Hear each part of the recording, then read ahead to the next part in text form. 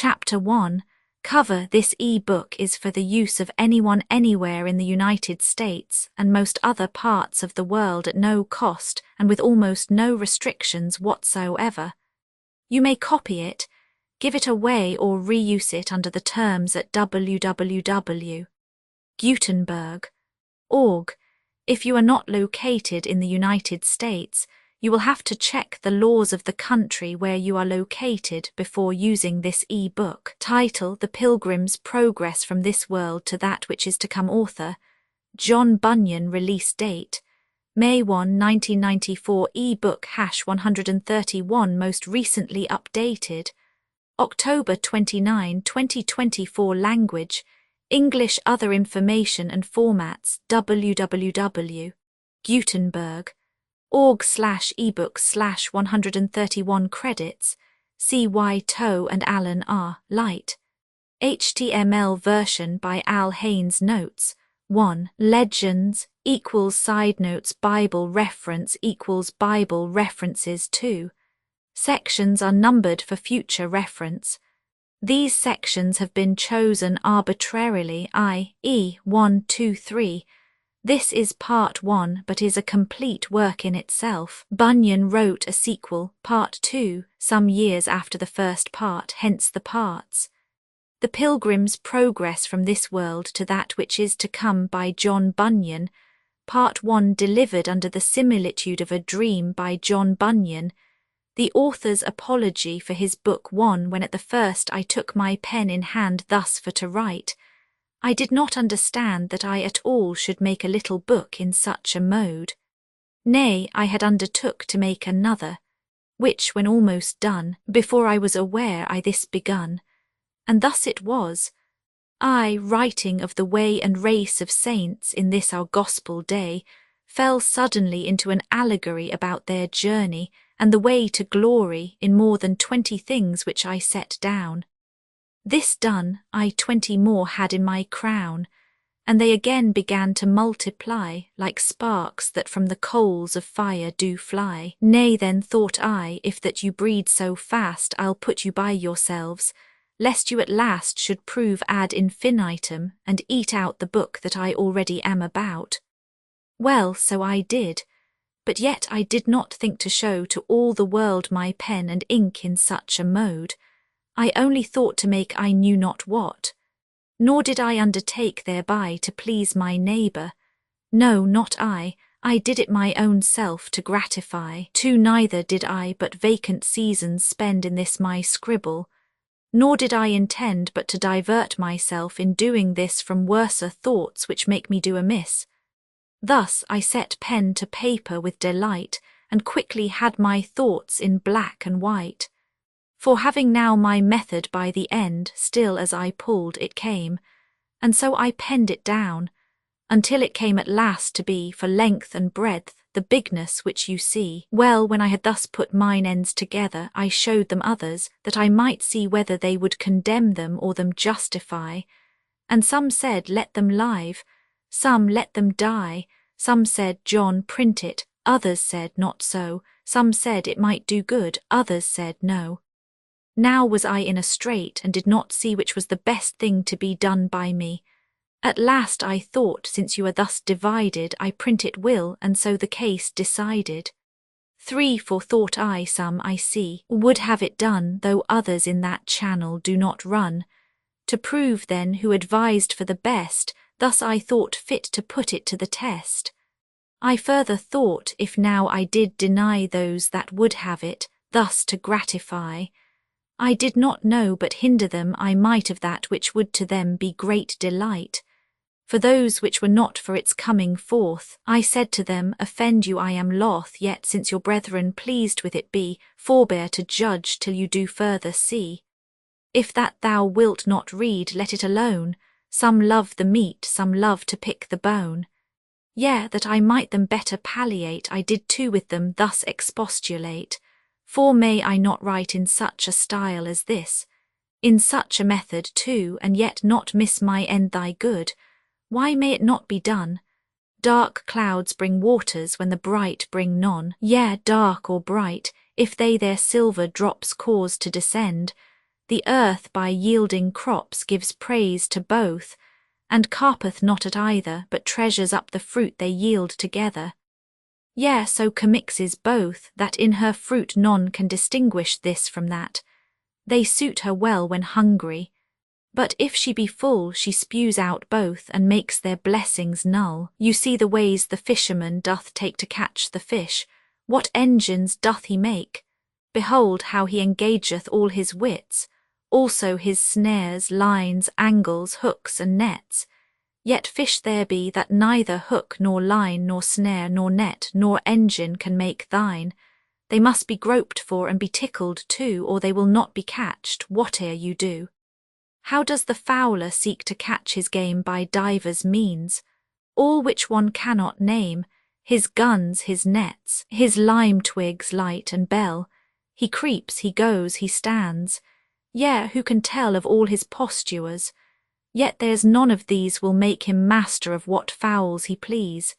Yea, he must pipe and whistle to catch this, yet if he does so, that bird he will miss. If that a pearl may in a toad's head dwell, and may be found too in an oyster shell. If things that promise nothing do contain what better is than gold, who will disdain that have an inkling of it there to look that they may find it? Now my little book, though void of all these paintings that may make it with this or the other man to take, is not without those things that do excel what do in brave but empty notions dwell. 5 Well, yet I am not fully satisfied that this your book will stand when soundly tried. Why, what's the matter? It is dark. What though but it is feigned? What of that, I trow? Some men by feigned words as dark as mine make truth to spangle and its rays to shine. But they want solidness. Speak, man, thy mind, they drown the weak, metaphors make us blind. Solidity indeed becomes the pen of him that writeth things divine to men. But must I needs want solidness because by metaphors I speak? Were not God's laws, his gospel laws, in olden times held forth by types, shadows, and metaphors? Yet loth will any sober man be to find fault with them, lest he be found for to assault the highest wisdom. No, he rather stoops, and seeks to find out what by pins and loops, by calves and sheep, by heifers and by rams, by birds and herbs, and by the blood of lambs, God speaketh to him, and happy is he that finds the light and grace that in them be. 6 Be not too forward therefore to conclude that I want solidness, that I am rude. All things solid in show not solid be. All things in parables despise not we, lest things most hurtful lightly we receive, and things that good are of our souls bereave. My dark and cloudy words, they do but hold the truth, as cabinets enclose the gold. The prophets used much by metaphors to set forth truth. Yea, whoso considers Christ, his apostles too, shall plainly see that truths to this day in such mantles be. Am I afraid to say that Holy Writ, which for its style and phrase puts down all wit, is everywhere so full of all these things, dark figures, allegories? Yet there springs from that same book that lustre, and those rays of light that turn our darkest nights to days. 7 Come, let my carper to his life now look, and find there darker lines than in my book he findeth any. Yea, and let him know that in his best things there are worse lines too. May we but stand before impartial men, to his poor one I dare adventure 10, that they will take my meaning in these lines far better than his lies in silver shrines. Come, truth, although in swaddling clouts I find, informs the judgment, rectifies the mind, pleases the understanding, makes the will submit, the memory to it doth fill with what doth our imaginations please, likewise it tends our troubles to appease. Sound words I know Timothy is to use, and old wives' fables he is to refuse, but yet grave Paul him nowhere did forbid the use of parables, in which lay hid that gold, those pearls and precious stones that were worth digging for, and that with greatest care. Let me add one word more. O man of God, art thou offended? Dost thou wish I had put forth my matter in another dress, or that I had in things been more express? 3 things let me propound, then I submit to those that are my betters as is fit. 8.1. I find not that I am denied the use of this my method, so I no abuse put on the words, things, readers, or be rude in handling figure or similitude in application. But all that I may seek the advance of truth this or that way denied, did I say? Nay, I have leave example too, and that from them that have God better pleased by their words or ways than any man that breatheth nowadays, thus to express my mind, thus to declare things unto thee that excellentest are. 2. I find that men as high as trees will write dialogue-wise, yet no man doth them slight for writing so. Indeed, if they abuse truth, cursed be they, and the craft they use to that intent. But yet let truth be free to make her sallies upon thee and me, which way it pleases God. For who knows how better than he that taught us first to plough, to guide our mind and pens for his design? And he makes base things usher in divine. 3. I find that Holy Writ in many places hath semblance with this method, where the cases do call for one thing, to set forth another. Use it I may then, and yet nothing smother truth's golden beams. Nay, by this method may make it cast forth its rays as light as day. And now before I do put up my pen, I'll show the profit of my book, and then commit both thee and it unto that hand that pulls the strong down, and makes weak ones stand. This book it chalketh out before thine eyes the man that seeks the everlasting prize. It shows you whence he comes, whither he goes, what he leaves undone, also what he does. It also shows you how he runs and runs, till he unto the gate of glory comes. 9. It shows, too, who set out for life amain, as if the lasting crown they would obtain. Here also you may see the reason why they lose their labour, and like fools do die. This book will make a traveller of thee, if by its counsel thou wilt ruled be. It will direct thee to the Holy Land, if thou wilt its directions understand. Yea, it will make the slothful active be, the blind also delightful things to see. Art thou for something rare and profitable? Wouldest thou see a truth within a fable? Art thou forgetful? Wouldest thou remember from New Year's Day to the last of December? Then read my fancies, they will stick like burrs and may be to the helpless comforters. This book is writ in such a dialect as may the minds of listless men affect. It seems a novelty, and yet contains nothing but sound and honest gospel strains. Wouldst thou divert thyself from melancholy? Wouldst thou be pleasant, yet be far from folly? Wouldst thou read riddles and their explanation? Or else be drowned in thy contemplation? Dost thou love picking meat? Or wouldst thou see a man in the clouds and hear him speak to thee? Wouldst thou be in a dream and yet not sleep?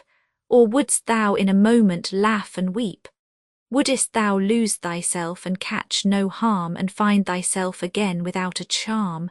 Wouldst read thyself, and read thou knowest not what, and yet know whether thou art blessed or not by reading the same lines?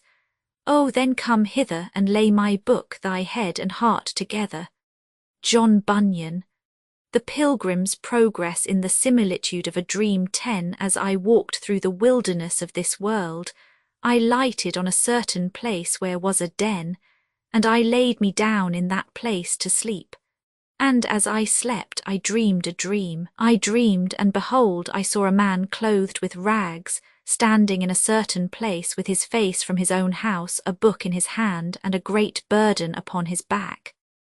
Issa 64:6, Luke 14:33, Ps 38:4, Hab 2:2, Acts 16, 3031. I looked and saw him open the book and read therein. And as he read, he wept and trembled, and not being able longer to contain, he brake out with a lamentable cry, saying, What shall I do? Acts 2:37. 11 In this plight, therefore, he went home and refrained himself as long as he could, that his wife and children should not perceive his distress. But he could not be silent long, because that his trouble increased. Wherefore at length he brake his mind to his wife and children, and thus he began to talk to them. O my dear wife, said he, and you the children of my bowels, I, your dear friend, am in myself undone by reason of a burden that lieth hard upon me. Moreover, I am for certain informed that this our city will be burned with fire from heaven, in which fearful overthrow both myself with thee my wife, and you my sweet babes, shall miserably come to ruin, except, the which yet I see not, some way of escape can be found, whereby we may be delivered. At this his relations were sore amazed, not for that they believed that what he had said to them was true, but because they thought that some frenzy distemper had got into his head. Therefore it drawing towards night, and they hoping that sleep might settle his brains, with all haste they got him to bed. But the night was as troublesome to him as the day, wherefore instead of sleeping he spent it in sighs and tears. So when the morning was come they would know how he did. He told them, worse and worse. He also set to talking to them again, but they began to be hardened. They also thought to drive away his distemper by harsh and surly carriages to him. Sometimes they would deride, sometimes they would chide, and sometimes they would quite neglect him, wherefore he began to retire himself to his chamber, to pray for and pity them, and also to condole his own misery. He would also walk solitarily in the fields, sometimes reading and sometimes praying, and thus for some days he spent his time. 12 Now I saw upon a time, when he was walking in the fields, that he was, as he was wont, reading in his book, and greatly distressed in his mind. And as he read, he burst out as he had done before, crying, What shall I do to be saved? 13 I saw also that he looked this way and that way as if he would run, yet he stood still because, as I perceived, he could not tell which way to go. I looked then and saw a man named Evangelist coming to him and asked, Wherefore dost thou cry? Job 33, 23:14 He answered, Sir, I perceive by the book in my hand that I am condemned to die, and after that to come to judgment. Heb 9:27 And I find that I am not willing to do the first. Job 16:21 Nor able to do the second.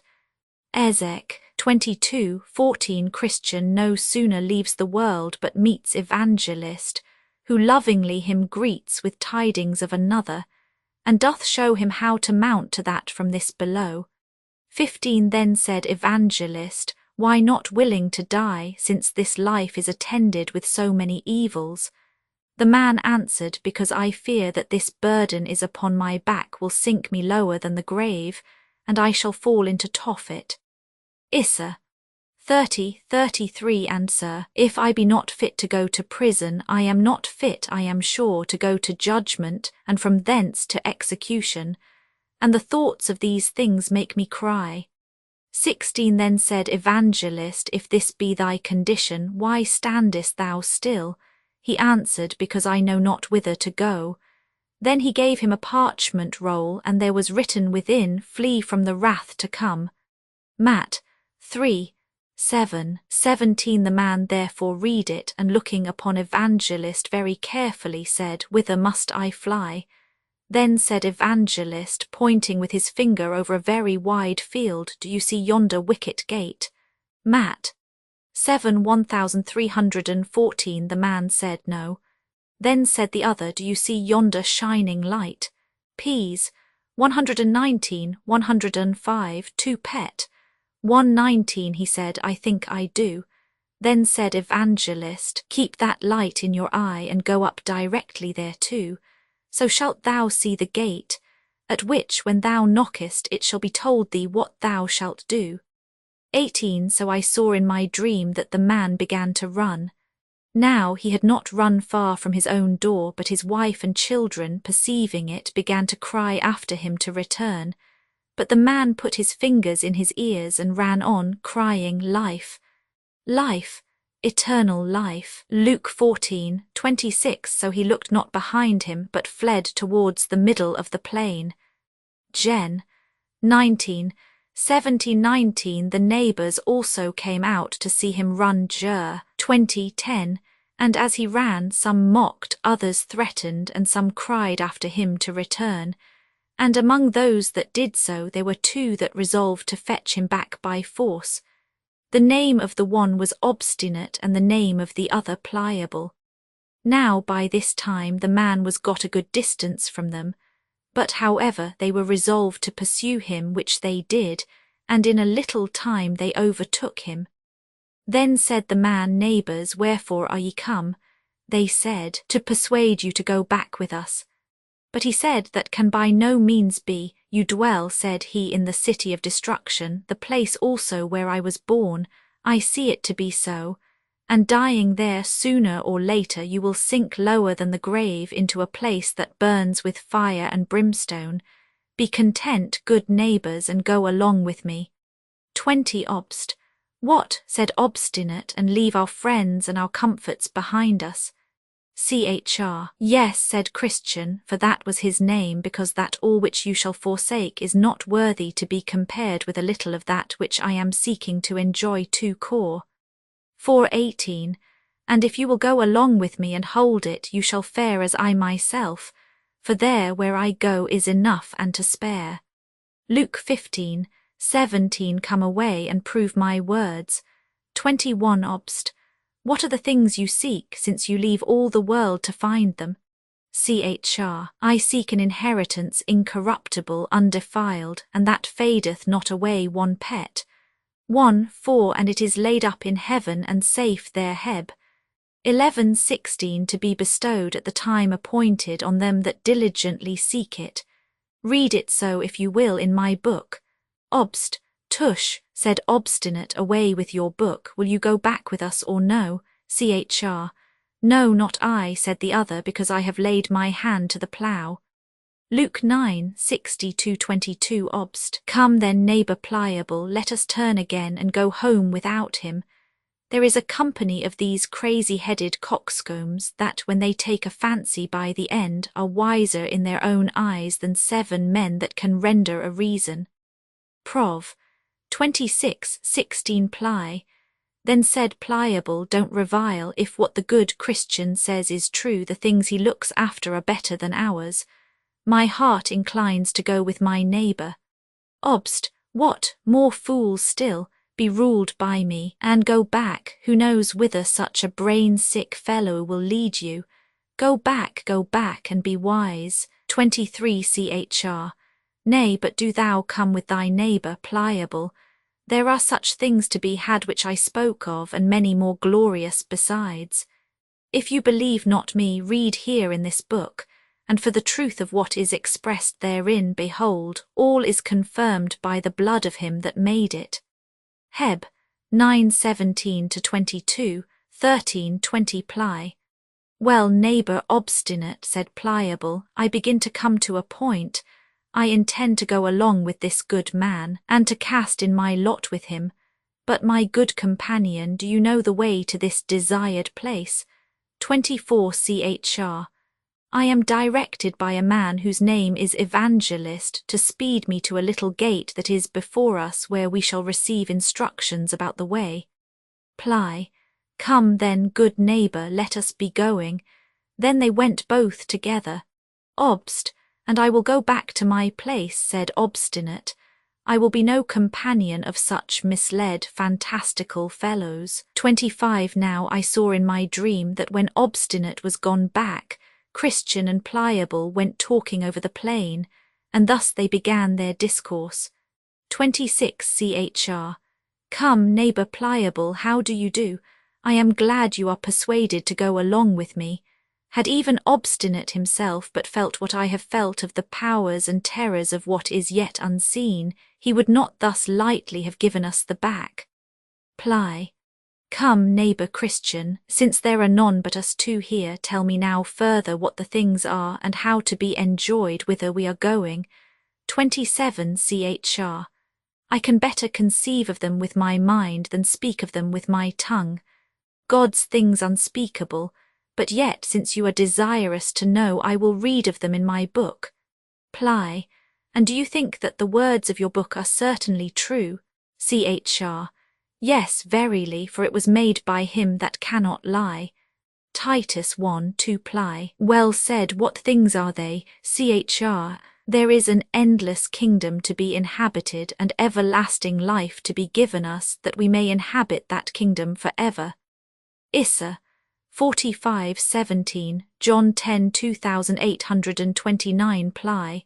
Well said. And what else? CHR. There are crowns and glory to be given us, and garments that will make us shine like the sun in the firmament of heaven. 2 Tim 4:8, Rev 3:4 Matt 13:43 Ply. This is very pleasant. And what else? CHR. There shall be no more crying nor sorrow, for he that is owner of the place will wipe all tears from our eyes. Issa 25:6-8, Rev 7:17-21 4:28 Ply. And what company shall we have there? CHR. There we shall be with seraphims and cherubims, creatures that will dazzle your eyes to look on them. Issa 6:2 There also you shall meet with thousands and 10,000s that have gone before us to that place. None of them are hurtful, but loving and holy, every one walking in the sight of God and standing in his presence with acceptance forever.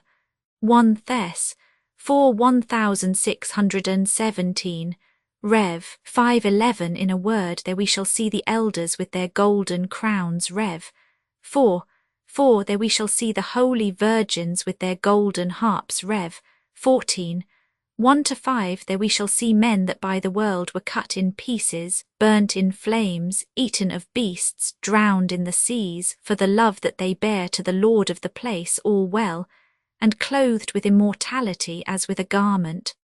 John 12:25, 2 Cor. 5:4 Ply. The hearing of this is enough to ravish one's heart. But are these things to be enjoyed? How shall we get to be sharers thereof? CHR. The Lord, the governor of the country, hath recorded that in this book, the substance of which is, if we be truly willing to have it, he will bestow it upon us freely. Ply. Well, my good companion, glad am I to hear of these things. Come on, let us mend our pace. CHR. I cannot go so fast as I would by reason of this burden that is on my back. 29 Now I saw in my dream that just as they had ended this talk they drew near to a very miry slough that was in the midst of the plain, and they, being heedless, did both fall suddenly into the bog. The name of the slough was Despond. Here therefore they wallowed for a time, being grievously bedaubed with the dirt, and Christian, because of the burden that was on his back, began to sink in the mire. 30 Ply. Then said Pliable, Ah, neighbour Christian, where are you now? CHR. Truly, said Christian, I do not know. Ply. At this Pliable began to be offended, and angrily said to his fellow, Is this the happiness you have told me all this while of? If we have such ill speed at our first setting out, what may we expect betwixt this and our journey's end? May I get out again with my life, you shall possess the brave country alone for me. And with that he gave a desperate struggle or two, and got out of the mire on that side of the slough which was next to his own house. So away he went, and Christian saw him no more.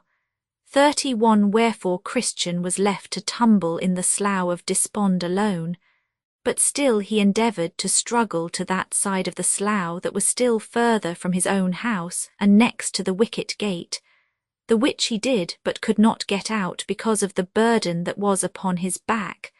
But I beheld in my dream that a man came to him whose name was Help, and asked him what he did there. CHR. Sir, said Christian, I was bid go this way by a man called Evangelist, who directed me also to yonder gate, that I might escape the wrath to come, and as I was going thither I fell in here. 32 Help. But why did not you look for the steps? CHR. Fear followed me so hard that I fled the next way and fell in. Help! Then said he, Give me thy hand. So he gave him his hand, and he drew him out, and set him upon sound ground, and bid him go on his way. Ps. 40:233. Then I stepped to him that plucked him out, and said, Sir, wherefore? Since over this place is the way from the city of destruction to yonder gate, is it that this plat is not mended, that poor travellers might go thither with more security? And he said unto me, This miry slough is such a place as cannot be mended. It is the descent whither the scum and filth that attends conviction for sin doth continually run, and therefore it is called the slough of despond. For still, as the sinner is awakened about his lost condition, there ariseth in his soul many fears and doubts and discouraging apprehensions, which all of them get together and settle in this place. And this is the reason of the badness of this ground. 34. It is not the pleasure of the king that this place should remain so bad. Issa. 35. 34. His labourers also have, by the direction of his Majesty's surveyors, been for above these 1600 years employed about this patch of ground, if perhaps it might have been mended. Yea, and to my knowledge, said he, here have been swallowed up at least 20,000 cartloads, yea, millions of wholesome instructions, that have at all seasons been brought from all places of the king's dominions, and they that can tell say they are the best materials to make good ground of the place.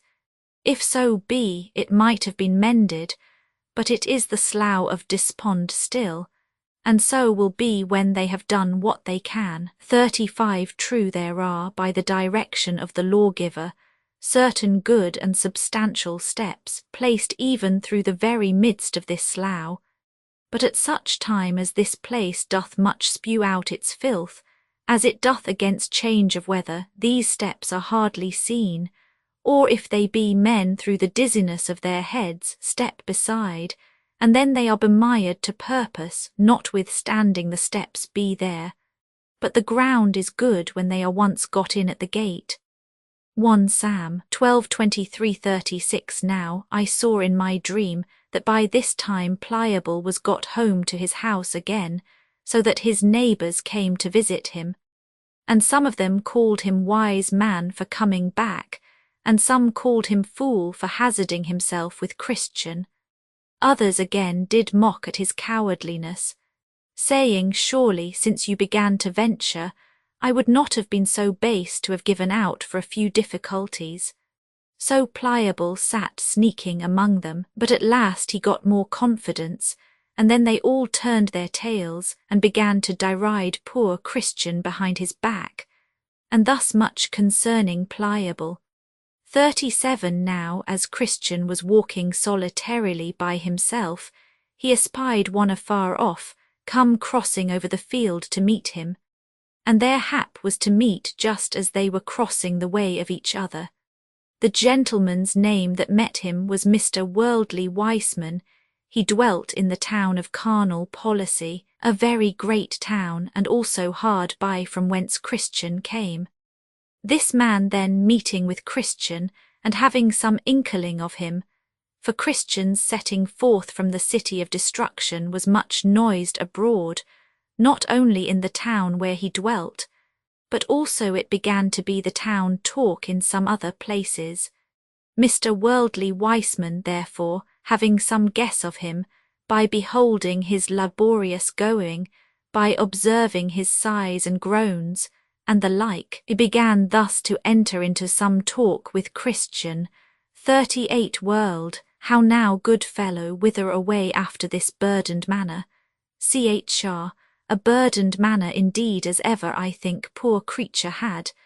And whereas you ask me whither away, I tell you, sir, I am going to yonder wicket gate before me, for there, as I am informed, I shall be put into a way to be rid of my heavy burden. World, haste thou a wife and children. Chr. Yes, but I am so laden with this burden that I cannot take that pleasure in them as formerly. Methinks I am as if I had none. 1 Cor 7:29 World, wilt thou hearken unto me if I give thee counsel? Chr, if it be good I will, for I stand in need of good counsel. 39 World, I would advise thee then that thou with all speed get thyself rid of thy burden, for thou wilt never be settled in thy mind till then, nor canst thou enjoy the benefits of the blessing which God hath bestowed upon thee till then. Chr, that is that which I seek for, even to be rid of this heavy burden, but get it off myself I cannot, nor is there any man in our country that can take it off my shoulders. Therefore am I going this way as I told you, that I may be rid of my burden. World, who bid thee go this way to be rid of thy burden? Chr, a man that appeared to me to be a very great and honourable person. His name, as I remember, is Evangelist. 40 World, I beshrew him for his counsel. There is not a more dangerous and troublesome way in the world than is that unto which he hath directed thee, and that thou shalt find, if thou wilt be ruled by his counsel. Thou hast met with something, as I perceive already, for I see the dirt of the slough of despond is upon thee, but that slough is the beginning of the sorrows that do attend those that go on in that way. Hear me, I am older than thou art like to meet with, in the way which thou goest, wearisomeness, painfulness, hunger, perils, nakedness, sword, lions, dragons, darkness, and in a word death, and what not. These things are certainly true, having been confirmed by many testimonies, and why should a man so carelessly cast away himself by giving heed to a stranger? Chr, why, sir, this burden upon my back is more terrible to me than all these things which you have mentioned. Nay, methinks I care not what I meet with in the way, if so be I can also meet with deliverance from my burden. 41 World, how camest thou by the burden at first? Chr, by reading this book in my hand. World, I thought so, and it is happened unto thee as to other weak men, who, meddling with things too high for them, do suddenly fall into thy distractions, which distractions do not only unman men, as thine, I perceive, have done thee, but they run them upon desperate ventures to obtain they know not what. Chr, I know what I would obtain, it is ease for my heavy burden. 42 World, but why wilt thou seek for ease this way, seeing so many dangers attend it, especially since, hadst thou but patience to hear me, I could direct thee to the obtaining of what thou desirest, without the dangers that thou in this way wilt run thyself into. Yea, and the remedy is at hand. Besides, I will add that instead of those dangers, thou shalt meet with much safety, friendship, and content. Chr, pray, sir, open this secret to me. 43 World, why, in yonder village, the village is named Morality, there dwells a gentleman whose name is Legality, a very judicious man, and a man of very good name, that has skill to help men off with such burdens as thine are from their shoulders. Yea, to my knowledge, he hath done a great deal of good this way. Ay, and besides, he hath skill to cure those that are somewhat crazed in their wits with their burdens.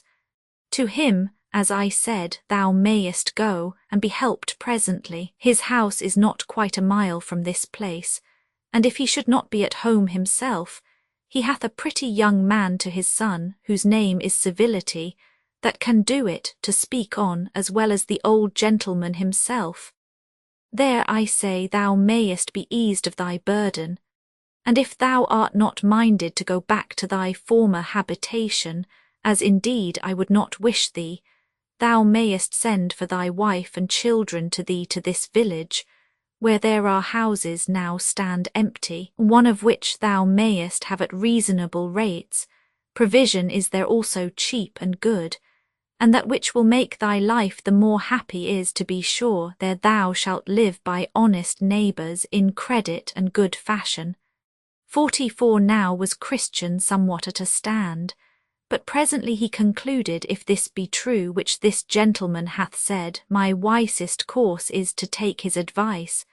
And with that he thus further spoke. 45 Chr. Sir, which is my way to this honest man's house? World, do you see yonder hill? Chr. Yes, very well. World, by that hill you must go, and the first house you come at is his. 46 So Christian turned out of his way to go to Mr. Legality's house for help. But behold, when he was got now hard by the hill, it seemed so high, and also that side of it that was next the wayside did hang so much over, that Christian was afraid to venture further, lest the hill should fall on his head. Wherefore there he stood still and wotted not what to do. Also his burden now seemed heavier to him than while he was in his way. There came also flashes of fire out of the hill that made Christian afraid that he should be burned. X. 19, 16, 18 Here therefore he sweat and did quake for fear. Heb. 12:21 When Christians unto carnal men give ear, out of their way they go, and pay for tea dear.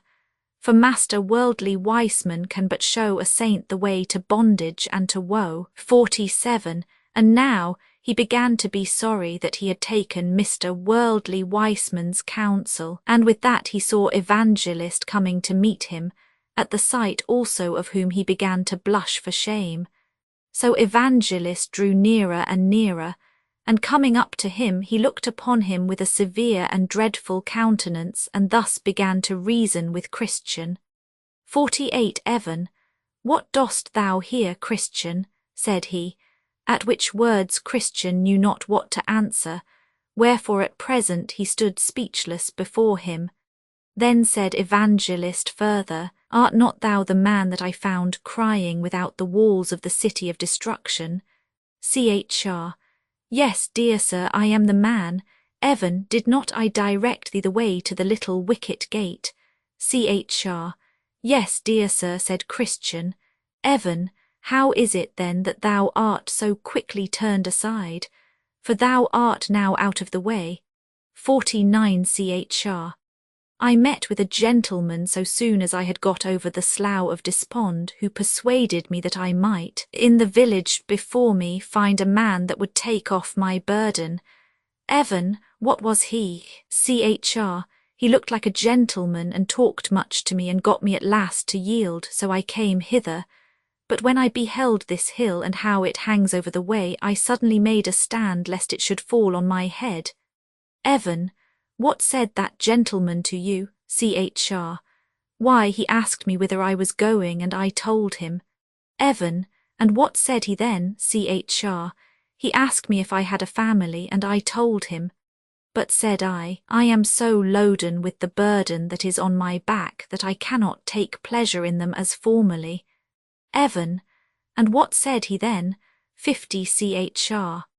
He bid me with speed get rid of my burden, and I told him that it was ease that I sought.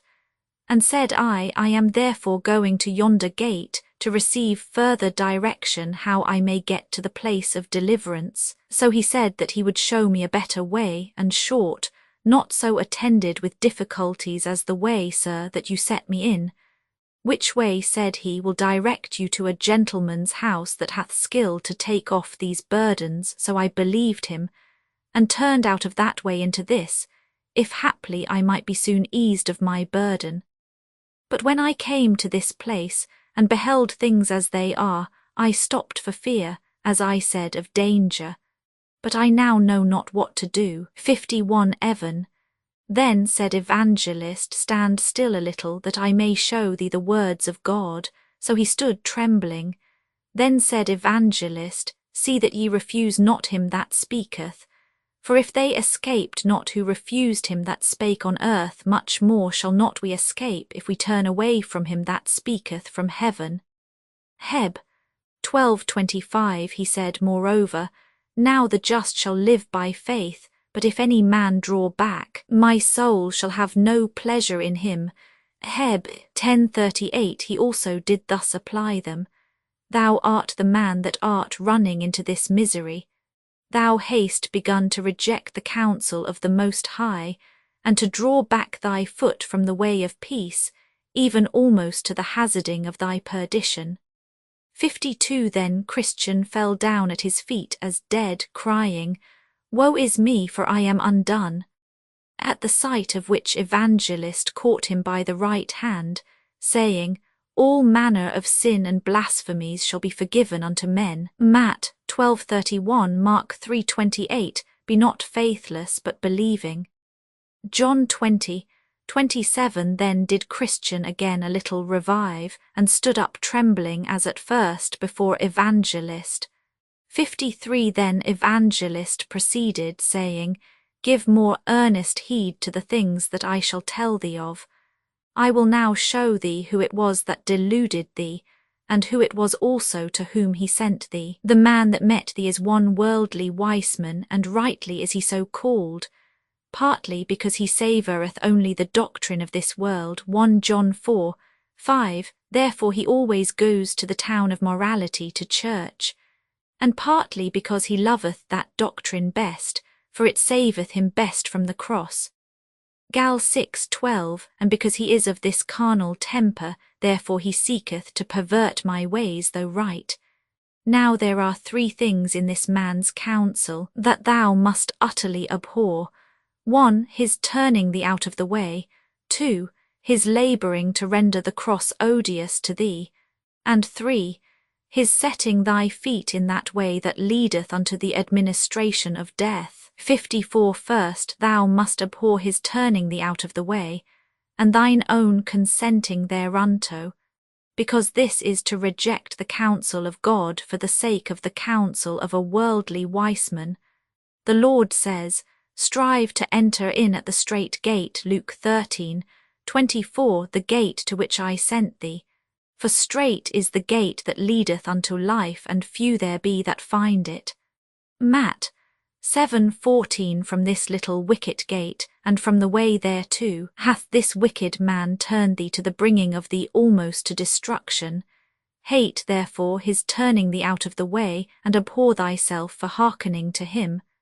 55 Secondly, thou must abhor his labouring to render the cross odious unto thee, for thou art to prefer it before the treasures in Egypt. Heb 11:2526 Besides the King of glory hath told thee, that he that will save his life shall lose it. Mark 8:35, John 12:25, Matt 10:39 And he that cometh after me, and hateth not his father and mother and wife and children and brethren and sisters, yea, and his own life also, he cannot be my disciple. Luke 14:26 I say therefore for man to labour to persuade thee that shall be thy death, without which the truth hath said, Thou canst not have eternal life. This doctrine thou must abhor. 56 Thirdly, thou must hate his setting of thy feet in the way that leadeth to the ministration of death. And for this thou must consider to whom he sent thee, and also how unable that person was to deliver thee from thy burden. 57 He to whom thou wast sent for ease, being by name Legality, is the son of the bondwoman which now is, and is in bondage with her children. Gal 4:21-27, and is in a mystery, this Mount Sinai, which thou hast feared will fall on thy head. Now if she with her children are in bondage, how canst thou expect by them to be made free? This legality, therefore, is not able to set thee free from thy burden. No man was as yet ever rid of his burden by him, no, nor ever is like to be. Ye cannot be justified by the works of the law, for by the deeds of the law no man living can be rid of his burden. Therefore Mr. Worldly Wiseman is an alien, and Mr. Legality is a cheat. And for his son's civility, notwithstanding his simpering looks, he is but a hypocrite and cannot help thee.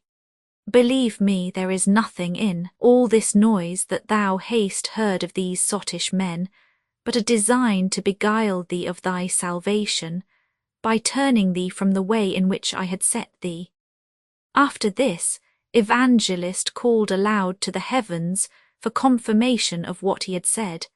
And with that there came words and fire out of the mountain under which poor Christian stood, that made the hair of his flesh stand up. The words were thus pronounced, As many as are of the works of the law are under the curse. For it is written, Cursed is every one that continueth not in all things which are written in the book of the law to do them.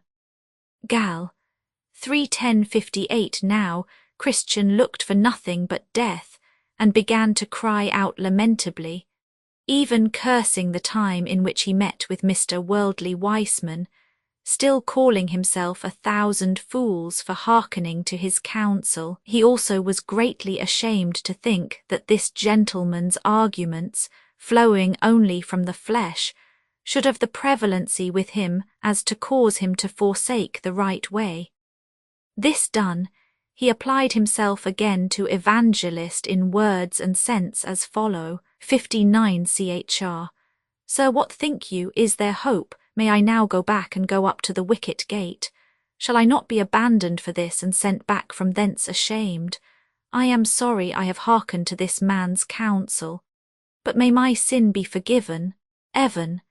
Then said Evangelist to him, Thy sin is very great, for by it thou hast committed 2 evils. Thou hast forsaken the way that is good to tread in forbidden paths. Yet will the man at the gate receive thee, for he has goodwill for men. Only, said he, take heed that thou turn not aside again, lest thou perish from the way when his wrath is kindled but a little. Ps. 2:12. Then did Christian address himself to go back, and Evangelist, after he had kissed him, gave him one smile and bid him God-speed. So he went on with haste, neither spake he to any man by the way, nor if any asked him would he vouchsafe them an answer. He went like one that was all the while treading on forbidden ground, and could by no means think himself safe, till again he was got into the way which he left, to follow Mr. Worldly Weissman's counsel. So in process of time Christian got up to the gate. Now over the gate there was written, Knock, and it shall be opened unto you. Matt 7, 860. He that will enter in must first without stand knocking at the gate, nor need he doubt that is a knocker but to enter in, for God can love him and forgive his sin. He knocked therefore more than once or twice, saying, May I now enter here? Will he within open to sorry me, though I have been an undeserving rebel? Then shall I not fail to sing his lasting praise on high. At last there came a grave person to the gate, named Goodwill, who asked who was there, and whence he came, and what he would have. 61 chr. Here is a poor burdened sinner. I come from the city of destruction, but am going to Mount Zion, that I may be delivered from the wrath to come. I would therefore, sir, since I am informed that by this gate is the way thither, know if you are willing to let me in. Goodwill. I am willing with all my heart, said he, and with that he opened the gate. 62 So when Christian was stepping in, the other gave him a pull. Then said Christian, What means that?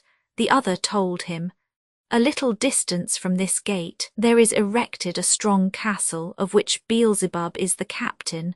From thence both he and them that are with him shoot arrows at those that come up to this gate, if haply they may die before they can enter in. Then said Christian, I rejoice and tremble. So when he was got in, the man of the gate asked him who directed him thither.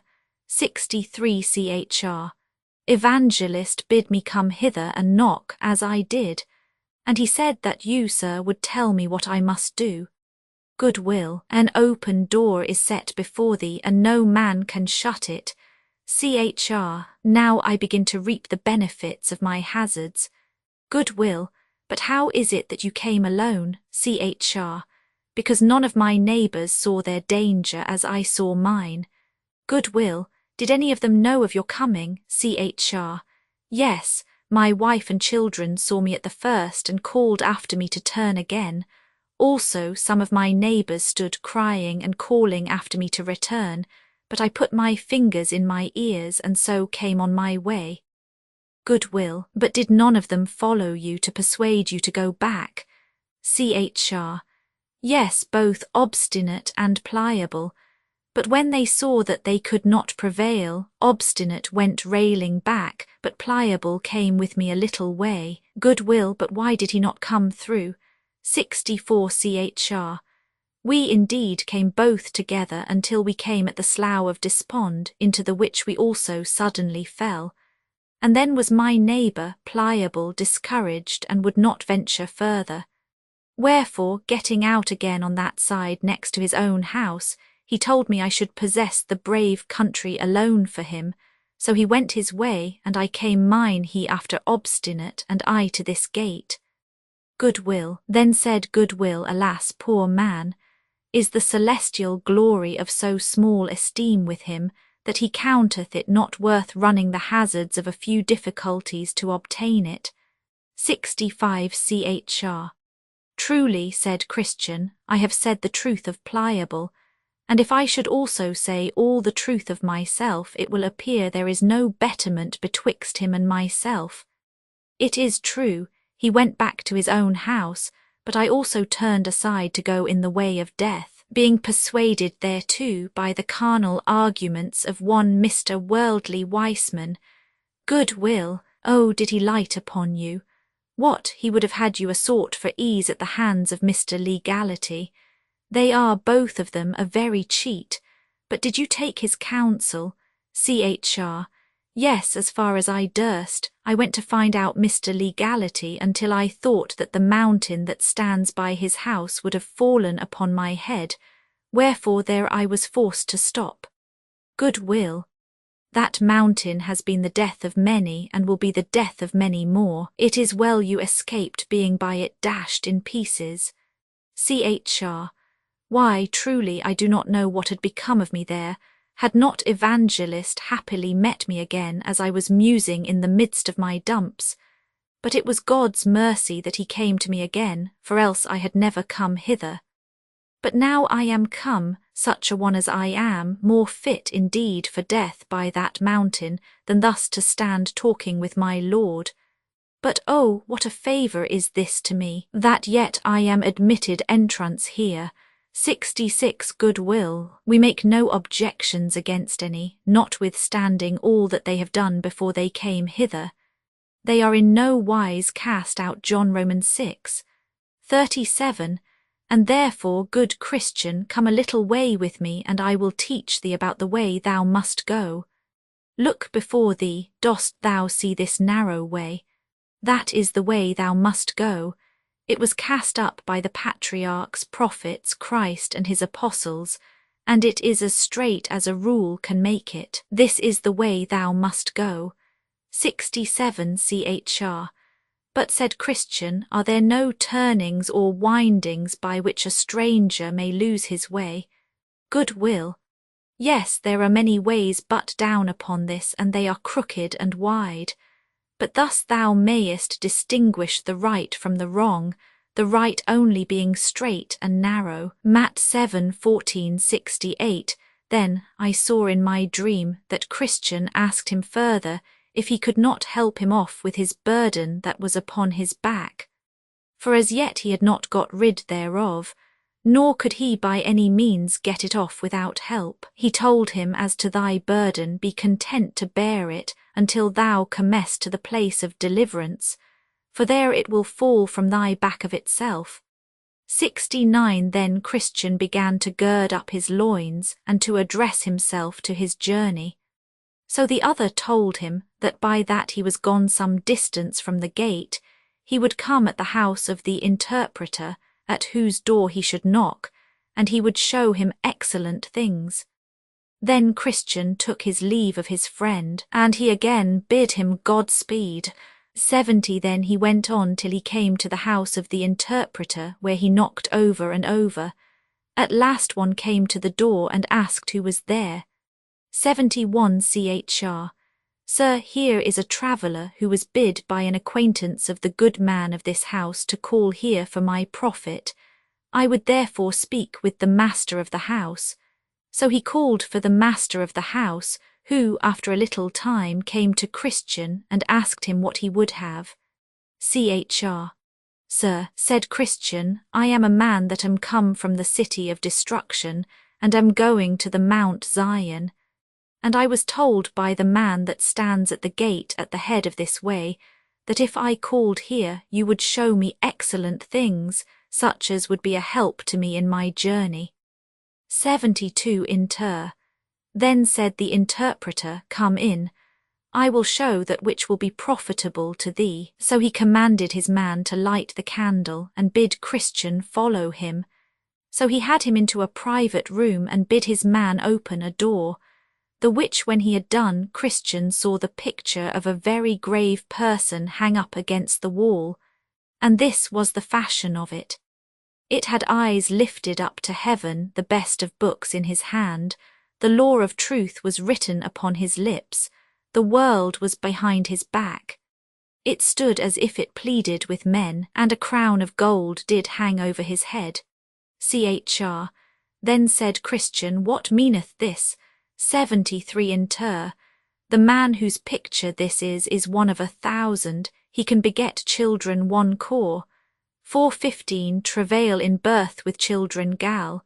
419 and nurse them himself when they are born, and whereas thou seest him with his eyes lift up to heaven, the best of books in his hand, and the law of truth writ on his lips, it is to show thee that his work is to know and unfold dark things to sinners, even as also thou seest him stand as if he pleaded with men, and whereas thou seest the world as cast behind him, and that a crown hangs over his head, that is to show thee that slighting and despising the things that are present, for the love that he hath to his master's service, he is sure in the world that comes next to have glory for his reward. Now, said the interpreter, I have showed thee this picture first, because the man whose picture this is the only man whom the Lord of the place whither thou art going hath authorized to be thy guide in all difficult places thou mayest meet within the way.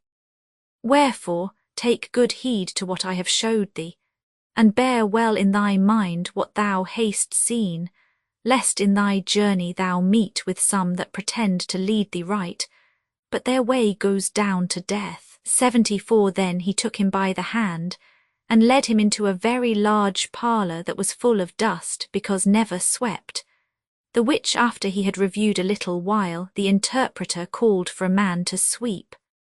Now when he began to sweep, the dust began so abundantly to fly about that Christian had almost therewith been choked. Then said the interpreter to a damsel that stood by, Bring hither the water and sprinkle the room. The which, when she had done, it was swept and cleansed with pleasure. 75 Chr. Then said Christian, What means this? Inter. The interpreter answered, This parlour is the heart of a man that was never sanctified by the sweet grace of the gospel. The dust is his original sin and inward corruptions that have defiled the whole man. He that began to sweep at first is the law, but she that brought water and did sprinkle it is the gospel. Now, whereas thou sawest that so soon as the first began to sweep, the dust did so fly about that the room by him could not be cleansed, but that thou wast almost choked therewith, this is to show thee that the law, instead of cleansing the heart, by its working from sin, doth revive, put strength into, and increase it in the soul, even as it doth discover and forbid it, for it doth not give power to subdue. Rom. 7:6 1 Cor. 1556, Rom. 5:20-76 again, as thou sawest the damsel sprinkle the room with water, upon which it was cleansed with pleasure. This is to show thee that when the gospel comes in the sweet and precious influences thereof to the heart, then I say, even as thou sawest the damsel lay the dust by sprinkling the floor with water, so is sin vanquished and subdued, and the soul made clean through the faith of it, and consequently fit for the King of glory to inhabit. John 15:3. F. 526, Acts 15:9, Rom. 16 2526, John 15, 1377. I saw moreover in my dream that the interpreter took him by the hand and had him into a little room where sat 2 little children, each one in his chair. The name of the eldest was Passion, and the name of the other Patience. Passion seemed to be much discontented, but Patience was very quiet. Then Christian asked, "What is the reason of the discontent of Passion?" The interpreter answered, "The governor of them would have him stay for his best things till the beginning of the next year, but he will have all now, but Patience is willing to wait." Then I saw that one came to Passion and brought him a bag of treasure and poured it down at his feet, the which he took up and rejoiced therein, and withal laughed Patience to scorn. But I beheld but a while, and he had lavished all away, and had nothing left him but rags. 78 Chr. Then said Christian to the interpreter, "Expound this matter more fully to me." So he said, "These 2 lads are figures, Passion of the men of this world, and Patience of the men of that which is to come. For as here thou seest, Passion will have all now this year, that is to say, in this world. So are the men of this world, they must have all their good things now, they cannot stay till next year, that is until the next world, for their portion of good. That proverb, 'A bird in the hand is worth 2 in the bush,' is of more authority with them than are all the divine testimonies of the good of the world to come. But as thou sawest that he had quickly lavished all away, and had presently left him nothing but rags, so will it be with all such men at the end of this world." Chr. Then said Christian, "Now I see that Patience has the best wisdom, and that upon many accounts. First, because he stays for the best things. Second, and also because he will have the glory of his, when the other has nothing but rags." 79 Inter. Nay, you may add another, to wit, the glory of the next world will never wear out, but these are suddenly gone. Therefore Passion had not so much reason to laugh at Patience because he had his good things first, as Patience will have to laugh at Passion because he had his best things last. For first must give place to last, because last must have his time to come, but last gives place to nothing, for there is not another to succeed. He therefore that hath his portion first must needs have a time to spend it, but he that hath his portion last must have it lastingly. Therefore it is said of Dives, "Thou in thy lifetime receivedst thy good things, and likewise Lazarus evil things, but now he is comforted and thou art tormented." Luke 16:25 Chr. Then I perceive it is not best to covet things that are now, but to wait for things to come. You say the truth. For the things which are seen are temporal, but the things which are not seen are eternal. 2 Cor. 4:18. But though this be so, yet since things present and our fleshly appetite are such near neighbours one to another, and again, because things to come and carnal sense are such strangers one to another, therefore it is that the first of these so suddenly fall into amity, and that distance is so continued between the second. 80 Then I saw in my dream that the interpreter took Christian by the hand, and led him into a place where was a fire burning against a wall, and one standing by it, always casting much water upon it to quench it, yet did the fire burn higher and hotter. Then said Christian, "What means this?" 81 The interpreter answered, "This fire is the work of grace that is wrought in the heart. He that casts water upon it to extinguish and put it out is the devil. But in that thou seest the fire notwithstanding burn higher and hotter, thou shalt also see the reason of that." So he had him about to the backside of the wall, where he saw a man with a vessel of oil in his hand, of the which he did also continually cast, but secretly into the fire. Then said Christian, "What means this?"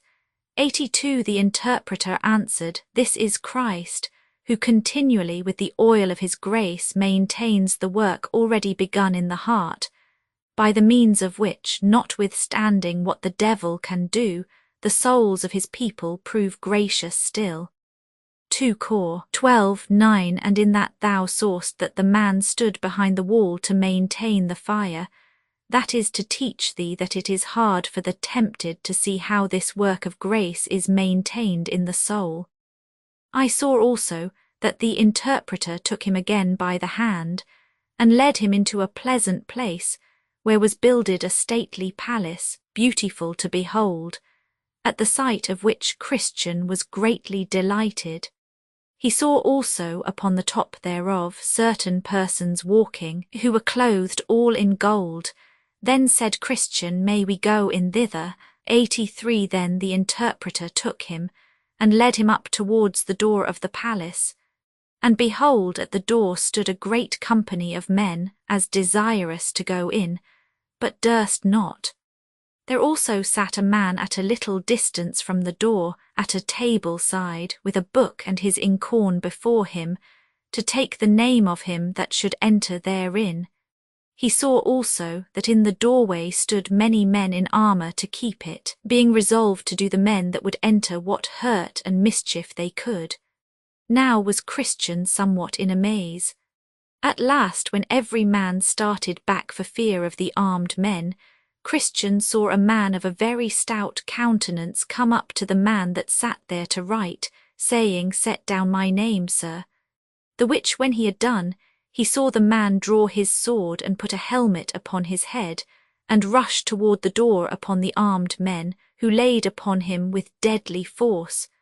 But the man, not at all discouraged, fell to cutting and hacking most fiercely, so after he had received and given many wounds to those that attempted to keep him out, he cut his way through them all. Acts 14:22, and pressed forward into the palace, at which there was a pleasant voice heard from those that were within, even of those that walked upon the top of the palace, saying, Come in, eternal glory thou shalt win. So he went in and was clothed with such garments as they. Then Christian smiled and said, I think verily I know the meaning of this. 84 Now said Christian, Let me go hence. Nay, stay, said the interpreter, till I have showed thee a little more, and after that thou shalt go on thy way. So he took him by the hand again, and led him into a very dark room where there sat a man in an iron cage. Now the man, to look on, seemed very sad. He sat with his eyes looking down to the ground, his hands folded together, and he sighed as if he would break his heart. Then said Christian, What means this? At which the interpreter bid him talk with the man. Then said Christian to the man, What art thou? The man answered, I am what I was not once. 85 CHR. What wast thou once? Man. The man said, I was once a fair and flourishing professor, both in mine own eyes and also in the eyes of others. I once was, as I thought, fair for the celestial city, and had then even joy at the thoughts that I should get thither. Luke 8:13 CHR. Well, but what art thou now? Man, I am now a man of despair, and am shut up in it as in this iron cage. I cannot get out. Oh, now I cannot. CHR. But how camest thou in this condition? Man, I left off to watch and be sober. I laid the reins upon the neck of my lusts. I sinned against the light of the word and the goodness of God. I have grieved the Spirit, and he is gone. I tempted the devil, and he is come to me. I have provoked God to anger, and he has left me. I have so hardened my heart that I cannot repent. 86 Then said Christian to the interpreter, But is there no hope for such a man as this? Ask him, said the interpreter. Nay, said Christian, pray, sir, do you? Then said the interpreter, Is there no hope, but you must be kept in the iron cage of despair? Man, no, none at all. Why, the Son of the Blessed is very pitiful. Man, I have crucified him to myself a fresh heb. 6 I have despised his person. Luke 19:14 I have despised his righteousness. I have counted his blood an unholy thing. I have done despite to the Spirit of grace. Heb.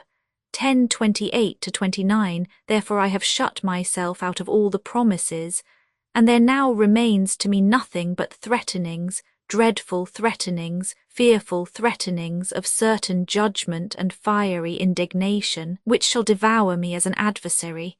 87 Inter. For what did you bring yourself into this condition, man, for the lusts, pleasures, and profits of this world, in the enjoyment of which I did then promise myself much delight, but now every one of those things also bite me and gnaw me like a burning worm. Inter. But canst thou not now repent and turn? 88 Man. God hath denied me repentance.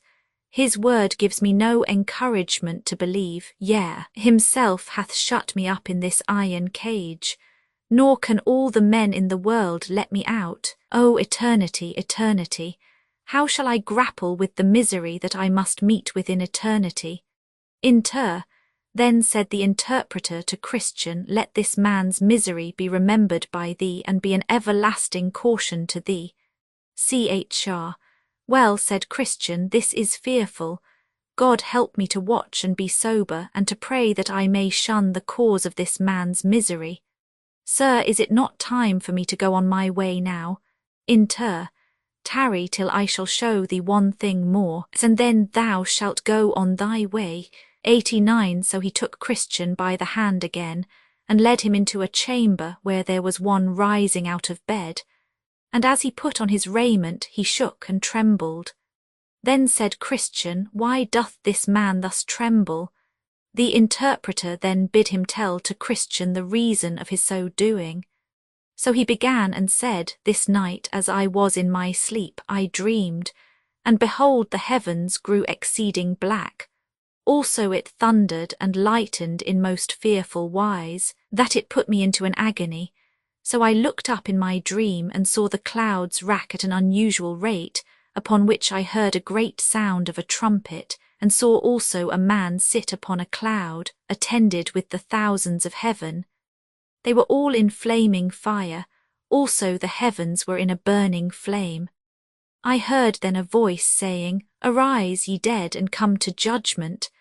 And with that the rocks rent, the graves opened, and the dead that were therein came forth. Some of them were exceeding glad, and looked upward, and some sought to hide themselves under the mountains. 1 Cor.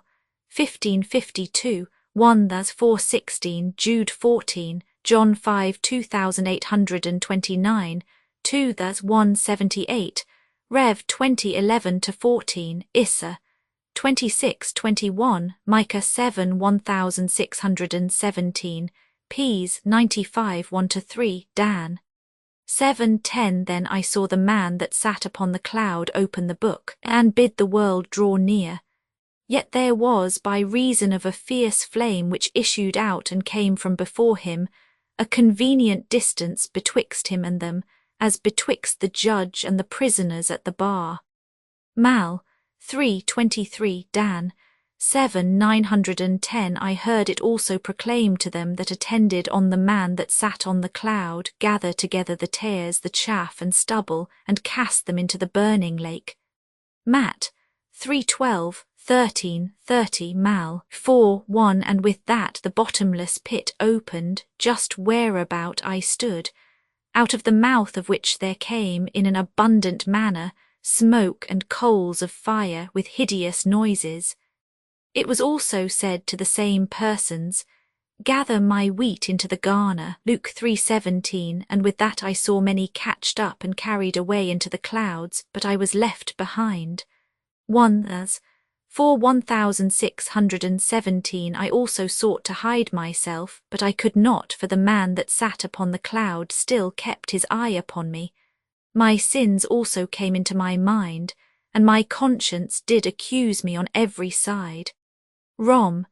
3:1415 Upon this I awaked from my sleep. 90 Chr. But what is it that made you so afraid of this sight? Man. Why, I thought that the day of judgment was come, and that I was not ready for it. But this frighted me most, that the angels gathered up several and left me behind. Also the pit of hell opened her mouth just where I stood. My conscience too afflicted me, and as I thought the judge had always his eye upon me, showing indignation in his countenance. 91 Then said the interpreter to Christian, Hast thou considered all these things? Chr. Yes, and they put me in hope and fear. Inter. Well, keep all things so in thy mind that they may be as a goad in thy sides, to prick thee forward in the way thou must go. Then Christian began to gird up his loins and to address himself to his journey. Then said the interpreter, The Comforter be always with thee, good Christian, to guide thee in the way that leads to the city. So Christian went on his way, saying, Here I have seen things rare and profitable, things pleasant, dreadful, things to make me stable in what I have begun to take in hand. Then let me think on them, and understand wherefore they showed me were, and let me be thankful, O good interpreter, to thee. 92 Now I saw in my dream that the highway up which Christian was to go was fenced on either side with a wall, and that wall was called salvation. Issa. 26 One up this way therefore did burdened Christian run, but not without great difficulty because of the load on his back. 93 He ran thus till he came at a place somewhat ascending, and upon that place stood a cross, and a little below in the bottom a sepulchre. So I saw in my dream that just as Christian came up with the cross, his burden loosed from off his shoulders and fell from off his back, and began to tumble, and so continued to do, till it came to the mouth of the sepulchre, where it fell in, and I saw it no more. 94 Then was Christian glad and lightsome, and said with a merry heart, He hath given me rest by his sorrow, and life by his death. Then he stood still a while to look and wonder, for it was very surprising to him that the sight of the cross should thus ease him of his burden. He looked therefore and looked again, even till the springs that were in his head sent the waters down his cheeks.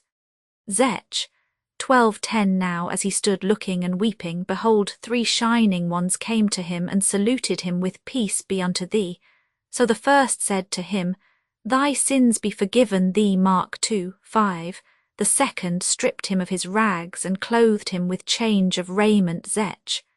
3:4. The third also set a mark on his forehead and gave him a roll with a seal upon it, which he bade him look on as he ran, and that he should give it in at the celestial gate. F. 1:13 So they went their way. Who's this? The Pilgrim? How?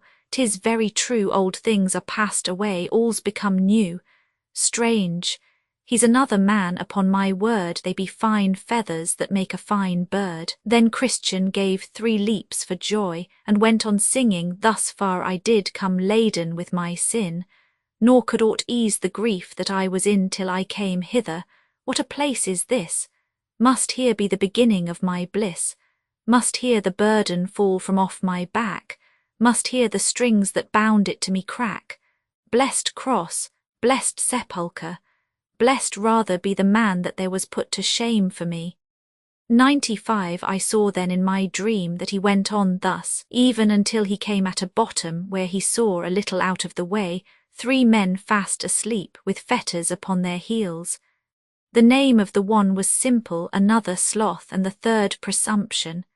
96 Christian then seeing them lie in this case went to them, if peradventure he might awake them, and cried, You are like them that sleep on the top of a mast, for the Dead Sea is under you a gulf that hath no bottom.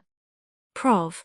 23:34 Awake therefore, and come away, to be willing also, and I will help you off with your irons. He also told them, if he that goeth about like a roaring lion comes by, you will certainly become a prey to his teeth. 1 Pet. 5:8 With that they looked upon him and began to reply in this sort. Simple said, I see no danger. Sloth said, Yet a little more sleep. And Presumption said, Every fat must stand upon its own bottom. What is the answer else that I should give thee? And so they lay down to sleep again, and Christian went on his way. 97 Yet was he troubled to think that men in that danger should so little esteem the kindness of him that so freely offered to help them, both by awakening of them, counselling of them, and proffering to help them off with their irons. And as he was troubled thereabout, he espied 2 men come tumbling over the wall on the left hand of the narrow way, and they made up a pace to him. The name of the one was Formalist, and the name of the other Hypocrisy. So, as I said, they drew up unto him, who thus entered with them into discourse. 98 Chr. Gentlemen, whence came you, and whither go you? Form and Hip, we were born in the land of vainglory, and are going for praise to Mount Zion. Chr. Why came you not in at the gate which standeth at the beginning of the way? Know you not that it is written that he that cometh not in by the door, but climbeth up some other way, the same is a thief and a robber? John 10:1 Form and Hip, they said that to go to the gate for entrance was by all their countrymen counted too far about, and that therefore their usual way was to make a short cut of it, and to climb over the wall as they had done. Chr. But will it not be counted a trespass against the Lord of the city whither we are bound, thus to violate his revealed will? 99 Form and Hip, they told him that as for that he needed not to trouble his head thereabout, for what they did they had custom for, and could produce, if need were, testimony that would witness it for more than 1,000 years. Chr. But said Christian, will your practice stand a trial at law? Form and Hip, they told him that custom, it being of so long a standing as above 1,000 years, would doubtless now be admitted as a thing legal by any impartial judge. And besides, said they, if we get into the way, what's matter which way we get in? If we are in, we are in. Thou art but in the way, who, as we perceive, came in at the gate, and we are also in the way that came tumbling over the wall. Wherein now is thy condition better than ours? Chr. I walk by the rule of my master, you walk by the rude working of your fancies. You are counted thieves already by the Lord of the way, therefore I doubt you will not be found true men at the end of the way. You come in by yourselves without his direction, and shall go out by yourselves without his mercy. 100 to this they made him but little answer, only they bid him look to himself. Then I saw that they went on every man in his way without much conference one with another, save that these 2 men told Christian, that as to laws and ordinances they doubted not but they should as conscientiously do them as he. Therefore, said they, we see not wherein thou differest from us, but by the coat that is on thy back, which was, as we trow, given thee by some of thy neighbours, to hide the shame of thy nakedness. 101 Chr. By laws and ordinances you will not be saved, since you came not in by the door. Gal. 2:16 And as for this coat that is on my back, it was given me by the Lord of the place whither I go, and that, as you say, to cover my nakedness with. And I take it as a token of his kindness to me, for I had nothing but rags before. And besides, thus I comfort myself as I go. Surely, think I, when I come to the gate of the city, the Lord thereof will know me for good, since I have this coat on my back, a coat that he gave me freely in the day that he stripped me of my rags. I have, moreover, a mark in my forehead, of which perhaps you have taken no notice, which one of my Lord's most intimate associates fixed there in the day that my burden fell off my shoulders. I will tell you, moreover, that I had then given me a roll, sealed, to comfort me by reading as I go on the way.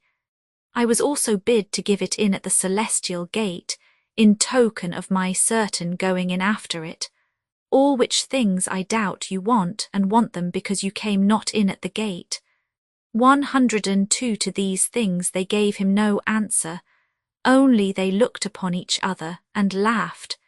Then I saw that they went on all, save that Christian kept before, who had no more talk but with himself, and that sometimes sighingly and sometimes comfortably. Also he would be often reading in the roll that one of the shining ones gave him, by which he was refreshed. 103 I beheld then that they all went on till they came to the foot of the hill Difficulty, at the bottom of which was a spring. There were also in the same place 2 other ways besides that which came straight from the gate, one turned to the left hand, and the other to the right at the bottom of the hill. But the narrow way lay right up the hill, and the name of the going up the side of the hill is called Difficulty. Christian now went to the spring and drank thereof to refresh himself Issa. 49:10, and then began to go up the hill, saying, The hill, though high, I covet to ascend. The difficulty will not me offend, for I perceive the way to life lies here. Come, pluck up heart, let's neither faint nor fear. Better, though difficult, the right way to go, than wrong, though easy, where the end is woe. 104 The other 2 also came to the foot of the hill, but when they saw that the hill was steep and high, and that there were 2 other ways to go, and supposing also that these 2 ways might meet again, with that up which Christian went on the other side of the hill, therefore they were resolved to go in those ways. Now the name of one of these ways was Danger, and the name of the other Destruction. So the one took the way which is called Danger, which led him into a great wood, and the other took directly up the way to Destruction, which led him into a wide field, full of dark mountains, where he stumbled and fell and rose no more. Shall they who wrong begin yet rightly end? Shall they at all have safety for their friend? No, no. In headstrong manner they set out, and headlong will they fall at last, no doubt. 105 I looked then after Christian, to see him go up the hill, where I perceived he fell from running to going, and from going to clambering upon his hands and his knees, because of the steepness of the place. Now about the midway to the top of the hill was a pleasant arbour, made by the Lord of the hill for the refreshing of weary travellers.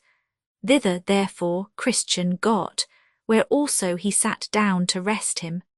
Then he pulled his roll out of his bosom, and read therein to his comfort. He also now began afresh to take a review of the coat or garment that was given him as he stood by the cross.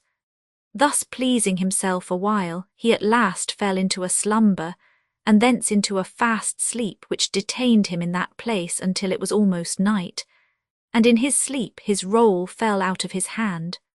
Now as he was sleeping there came one to him and awaked him, saying, Go to the ant, thou sluggard, consider her ways and be wise. Iprov 6:6 And with that Christian started up and sped him on his way and went apace till he came to the top of the hill. 106 Now when he was got up to the top of the hill, there came 2 men running to meet him amain. The name of the one was Timorous and of the other Mistrust, to whom Christian said, Sirs, what's the matter? You run the wrong way. Timorous answered that they were going to the city of Zion and had got up that difficult place. But said he, The further we go, the more danger we meet with. Wherefore we turned and are going back again. Yes, said Mistrust, for just before us lie a couple of lions in the way, whether sleeping or waking we know not, and we could not think if we came within reach, but they would presently pull us in pieces. 107 Chr. Then said Christian, You make me afraid, but whither shall I fly to be safe? If I go back to mine own country, that is prepared for fire and brimstone, and I shall certainly perish there. If I can get to the celestial city, I am sure to be in safety there. I must venture. To go back is nothing but death. To go forward is fear of death and life everlasting beyond it. I will yet go forward. So Mistrust and Timorous ran down the hill, and Christian went on his way. But thinking again of what he had heard from the men, he felt in his bosom for his roll that he might read therein and be comforted. but he felt and found it not. Then was Christian in great distress and knew not what to do, for he wanted that which used to relieve him, and that which should have been his pass into the celestial city. Here, therefore, he begun to be much perplexed, and knew not what to do. At last he bethought himself that he had slept in the arbour that is on the side of the hill, and falling down upon his knees, he asked God's forgiveness for that his foolish act, and then went back to look for his roll. But all the way he went back, who can sufficiently set forth the sorrow of Christian's heart? Sometimes he sighed, sometimes he wept, and oftentimes he chid himself for being so foolish to fall asleep in that place, which was erected only for a little refreshment for his weariness. Thus, therefore, he went back, carefully looking on this side and on that all the way as he went, if happily he might find his roll that had been his comfort so many times in his journey. He went thus till he came again within sight of the arbour where he sat and slept. But that sight renewed his sorrow the more by bringing again, even afresh, his evil of sleeping into his mind. Rev. 2, 5, 1 as 578. Thus, therefore, he now went on bewailing his sinful sleep, saying, O wretched man that I am, that I should sleep in the daytime, that I should sleep in the midst of difficulty, that I should so indulge the flesh, as to use that rest for ease to my flesh, which the Lord of the hill hath erected only for the relief of the spirits of pilgrims. 108. How many steps have I took in vain? Thus it happened to Israel for their sin. They were sent back again by the way of the Red Sea, and I am made to tread those steps with sorrow which I might have trod with delight, had it not been for this sinful sleep. How far might I have been on my way by this time? I am made to tread those steps thrice over, which I needed not to have trod but once. Yea, now also I am like to be benighted, for the day is almost spent. Oh, that I had not slept. 109. Now by this time he was come to the arbour again, where for a while he sat down and wept. But at last, as Christian would have it, looking sorrowfully down under the settle, there he espied his roll, the which he with trembling and haste catched up and put it into his bosom. But who can tell how joyful this man was when he had gotten his roll again? For this roll was the assurance of his life and acceptance at the desired haven. Therefore he laid it up in his bosom, gave thanks to God for directing his eye to the place where it lay, and with joy and tears betook himself again to his journey. But oh, how nimbly now did he go up the rest of the hill! Yet before he got up the sun went down upon Christian, and this made him again recall the vanity of his sleeping to his remembrance, and thus he again began to condole with himself, O thou sinful sleep, how for thy sake am I like to be benighted in my journey? I must walk without the sun, darkness must cover the path of my feet, and I must hear the noise of the doleful creatures because of my sinful sleep. 1 as 567. Now also he remembered the story that Mistrust and Timorous told him of, how they were frighted with the sight of the lions. Then said Christian to himself again, These beasts range in the night for their prey, and if they should meet with me in the dark, how should I shift them?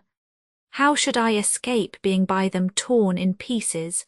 Thus he went on his way, but while he was thus bewailing his unhappy miscarriage, he lift up his eyes, and behold, there was a very stately palace before him, the name of which was Beautiful, and it stood just by the highway side. 110. So I saw in my dream that he made haste and went forward, that if possible he might get lodging there. Now, before he had gone far, he entered into a very narrow passage, which was about a furlong off the porter's lodge, and looking very narrowly before him as he went, he espied 2 lions in the way. Now, thought he, I see the dangers that Mistrust and Timorous were driven back by. The lions were chained, but he saw not the chains. Then he was afraid, and thought also himself to go back after them, for he thought nothing but death was before him. But the porter at the lodge, whose name is Watchful, perceiving that Christian made a halt as if he would go back, cried unto him, saying, Is thy strength so small? Mark 8:34-37. Fear not the lions, for they are chained and are placed there for trial of faith where it is, and for discovery of those that had none. Keep in the midst of the path, no hurt shall come unto thee. Difficulty is behind, fear is before, though he's got on the hill, the lions roar. A Christian man is never long at ease, when one fright's gone, another doth him seize. 111. Then I saw that he went on, trembling for fear of the lions, but taking good heed to the directions of the porter. He heard them roar, but they did him no harm. Then he clapped his hands, and went on till he came and stood before the gate where the porter was. Then said Christian to the porter, Sir, what house is this? And may I lodge here tonight? The porter answered, This house was built by the Lord of the hill, and he built it for the relief and security of pilgrims. The porter also asked whence he was, and whither he was going. 112 CHR. I am come from the city of destruction, and am going to Mount Zion. But because the sun is now set, I desire, if I may, to lodge here tonight. Paul, what is your name? CHR.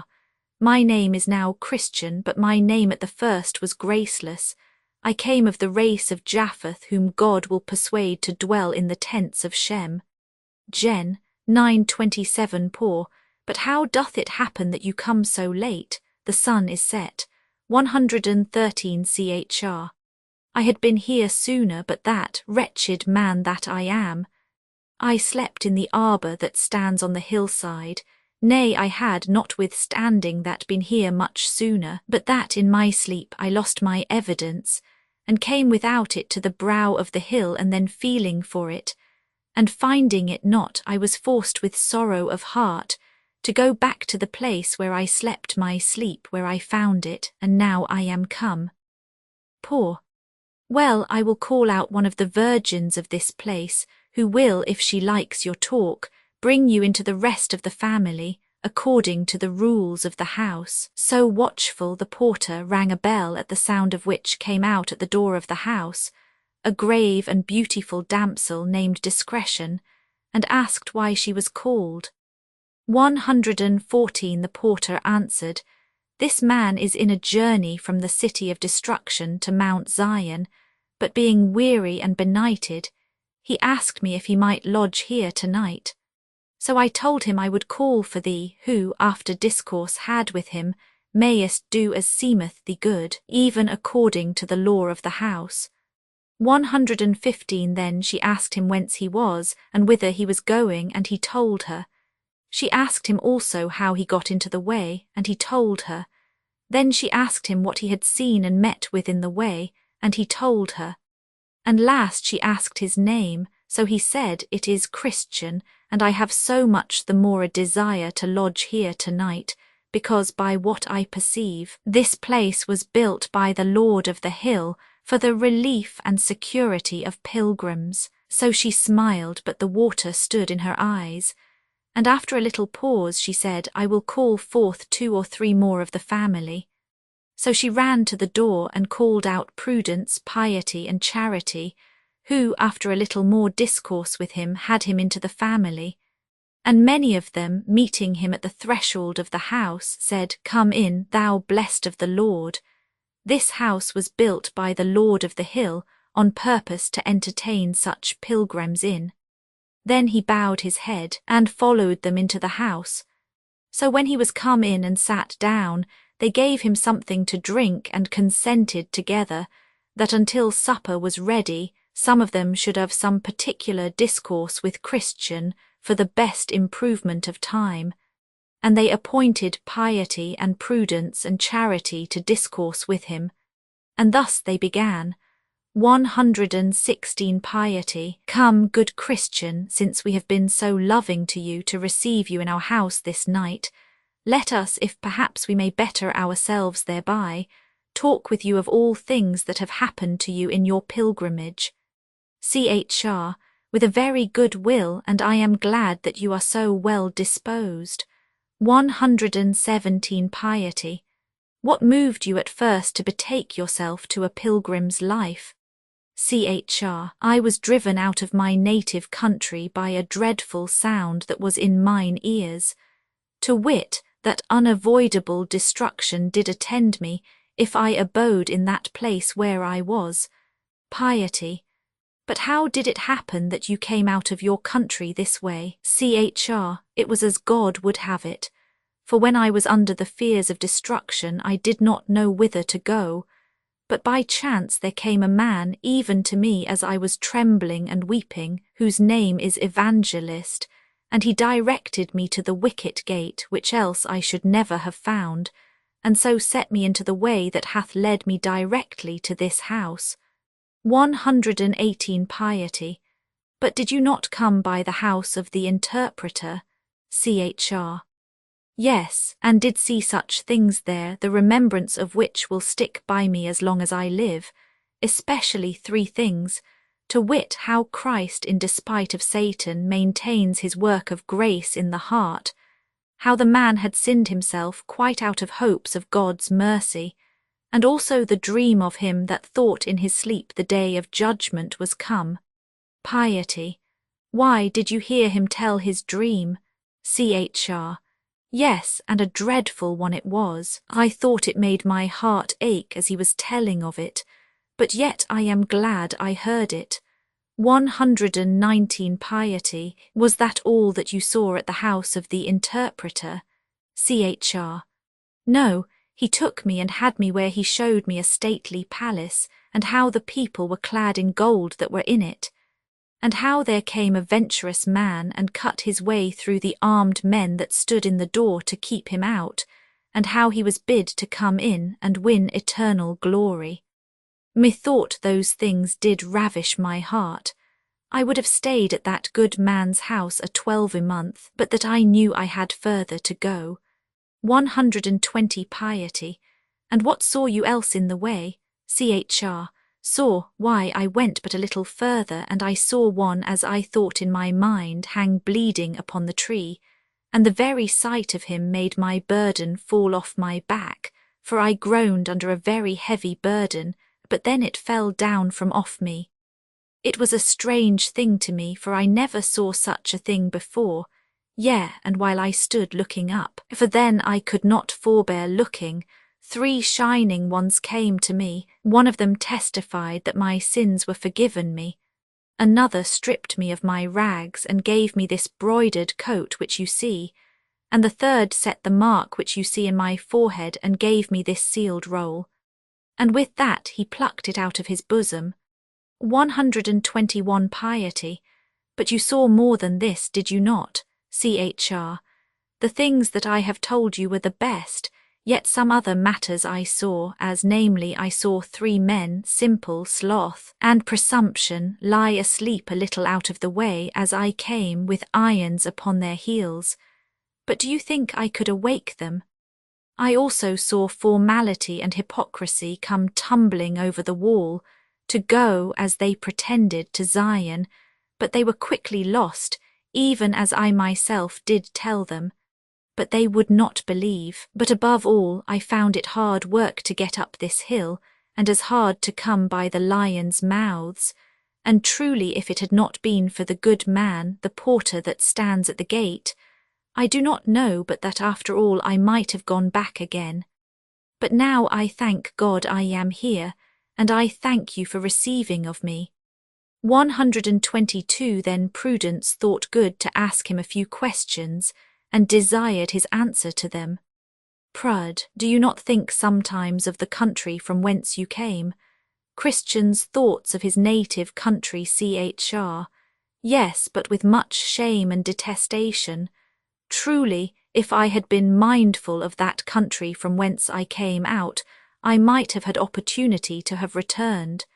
But now I desire a better country, that is an heavenly.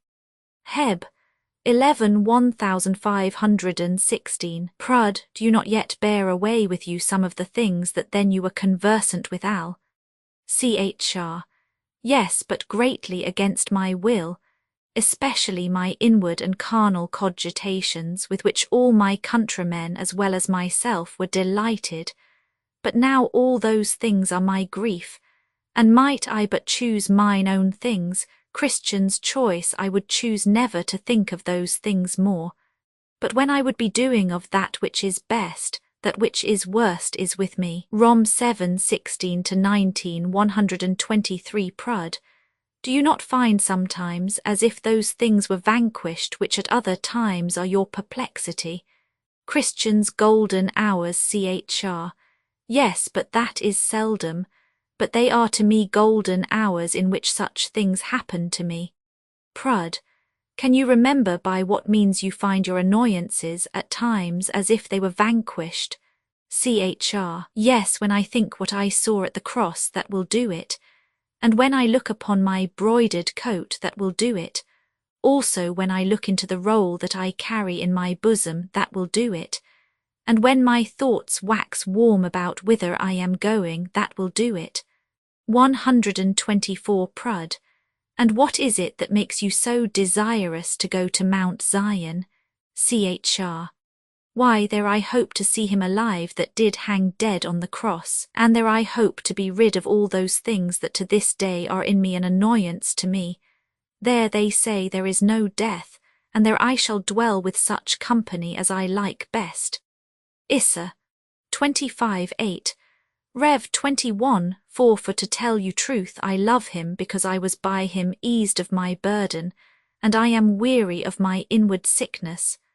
I would fain be where I shall die no more, and with the company that shall continually cry, Holy, holy, holy. 125. Then said Charity to Christian, Have you a family?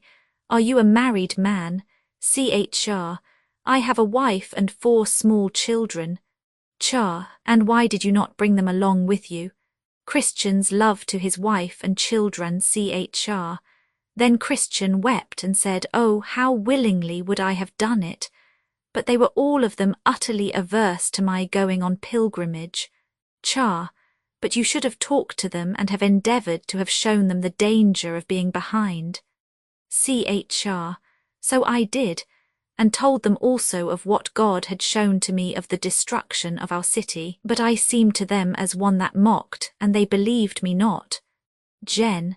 19:14. Char. And did you pray to God that he would bless your counsel to them? Chr.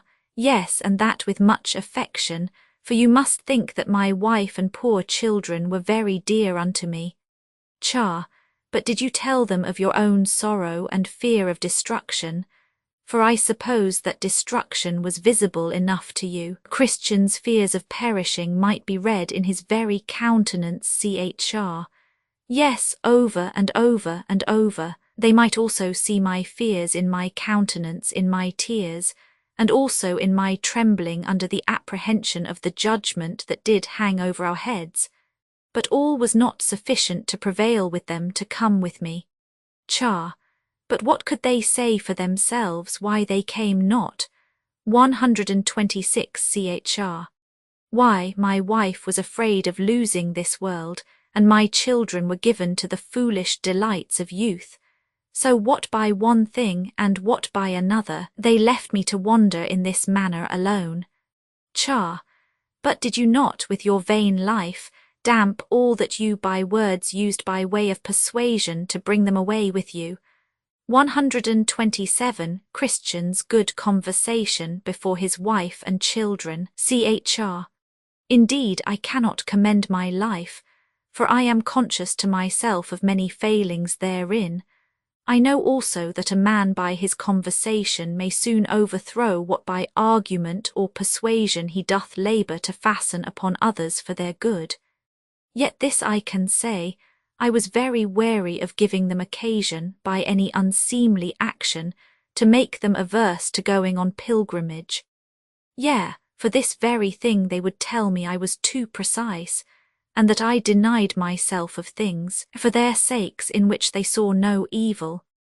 Nay, I think I may say that if what they saw in me did hinder them, it was my great tenderness in sinning against God, or of doing any wrong to my neighbour. Indeed, Cain hated his brother, because his own works were evil, and his brother's righteous. 1 John 3:12. And if thy wife and children have been offended with thee for this, they thereby show themselves to be implacable to good, and thou hast delivered thy soul from their blood. Ezek 3:19, 128. Now I saw in my dream that thus they sat talking together until supper was ready. So when they had made ready, they sat down to meat. Now the table was furnished with fat things and with wine that was well refined, and all their talk at the table was about the Lord of the hill, as namely about what he had done, and wherefore he did what he did, and why he had builded that house. And by what they said, I perceived that he had been a great warrior, and had fought with and slain him that had the power of death, but not without great danger to himself, which made me love him the more. Heb 2 1415 129. For as they said, and as I believe said Christian, he did it with the loss of much blood. But that which put glory of grace into all he did was that he did it out of pure love to his country, and besides, there were some of them of the household that said they had been and spoke with him since he did die on the cross, and they have attested that they had it from his own lips, that he is such a lover of poor pilgrims, that the like is not to be found from the east to the west. 130. They, moreover, gave an instance of what they affirmed, and that was he had stripped himself of his glory, that he might do this for the poor, and that they heard him say and affirm that he would not dwell in the mountain of Zion alone. They said, moreover, that he had made many pilgrims princes, though by nature they were beggars born, and their original had been the dunghill. 1 Sam 2, 8 Ps. 113, 7 131. Christians' bedchamber. Thus they discoursed together till late at night, and after they had committed themselves to their Lord for protection, they betook themselves to rest. The pilgrim they laid in a large upper chamber, whose window opened towards the sun rising. The name of the chamber was Peace, where he slept till break of day, and then he awoke and sang, Where am I now? Is this the love and care of Jesus for the men that pilgrims are, thus to provide that I should be forgiven, and dwell already the next door to heaven? 132. So in the morning they all got up, and after some more discourse they told him that he should not depart till they had shown him the rarities of that place. And first they had him into the study, where they showed him records of the greatest antiquity, in which, as I remember my dream, they showed him first the pedigree of the Lord of the hill, that he was the son of the Ancient of Days, and came by that eternal generation. Here also was more fully recorded the acts that he had done, and the names of many hundreds that he had taken into his service, and how he had placed them in such habitations that could neither by length of days nor decays of nature be dissolved. 133. Then they read to him some of the worthy acts that some of his servants had done, as how they had subdued kingdoms, wrought righteousness, obtained promises, stopped the mouths of lions, quenched the violence of fire, escaped the edge of the sword, out of weakness were made strong, waxed valiant in fight, and turned to flight the armies of the aliens. Heb 11 3334. 134. They then read again, in another part of the records of the house, where it was showed how willing their Lord was to receive into his favour any, even any, though they in time past had offered great affronts to his person and proceedings. Here also were several other histories of many other famous things, of all which Christian had a view, as of things both ancient and modern, together with prophecies and predictions of things that have their certain accomplishment, both to the dread and amazement of enemies, and the comfort and solace of pilgrims. 135. The next day they took him and had him into the armoury, where they showed him all manner of furniture, which their Lord had provided for pilgrims, as sword, shield, helmet, breastplate, all prayer, and shoes that would not wear out. And there was here enough of this to harness out as many men for the service of their Lord as there be stars in the heaven for multitude. 136. They also showed him some of the engines with which some of his servants had done wonderful things. They showed him Moses' rod, the hammer and nail with which Jael slew Sisera, the pitchers, trumpets, and lamps too, with which Gideon put to flight the armies of Midian. Then they showed him the ox's goad wherewith Shamgar slew 600 men. They showed him also the jawbone with which Samson did such mighty feats. They showed him, moreover, the sling and stone with which David slew Goliath of Gath, and the sword also with which their Lord will kill the man of sin, in the day that he shall rise up to the prey. They showed him besides many excellent things, with which Christian was much delighted. This done, they went to their rest again. 137. Then I saw in my dream that on the morrow he got up to go forward, but they desired him to stay till the next day also.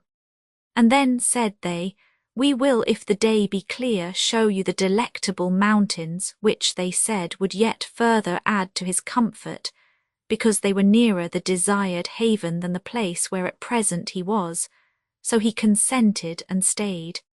When the morning was up, they had him to the top of the house, and bid him look south. So he did, and behold, at a great distance he saw a most pleasant mountainous country, beautified with woods, vineyards, fruits of all sorts, flowers also with springs and fountains, very delectable to behold. Issa 33, 1617. Then he asked the name of the country. They said it was Emmanuel's land, and it is as common, said they, as this hill is to and for all the pilgrims. And when thou comest there from thence, said they, thou mayest see to the gate of the celestial city, as the shepherds that live there will make appear. 138. Now he bethought himself of setting forward, and they were willing he should. But first, said they, let us go again into the armoury. So they did, and when they came there, they harnessed him from head to foot with what was of proof, lest perhaps he should meet with assaults in the way. He being therefore thus accoutred, walketh out with his friends to the gate, and there he asked the porter if he saw any pilgrims pass by. Then the porter answered, Yes. 139 Chr. Pray, did you know him? Said he. Poor, I asked him his name, and he told me it was Faithful. Chr. Oh, said Christian, I know him. He is my townsman, my near neighbour. He comes from the place where I was born. How far do you think he may be before? Poor, he is got by this time below the hill. Chr. Well, said Christian, good porter, the Lord be with thee, and add to all thy blessings much increase, for the kindness that thou hast showed to me. 140. Then he began to go forward, but discretion, piety, charity, and prudence would accompany him down to the foot of the hill. So they went on together, reiterating their former discourses till they came to go down the hill. Then said Christian, as it was difficult coming up, so far as I can see, it is dangerous going down. Yes, said Prudence, so it is, for it is a hard matter for a man to go down into the valley of humiliation, as thou art now, and to catch no slip by the way. Therefore, said they, are we come out to accompany thee down the hill. So he began to go down, but very warily, yet he caught a slip or two. 141. Then I saw in my dream that these good companions, when Christian was gone to the bottom of the hill, gave him a loaf of bread, a bottle of wine, and a cluster of raisins, and then he went on his way. But now in this valley of humiliation, poor Christian was hard put to it, for he had gone but a little way before he espied a foul fiend coming over the field to meet him. His name is Apollyon. Then did Christian begin to be afraid, and to cast in his mind whether to go back or to stand his ground. But he considered again that he had no armour for his back, and therefore thought that to turn the back to him might give him the greater advantage with ease to pierce him with his darts. Christian's resolution at the approach of Apollyon, therefore, he resolved to venture and stand his ground. For thought he, had I no more in mine eye than the saving of my life, it would be the best way to stand. 142. So he went on, and Apollyon met him. Now the monster was hideous to behold. He was clothed with scales like a fish, and they are his pride. He had wings like a dragon, feet like a bear, and out of his belly came fire and smoke, and his mouth was as the mouth of a lion. When he was come up to Christian, he beheld him with a disdainful countenance, and thus began to question with him. 143. Apol. Whence come you, and whither are you bound? Chr. I am come from the city of destruction, which is the place of all evil, and am going to the city of Zion. Apol. By this I perceive thou art one of my subjects, for all that country is mine, and I am the prince and god of it. How is it then that thou hast run away from thy king? Were it not that I hope thou mayest do me more service, I would strike thee now at one blow to the ground. 144. Chr. I was born indeed in your dominions, but your service was hard, and your wages such as a man could not live on. For the wages of sin is death. Rom 6:23. Therefore when I was come to years, I did, as other considerate persons do, look out, if perhaps I might mend myself. Apollyon's flattery. Apol. There is no prince that will thus lightly lose his subjects, neither will I as yet lose thee. But since thou complainest of thy service and wages, be content to go back. What our country will afford I do here promise to give thee. Chr. But I have let myself to another, even to the king of princes, and how can I with fairness go back with thee? 145. Apol. Thou hast done in this according to the proverb, changed a bad for a worse, but it is ordinary for those that have professed themselves his servants after a while to give him the slip and return again to me. Do thou so too, and all shall be well. Chr. I have given him my faith and sworn my allegiance to him. How then can I go back from this and not be hanged as a traitor? Apol. Thou didst the same to me, and yet I am willing to pass by all if now thou wilt yet turn again and go back. 146. Chr. What I promised thee was in my non-age, and besides I count the prince under whose banner now I stand is able to absolve me. Yea, and to pardon also what I did as to my compliance with thee. And besides, O thou destroying Apollyon, to speak truth, I like his service, his wages, his servants, his government, his company and country better than thine, and therefore leave off to persuade me further. I am his servant, and I will follow him. 147. Apol. Consider again, when thou art in cool blood, what thou art like to meet with in the way that thou goest. Thou knowest that, if for the most part his servants come to an ill end, because they are transgressors against me and my ways, how many of them have been put to shameful deaths. And besides, thou countest his service better than mine, whereas he never came yet from the place where he is to deliver any that served him out of their hands. But as for me, how many times, as all the world very well knows, have I delivered, either by power or fraud, those that have faithfully served me from him and his, though taken by them? And so I will deliver thee. Chr. His forbearing at present to deliver them is on purpose to try their love, whether they will cleave to him to the end. And as for the ill end thou sayest they come to, that is most glorious in their account. For present deliverance they do not much expect it, for they stay for their glory, and then they shall have it when their prince comes in his and the glory of the angels. Apol. Thou hast already been unfaithful in thy service to him, and how dost thou think to receive wages of him? Chr. Wherein, O Apollyon, have I been unfaithful to him? 148 Apol. Thou didst faint at first setting out, when thou wast almost choked in the gulf of despond. Thou didst attempt wrong ways to be rid of thy burden, whereas thou shouldst have stayed till thy prince had taken it off. Thou didst sinfully sleep and lose thy choice thing. Thou wast also almost persuaded to go back at the sight of the lions. And when thou talkest of thy journey, and of what thou hast heard and seen, thou art inwardly desirous of vainglory in all that thou sayest or dost. Chr. All this is true, and much more which thou hast left out. But the prince whom I serve and honour is merciful and ready to forgive. But besides, these infirmities possessed me in thy country, for there I sucked them in. And I have groaned under them, been sorry for them, and have obtained pardon of my prince. 149 Apol. Then Apollyon broke out into a grievous rage, saying, I am an enemy to this prince. I hate his person, his laws and people.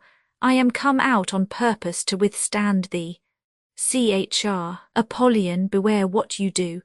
For I am in the king's highway, the way of holiness, therefore take heed to yourself.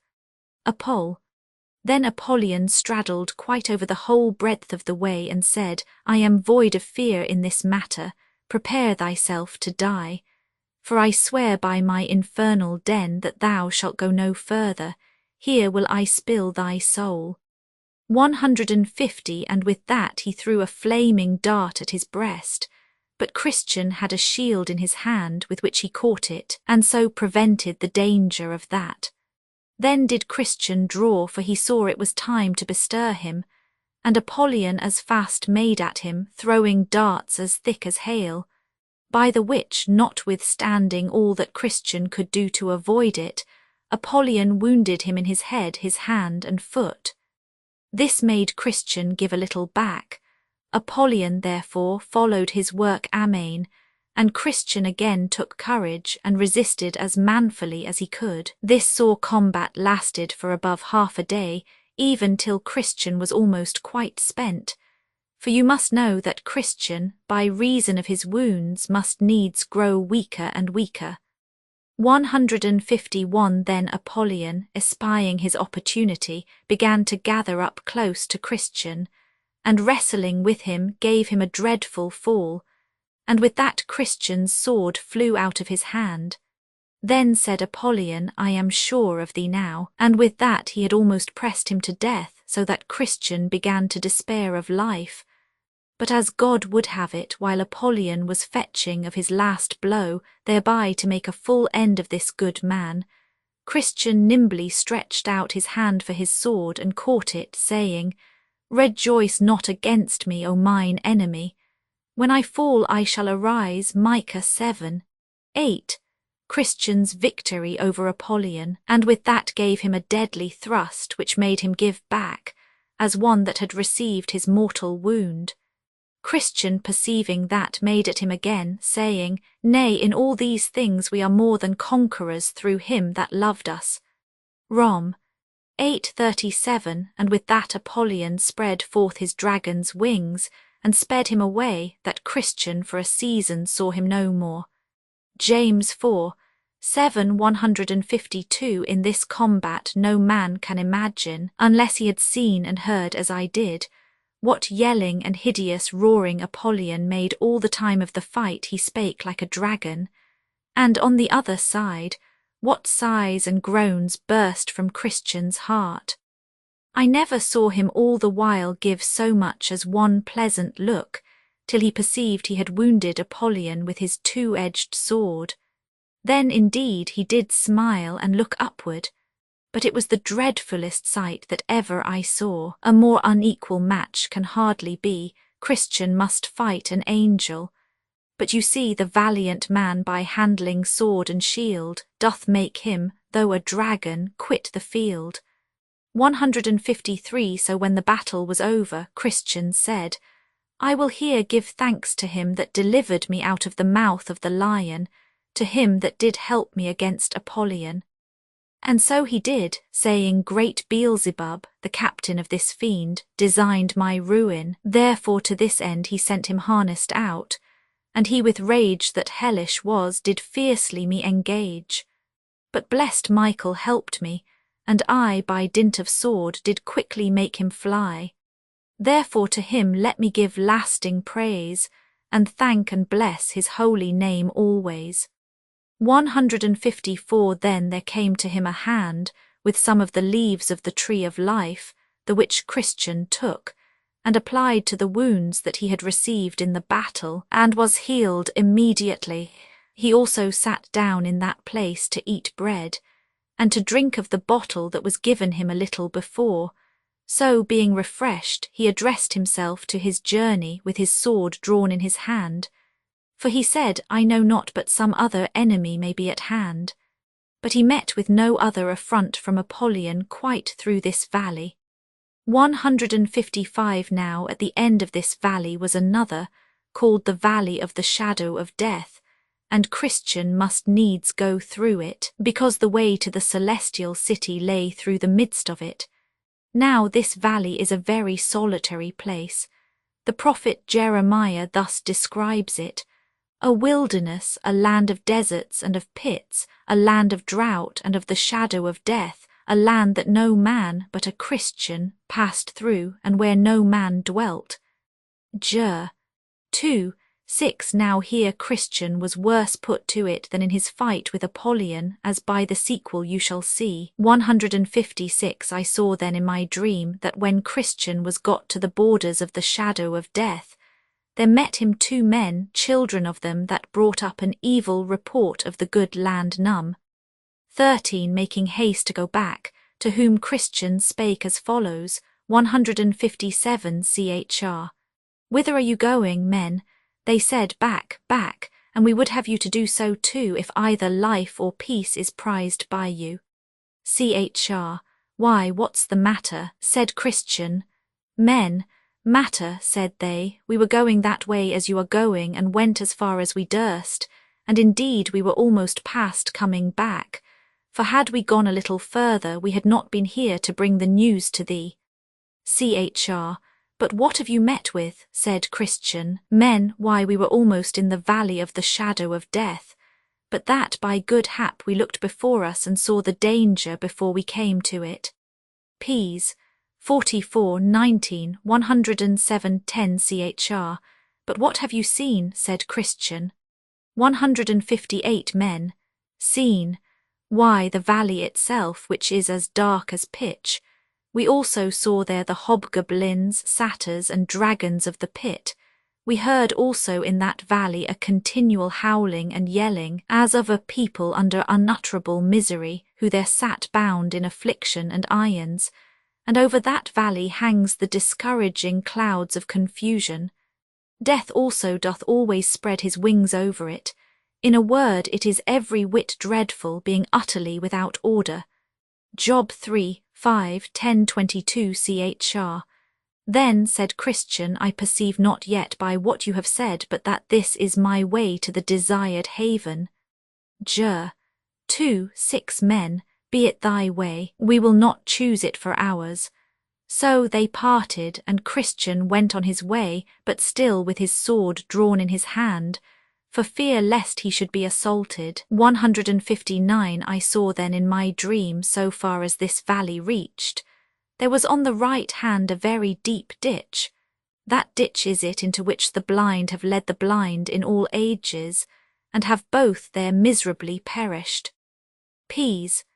69, 1415 Again, behold, on the left hand there was a very dangerous quag, into which if even a good man falls he can find no bottom for his foot to stand on. Into that quag King David once did fall, and had no doubt therein been smothered, had not he that is able plucked him out.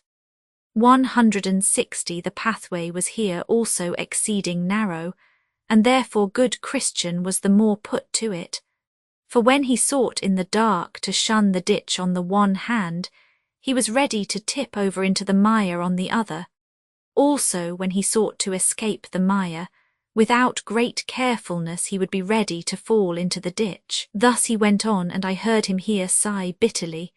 For besides the dangers mentioned above, the pathway was here so dark, and oft times when he lift up his foot to set forward, he knew not where or upon what he should set it next.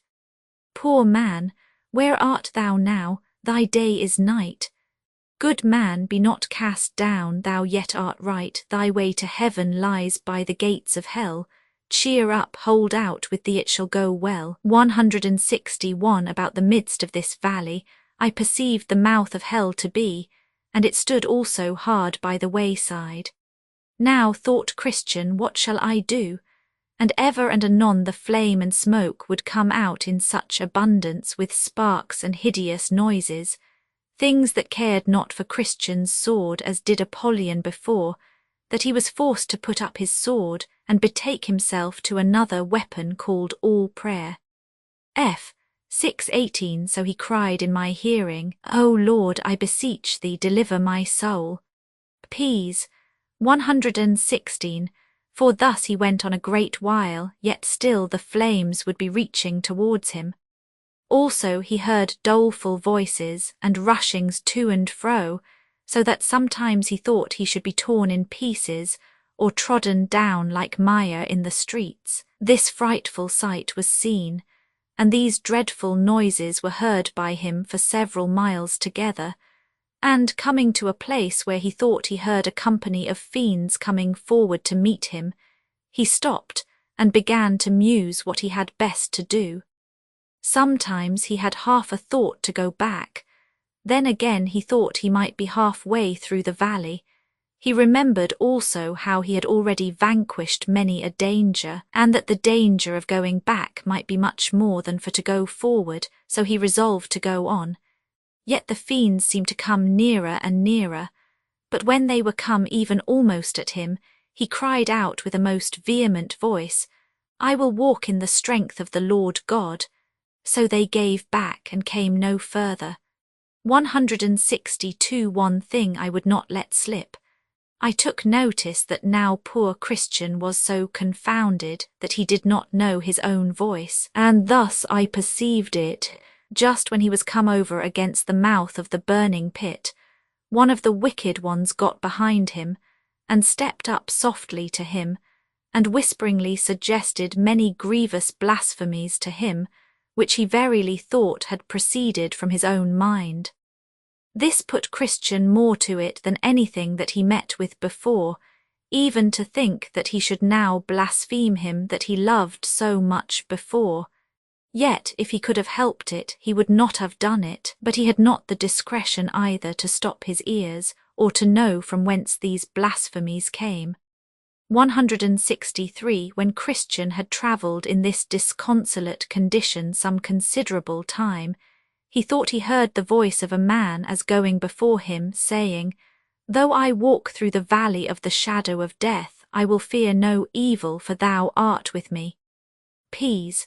23 164 Then he was glad, and that for these reasons: first, because he gathered from thence that some who feared God were in this valley as well as himself. Secondly, for that he perceived God was with them, though in that dark and dismal state, and why not thought he with me, though by reason of the impediment that attends this place I cannot perceive it. Job 9:11 Thirdly, for that he hoped could he overtake them to have company by and by. So he went on and called to him that was before, but he knew not what to answer, for that he also thought to be alone. And by the day broke, then said Christian, He hath turned the shadow of death into the morning. Amos 5:8 165 Now morning being come, he looked back not out of desire to return, but to see by the light of the day what hazards he had gone through in the dark. so he saw more perfectly the ditch that was on the one hand, and the mire that was on the other, also how narrow the way was which led betwixt them both. Also now he saw the hobgoblins and satyrs and dragons of the pit, but all afar off, for after break of day they came not nigh, yet they were discovered to him, according to that which is written, He discovereth deep things out of darkness, and bringeth out to light the shadow of death. Job 12:22, 166. Now was Christian much affected with his deliverance from all the dangers of his solitary way, which dangers, though he feared them more before, yet he saw them more clearly now, because the light of the day made them conspicuous to him, and about this time the sun was rising, and this was another mercy to Christian. For you must note that though the first part of the valley of the shadow of death was dangerous, yet this second part which he was yet to go was, if possible, far more dangerous. For from the place where he now stood, even to the end of the valley, the way was all along set so full of snares, traps, gins, and nets here, and so full of pits, pitfalls, deep holes, and shelvings down there, that, had it now been dark as it was when he came the first part of the way, had he had 1,000 souls, they had in reason been cast away. But as I said just now, the sun was rising. Then said he, His candle shineth upon my head, and by his light I walk through darkness. Job 29, 3, 167. In this light, therefore, he came to the end of the valley. Now I saw in my dream that at the end of this valley lay blood, bones, ashes, and mangled bodies of men, even of pilgrims that had gone this way formerly. And while I was musing what should be the reason, I espied a little before me a cave, where 2 giants, Pope and Pagan, dwelt in old time, by whose power and tyranny the men whose bones, blood, and ashes and sea lay there were cruelly put to death. But by this place Christian went without much danger, whereat I somewhat wondered. But I have learnt since that Pagan has been dead many a day. And as for the other, though he be yet alive, he is by reason of age, and also of the many shrewd brushes that he met with in his younger days, grown so crazy and stiff in his joints, that he can now do little more than sit in his cave's mouth, grinning at pilgrims as they go by, and biting his nails because he cannot come at them. 168. So I saw that Christian went on his way.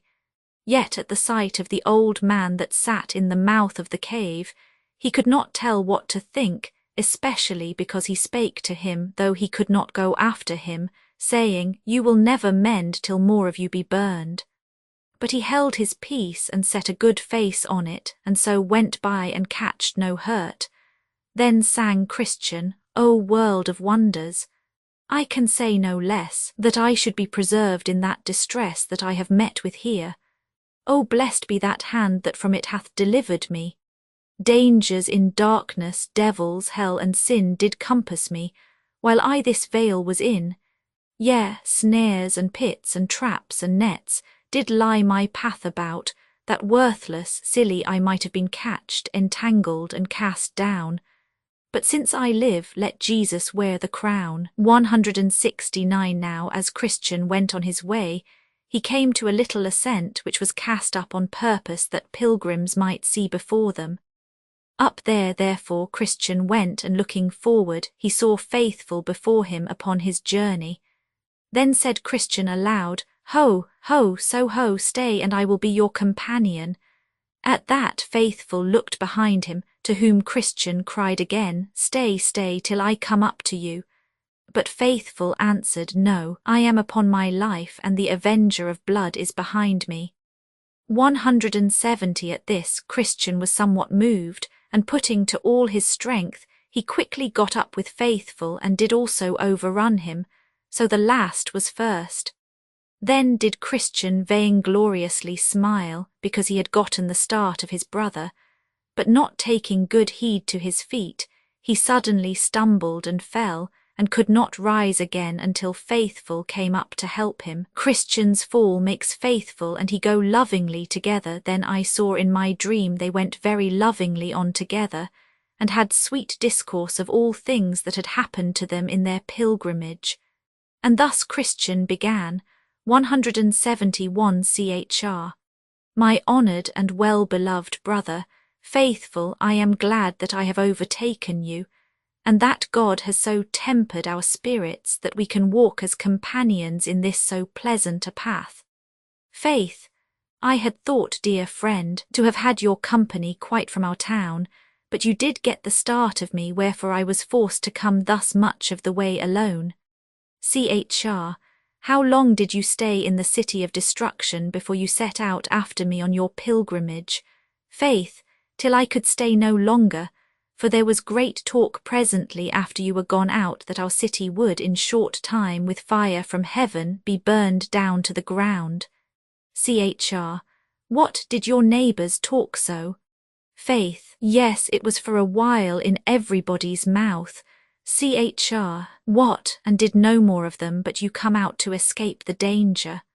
Faith, though there was, as I said, a great talk thereabout, yet I do not think they did firmly believe it. For in the heat of the discourse I heard some of them deridingly speak of you and of your desperate journey, for so they called this your pilgrimage, but I did believe, and do still, that the end of our city will be with fire and brimstone from above, and therefore I have made my escape. 172 CHR. Did you hear no talk of neighbour Pliable?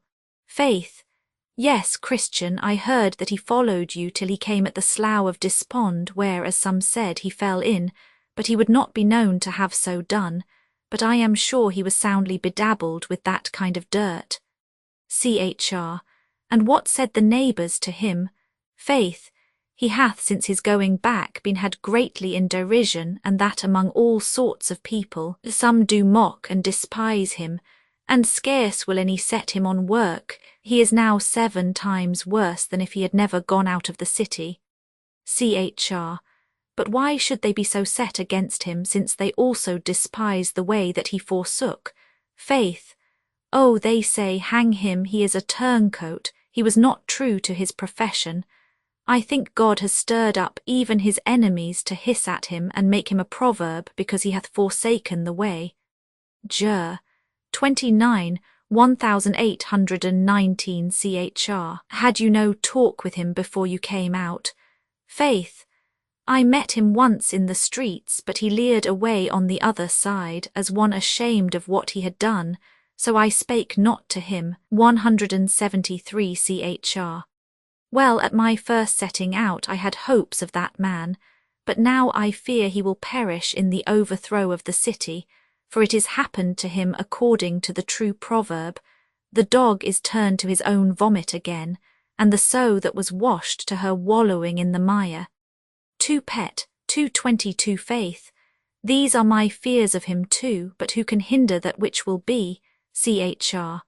Well, neighbour Faithful, said Christian, let us leave him, and talk of things that more immediately concern ourselves. Tell me now what you have met with in the way as you came, for I know you have met with some things, or else it may be writ for a wonder. 174 Faith.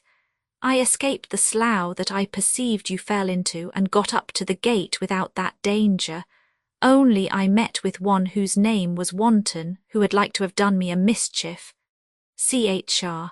It was well you escaped her net. Joseph was hard put to it by her, and he escaped her as you did, but it had like to have cost him his life.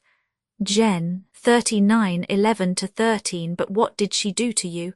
Faith, you cannot think but that you know something, what a flattering tongue she had.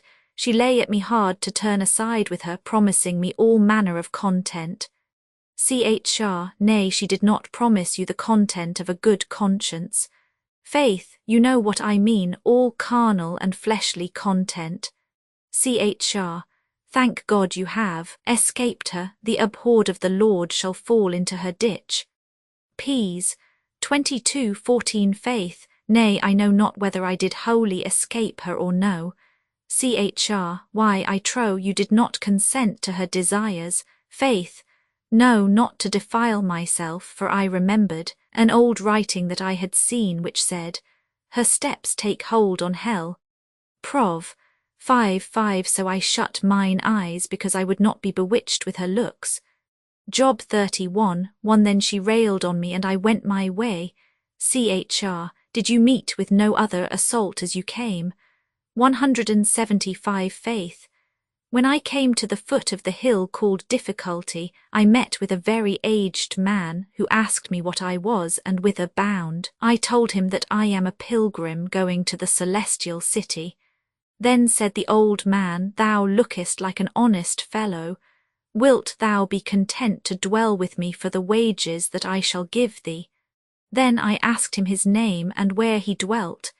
He said his name was Adam the First, and that he dwelt in the town of Deceit.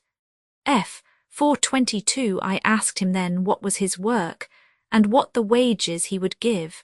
He told me that his work was many delights, and his wages that I should be his heir at last. I further asked him what house he kept, and what other servants he had. So he told me that his house was maintained with all the dainties in the world, and that his servants were those of his own begetting. Then I asked if he had any children. He said that he had but 3 daughters, the lust of the flesh, the lust of the eyes, and the pride of life, and that I should marry them all if I would. 1 John 2:16. Then I asked how long time he would have me live with him, and he told me as long as he lived himself. CHR. Well, and what conclusion came the old man and you to at last? Faith. Why, at first I found myself somewhat inclinable to go with the man, for I thought he spake very fair. But looking in his forehead as I talked with him, I saw there written, Put off the old man with his deeds. CHR. And how then? 176. Faith. Then it came burning hot into my mind whatever he said, and however he flattered when he got me home to his house, he would sell me for a slave. So I bid him forbear to talk, for I would not come near the door of his house. Then he reviled me, and told me that he would send such a one after me, that should make my way bitter to my soul. So I turned to go away from him, but just as I turned myself to go thence, I felt him take hold of my flesh and give me such a deadly twitch back that I thought he had pulled part of me after himself. This made me cry, O wretched man! Rom. 7:24. So I went on my way up the hill. Now when I had got about halfway up, I looked behind and saw one coming after me, swift as the wind, so he overtook me just about the place where the settle stands. CHR. Just there, said Christian, did I sit down to rest me, but being overcome with sleep, I there lost this roll out of my bosom. 177. Faith. But, good brother, hear me out. So soon as the man overtook me, he was but a word and a blow, for down he knocked me and laid me for dead. But when I was a little come to myself again, I asked him wherefore he served me so. He said, because of my secret inclining to Adam the First, and with that he struck me another deadly blow on the breast and beat me down backward, so I lay at his foot as dead as before. So when I came to myself again, I cried him mercy, but he said, I know not how to show mercy, and with that he knocked me down again. He had doubtless made an end of me, but that one came by and bid him forbear. CHR. Who was that bid him forbear? Faith, I did not know him at first, but as he went by I perceived the holes in his hands and in his side. Then I concluded that he was our Lord, so I went up the hill. 178. CHR. That man that overtook you was Moses. He spareth none, neither knoweth he how to show mercy to those that transgress his law. Faith, I know it very well. It was not the first time that he has met with me. It was he that came to me when I dwelt securely at home, and that told me he would burn my house over my head if I stayed there. CHR. But did you not see the house that stood there on the top of the hill, on the side of which Moses met you? Faith. Yes, and the lions too before I came at it. But for the lions I think they were asleep, for it was about noon, and because I had so much of the day before me, I passed by the porter and came down the hill. C.H. Shah. He told me indeed that he saw you go by, but I wish you had called at the house, for they would have showed you so many rarities that you would scarce have forgot them to the day of your death. But pray tell me, did you meet nobody in the Valley of Humility? 179 Faith. Yes, I met with one discontent, who would willingly have persuaded me to go back again with him. His reason was, for that the valley was altogether without honour. He told me, moreover, that there to go was the way to disobey all my friends, as pride, arrogancy, self-conceit, worldly glory, with others who he knew, as he said, would be very much offended if I made such a fool of myself as to wade through this valley. C.H. Shah. Well, and how did you answer him? 180 Faithful's answer to discontent. Faith, I told him that although all these that he named might claim kindred of me, and that rightly, for indeed they were my relations according to the flesh, yet since I became a pilgrim, they have disowned me, as I also have rejected them, and therefore they were to me now no more than if they had never been of my lineage. I told him, moreover, that as to this valley he had quite misrepresented the thing, for before honour is humility, and a haughty spirit before a fall. Therefore, said I had rather go through this valley to the honour that was so accounted by the wisest, than choose that which he esteemed most worthy our affections. C.H. Shah. Met you with nothing else in that valley? 181 Faith. Yes, I met with shame. But of all the men that I met with in my pilgrimage, he, I think, bears the wrong name. The others would be said nay after a little argumentation and somewhat else, but this bold-faced shame would never have done. C.H. Shah. Why, what did he say to you? Faith. What? Why, he objected against religion itself. He said it was a pitiful, low, sneaking business for a man to mind religion. He said that a tender conscience was an unmanly thing, and that for a man to watch over his words and ways, so as to tie up himself from that hectoring liberty that the brave spirits of the times accustom themselves unto, would make him the ridicule of the times. He objected also that but few of the mighty, rich or wise, were ever of my opinion one core. 126, 318, Phil. 378, nor any of them neither John 7:48, before they were persuaded to be fools, and to be of a voluntary fondness to venture the loss of all, for nobody knows what. He, moreover, objected the base and low estate and condition of those that were chiefly the pilgrims of the times in which they lived, also their ignorance and want of understanding in all natural science. Yea, he did hold me to it at that rate also, about a great many more things than here I relate, as that it was a shame to sit whining and mourning under a sermon, and a shame to come sighing and groaning home, that it was a shame to ask my neighbour forgiveness for petty faults, or to make restitution where I have taken from any. He said also that religion made a man grow strange to the great, because of a few vices which he called by finer names, and made him own and respect the base because of the same religious fraternity.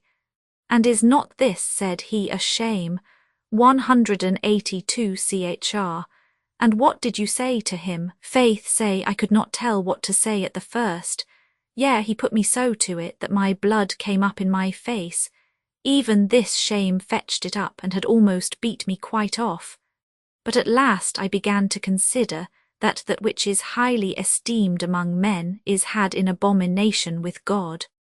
Luke 16:15. And I thought again, this shame tells me what men are, but it tells me nothing what God or the word of God is.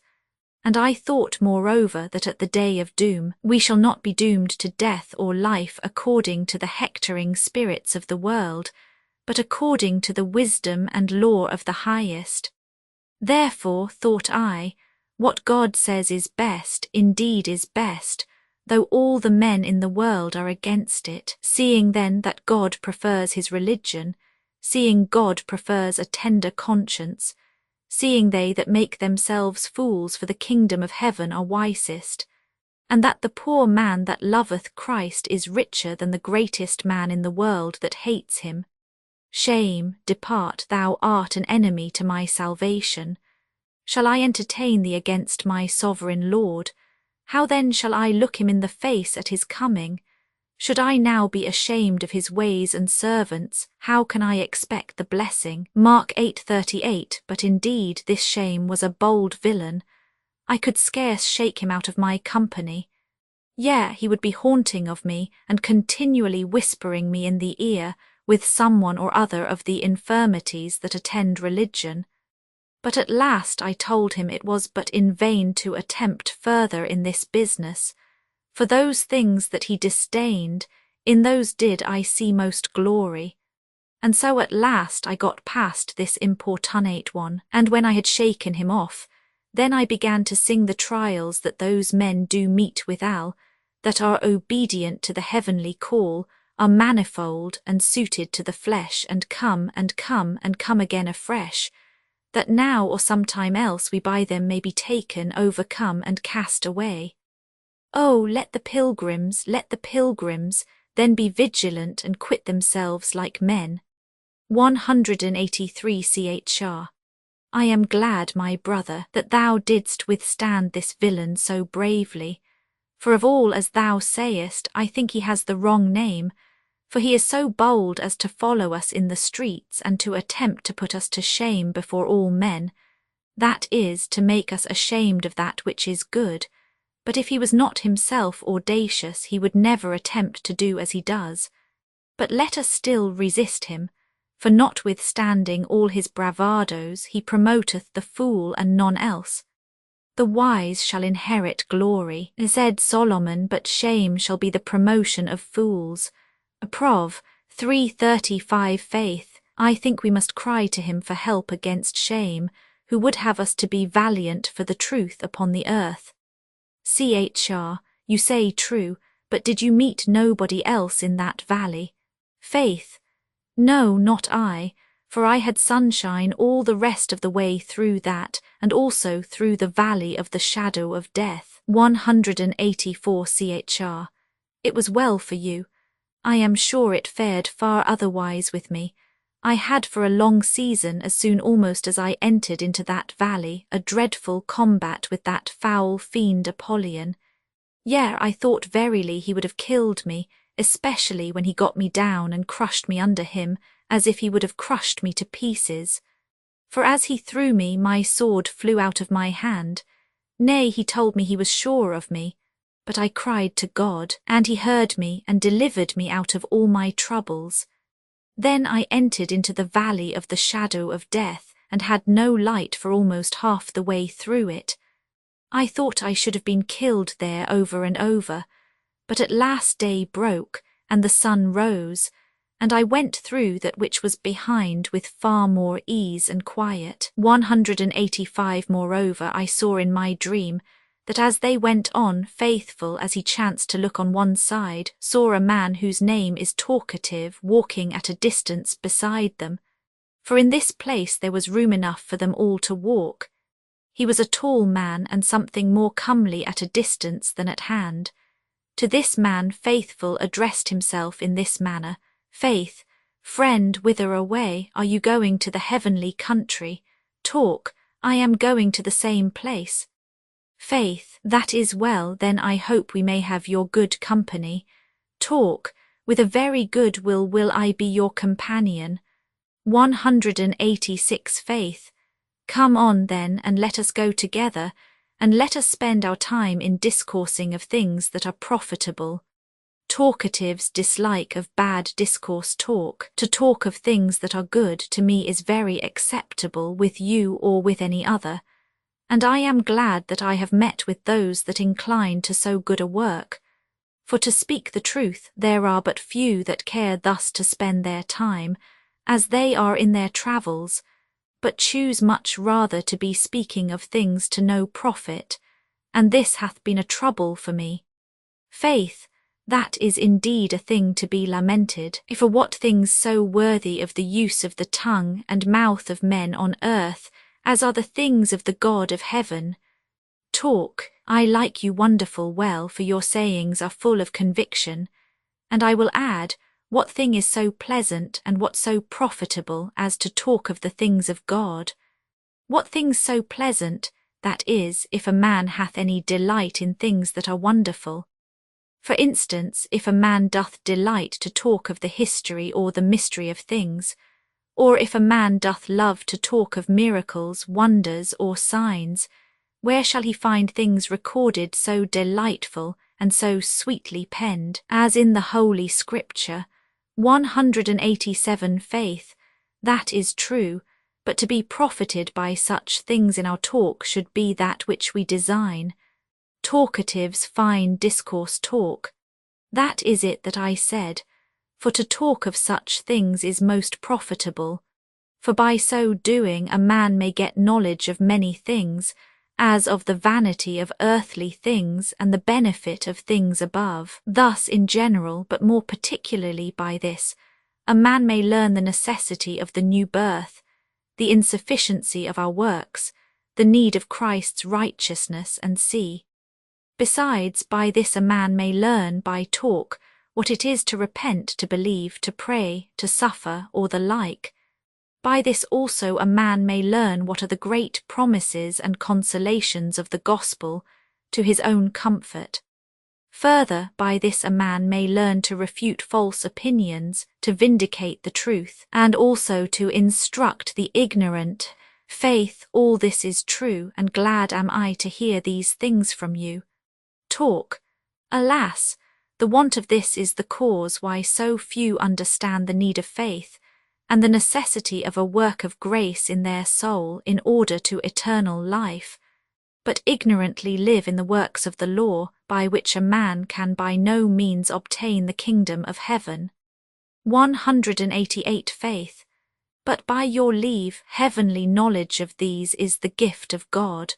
No man attaineth to them by human industry, or only by the talk of them. Talk, all this I know very well, for a man can receive nothing except it be given him from heaven. All is of grace, not of works. I could give you 100 scriptures for the confirmation of this. Faith. Well then, said Faithful, what is that one thing that we shall at this time found our discourse upon? Talk what you will. I will talk of things heavenly or things earthly, things moral or things evangelical, things sacred or things profane, things past or things to come, things foreign or things at home, things more essential or things circumstantial, provided that all be done to our profit. 189 Faith. Now did Faithful begin to wonder, and stepping to Christian, for he walked all this while by himself, he said to him, But softly, what a brave companion have we got! Surely this man will make a very excellent pilgrim. Chr. At this Christian modestly smiled and said, This man with whom you are so taken will beguile with that tongue of his 20 of them that know him not. Faith, do you know him then? 190 Chr. Know him, yes, better than he knows himself. Faith, pray what is he? Chr. His name is Talkative, he dwelleth in our town. I wonder that you should be a stranger to him, only I consider that our town is large. Faith, whose son is he, and whereabout does he dwell? Chr. He is the son of one Saywell.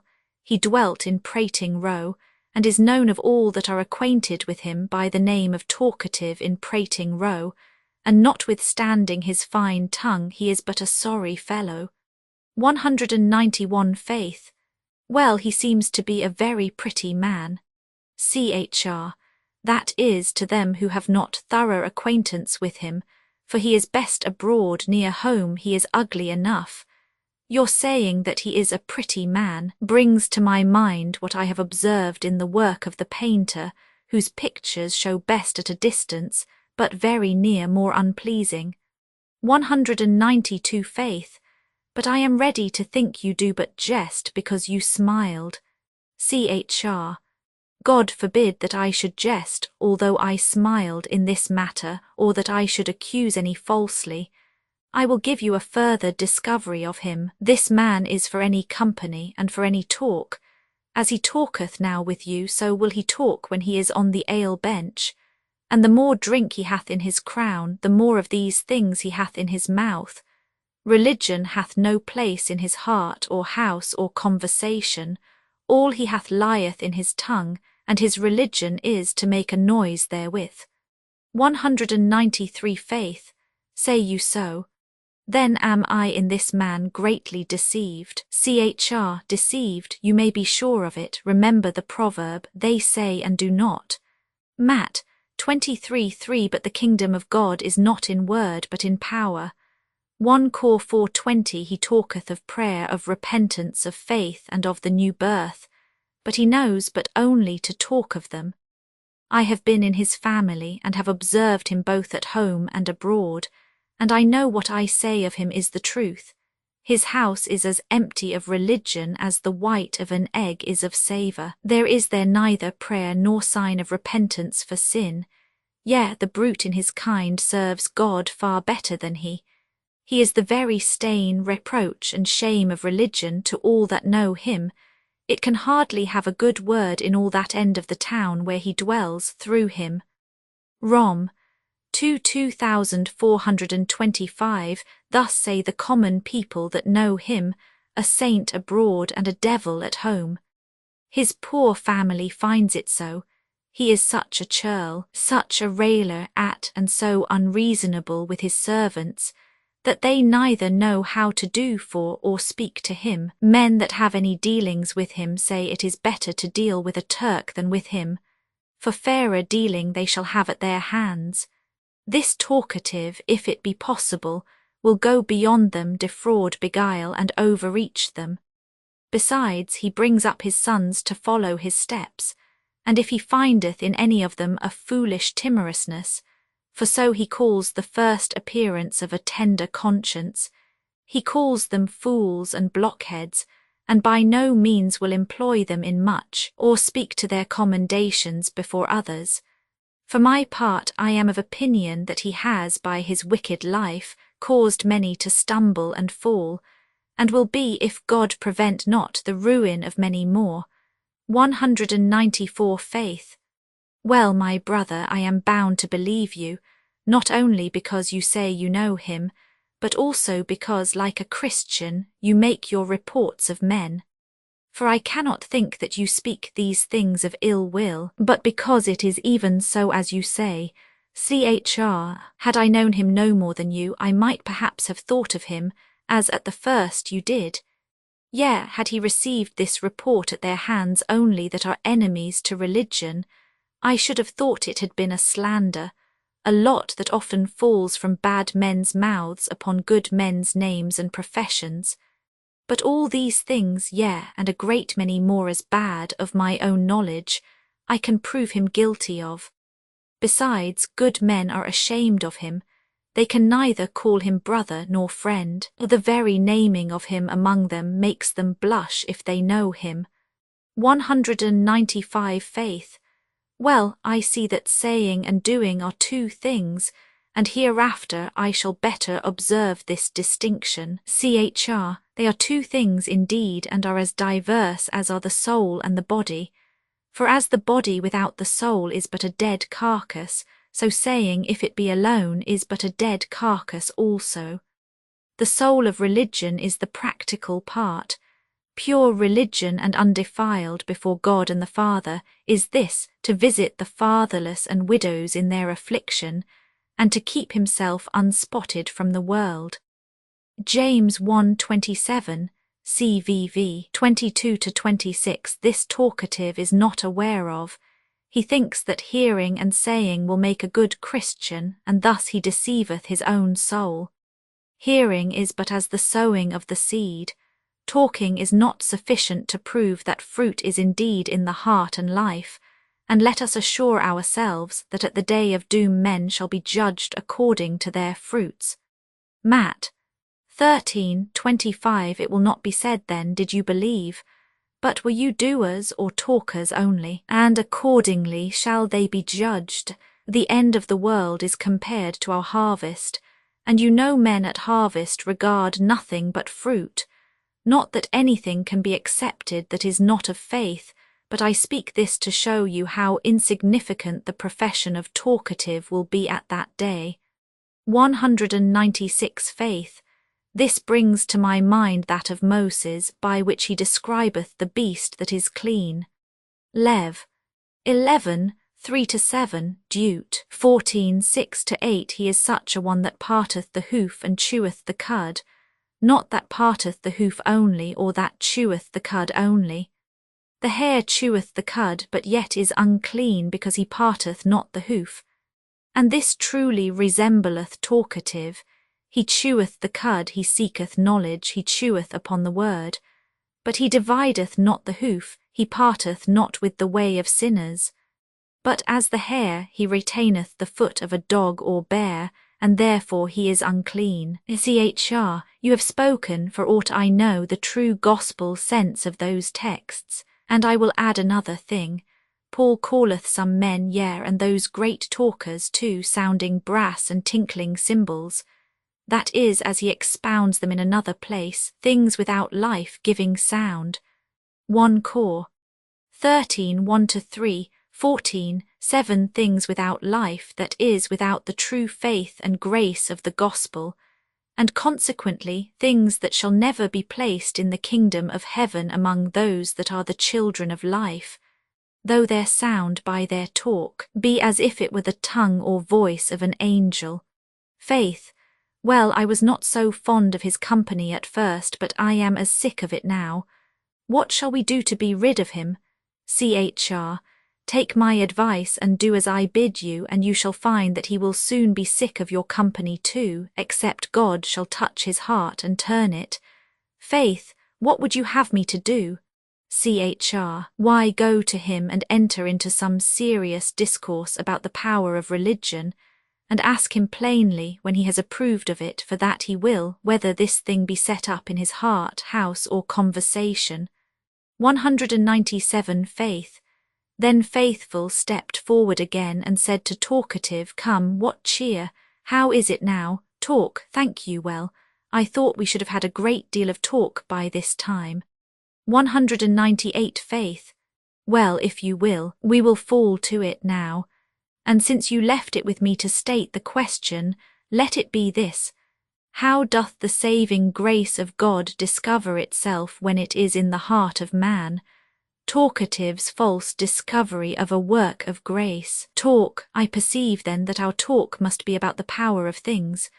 Well, it is a very good question, and I shall be willing to answer you.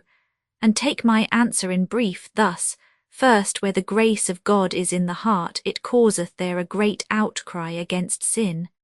Secondly, faith. Nay, hold, let us consider of one at once. I think you should rather say it shows itself by inclining the soul to abhor its sin. Talk. Why, what difference is there between crying out against and abhorring of sin? 199. Faith. Oh, a great deal. A man may cry out against sin of policy, but he cannot abhor it but by virtue of a godly antipathy against it. I have heard many cry out against sin in the pulpit, who yet can abide it well enough in the heart, house, and conversation. Joseph's mistress cried out with a loud voice, as if she had been very holy, but she would willingly, notwithstanding that, have committed uncleanness with him. Some cry out against sin even as the mother cries out against her child in her lap, when she calleth it slut and naughty girl, and then falls to hugging and kissing it. Talk, you lie at the catch, I perceive. 200. Faith. No, not I am only for setting things right. But what is the second thing whereby you would prove a discovery of a work of grace in the heart? Talk. Great knowledge of gospel mysteries. Faith. This sign should have been first, but first or last, it is also false.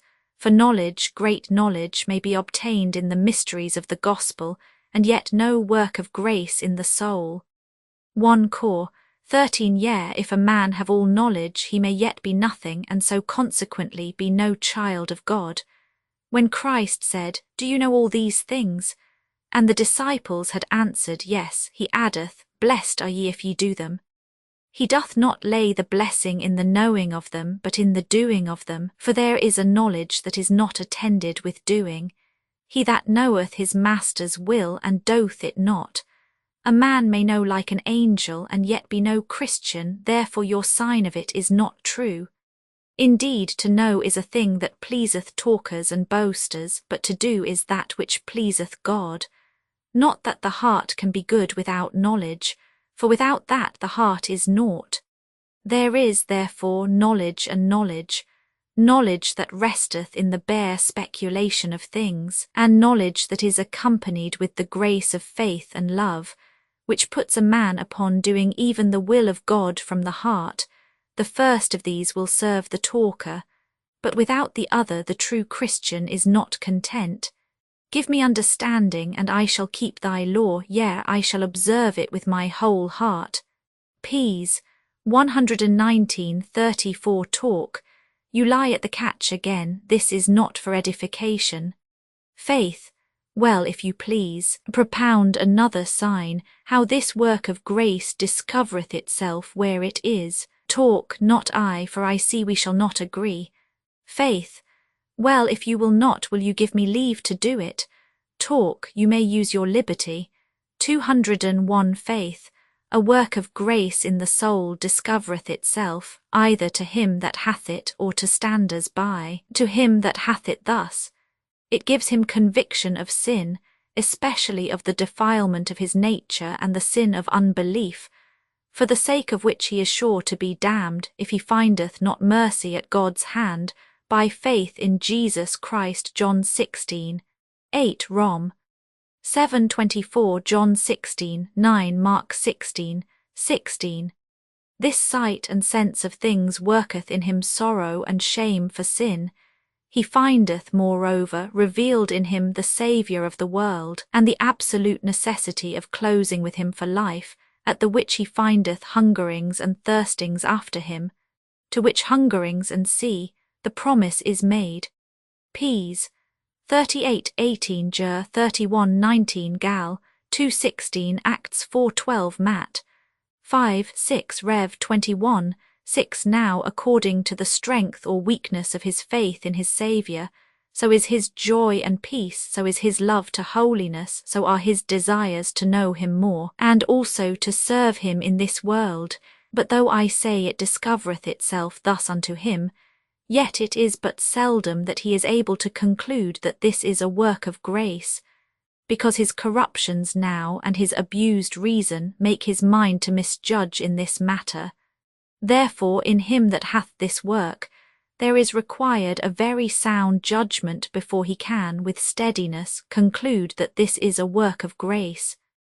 202 To others, it is thus discovered. 1. By an experimental confession of his faith in Christ. Rom 10:10 Phil 127 Matt 5:19 2.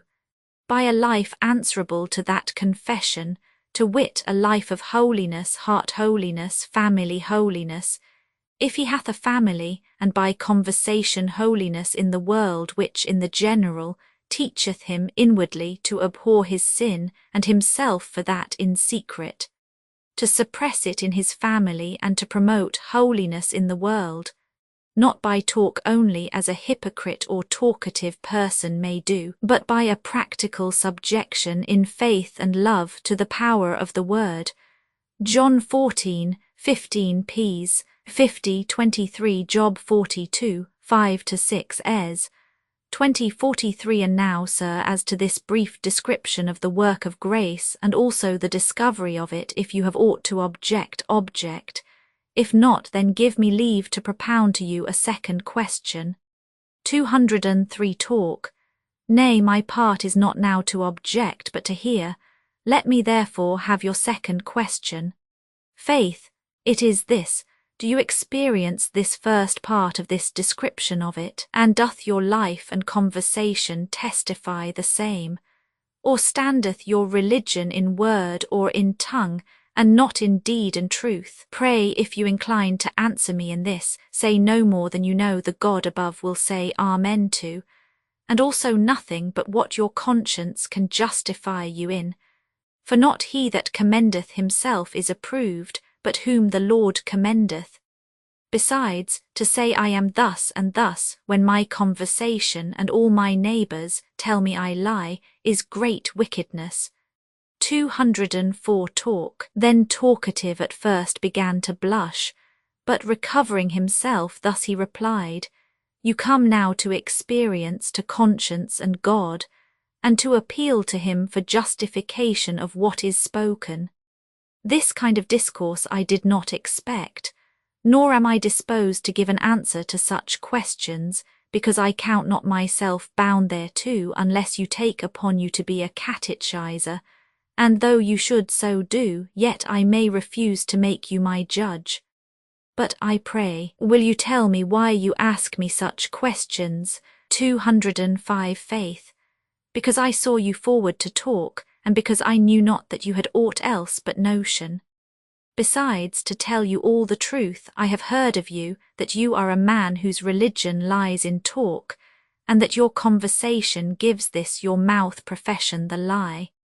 Faithfuls plain dealing with talkative they say, you are a spot among Christians, and that religion fareth the worse for your ungodly conversation, that some have already stumbled at your wicked ways, and that more are in danger of being destroyed thereby. Your religion and an ale-house and covetousness and uncleanness and swearing and lying and vain company keeping and will stand together. The proverb is true of you which is said of a whore, to wit, that she is a shame to all women, so are you a shame to all professors. Talk. Since you are ready to take up reports and to judge so rashly as you do, I cannot but conclude you are some peevish or melancholy man, not fit to be discoursed with, and so adieu. 206 Chr. Then came up Christian and said to his brother, I told you how it would happen, your words and his lusts could not agree, he had rather leave your company than reform his life. But he is gone as I said. Let him go, the loss is no man's but his own. He has saved us the trouble of going from him, for he continuing, as I suppose he will do as he is, he would have been but a blot in our company. Besides, the apostle says, From such withdraw thyself. Faith, but I am glad we had this little discourse with him. It may happen that he will think of it again. However, I have dealt plainly with him, and so am clear of his blood if he perisheth. 207 Chr. You did well to talk so plainly to him as you did. There is but little of this faithful dealing with men nowadays, and that makes religion to stink so in the nostrils of many as it doth.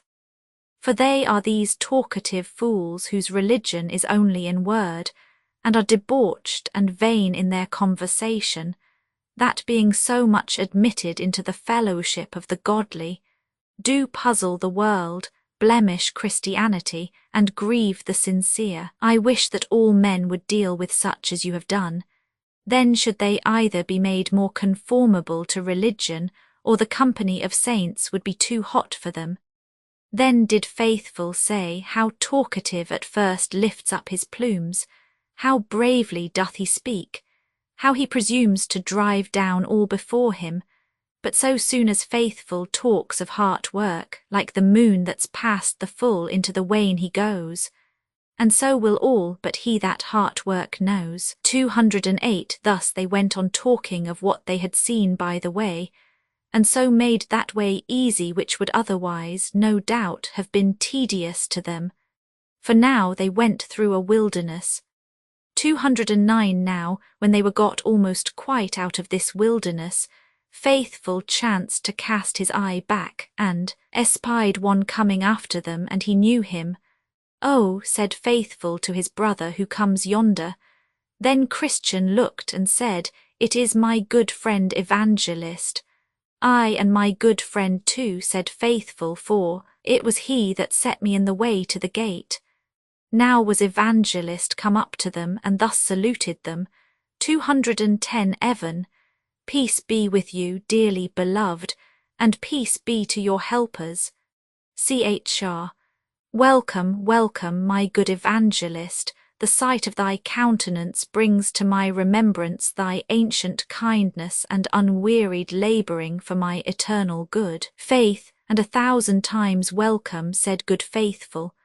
Thy company, O sweet Evangelist, how desirable it is to us poor pilgrims. Evan. Then said Evangelist, how hath it fared with you, my friends, since the time of our last parting? What have you met with, and how have you behaved yourselves? 211 Then Christian and Faithful told him of all things that had happened to them in the way, and how, and with what difficulty they had arrived at that place. 212 Evan. Right glad am I, said Evangelist, not that you have met with trials, but that you have been victors, and for that you have, notwithstanding many weaknesses, continued in the way to this very day. I say, right glad am I of this thing, and that for mine own sake and yours. I have sowed and you have reaped, and the day is coming when both he that sowed and they that reaped shall rejoice together, that is, if you hold out. For in due season ye shall reap, if ye faint not. John 4:36 Gal. 6:9 The crown is before you, and it is an incorruptible one, so run that you may obtain it. 1 Cor. 9:24-27 Some there be that set out for this crown, and after they have gone far for it, another comes in and takes it from them. Hold fast therefore that you have, let no man take your crown. Rev. 3:11 You are not yet out of the gunshot of the devil. You have not resisted unto blood, striving against sin. Let the kingdom be always before you, and believe steadfastly concerning things that are invisible. Let nothing that is on this side the other world get within you, and above all look well to your own hearts and to the lusts thereof, for they are deceitful above all things and desperately wicked. Set your faces like a flint. You have all power in heaven and earth on your side. 213 Chr. Then Christian thanked him for his exhortation, but told him withal that they would have him speak further to them for their help the rest of the way, and the rather for that they well knew that he was a prophet, and could tell them of things that might happen unto them, and also how they might resist and overcome them. To which request Faithful also consented. So Evangelist began as followeth. Evan. My sons, you have heard in the words of the truth of the gospel that you must, through many tribulations, enter into the kingdom of heaven. And again, that in every city bonds and afflictions abide in you, and therefore you cannot expect that you should go long on your pilgrimage without them, in some sort or other. You have found something of the truth of these testimonies upon you already, and more will immediately follow. For now, as you see, you are almost out of this wilderness, and therefore you will soon come into a town that you will by and by see before you, and in that town you will be hardly beset with enemies, who will strain hard but they will kill you. And be you sure that one or both of you must seal the testimony which you hold with blood. But be you faithful unto death, and the king will give you a crown of life. 214 He that shall die there, although his death will be unnatural and his pain perhaps great, he will yet have the better of his fellow, not only because he will be arrived at the celestial city soonest, but because he will escape many miseries that the other will meet with in the rest of his journey. But when you are come to the town, and shall find fulfilled what I have here related, then remember your friend, and quit yourselves like men, and commit the keeping of your souls to your God in well-doing, as unto a faithful Creator. 215 Then I saw in my dream, that when they were got out of the wilderness, they presently saw a town before them, and the name of that town is Vanity. And at the town there is a fair kept, called Vanity Fair. It is kept all the year long. It beareth the name of Vanity Fair, because the town where it is kept is lighter than vanity, and also because all that is there sold, or that cometh thither, is vanity, as is the saying of the wise, all that cometh is vanity. Eccle 1-1117, 11:8, Issa 11:17-216. This fair is no new erected business, but a thing of ancient standing. I will show you the original of it. Almost 5,000 years agone there were pilgrims walking to the celestial city, as these two honest persons are, and Beelzebub, Apollyon, and Legion with their companions, perceiving by the path that the pilgrims made, that their way to the city lay through this town of vanity, they contrived here to set up a fair wherein should be sold all sorts of vanity, and that it should last all the year long. Therefore at this fair are all such merchandise sold, as houses, lands, trades, places, honours, preferments, titles, countries, kingdoms, lusts, pleasures, and delights of all sorts, as whores, bawds, wives, husbands, children, masters, servants, lives, blood, bodies, souls, silver, gold, pearls, precious stones, and what not. And moreover at this fair there is at all times to be seen juggling cheats, games, plays, fools, apes, knaves, and rogues, and that of every kind. Here are to be seen, too, and that for nothing, thefts, murders, adulteries, false swearers, and that of a blood-red colour. 217. And as in other fairs of less moment there are the several rows and streets under their proper names, where such and such wares are vended, so here likewise you have the proper places, rows, streets, viz., countries and kingdoms, where the wares of this fair are soonest to be found. Here is the Briton row, the French row, the Italian row, the Spanish row, the German row, where several sorts of vanities are to be sold. But as in other fairs, some one commodity is as the chief of all the fair, so the ware of Rome and her merchandise is greatly promoted in this fair. Only our English nation, with some others, have taken a dislike thereat. 218. Now, as I said, the way to the celestial city lies just through this town where this lusty fair is kept, and he that will go to the city, and yet not go through this town, must needs go out of the world. 1 Cor. 5:10. The Prince of Princes himself, when here, went through this town to his own country, and that upon a fair day too. Yea, and as I think it was Beelzebub, the chief lord of this fair, that invited him to buy of his vanities. Yea, would have made him lord of the fair, would he but have done him reverence as he went through the town. Matt. 4:8. Luke 4:5-7. Yea, because he was such a person of honour, Beelzebub had him from street to street, and showed him all the kingdoms of the world in a little time, that he might, if possible, allure the blessed one to cheapen and buy some of his vanities. But he had no mind to the merchandise, and therefore left the town, without laying out so much as one farthing upon these vanities. This fair, therefore, is an ancient thing, of long standing, and a very great fair. 219. Now these pilgrims, as I said, must needs go through this fair. Well, so they did.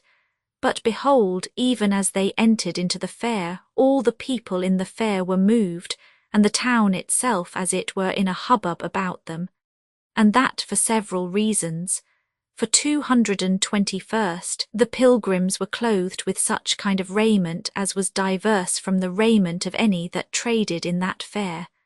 The people therefore of the fair made a great gazing upon them. Some said they were fools, some they were bedlams, and some they are outlandish men. 1 Cor. 2:7-8. 221. Secondly, and as they wondered at their apparel, so they did likewise at their speech. For few could understand what they said. They naturally spoke the language of Canaan, but they that kept the fair were the men of this world.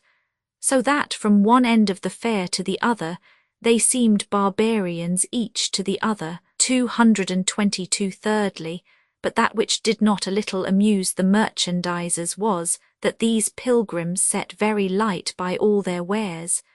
They cared not so much as to look upon them, and if they called upon them to buy, they would put their fingers in their ears and cry, "Turn away mine eyes from beholding vanity, and look upwards," signifying that their trade and traffic was in heaven. Ps. 119, 37. Phil. 3:19-20. 223. One chanced mockingly, beholding the carriage of the men, to say unto them, What will ye buy? But they, looking gravely upon him, answered, We buy the truth. Prov. 23:23. At that there was an occasion taken to despise the men the more, some mocking, some taunting, some speaking reproachfully, and some calling upon others to smite them.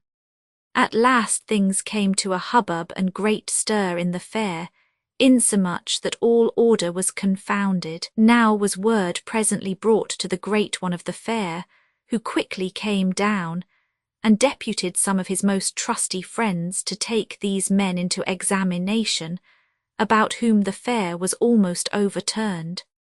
So the men were brought to examination, and they that sat upon them asked them whence they came, whither they went, and what they did there in such an unusual garb.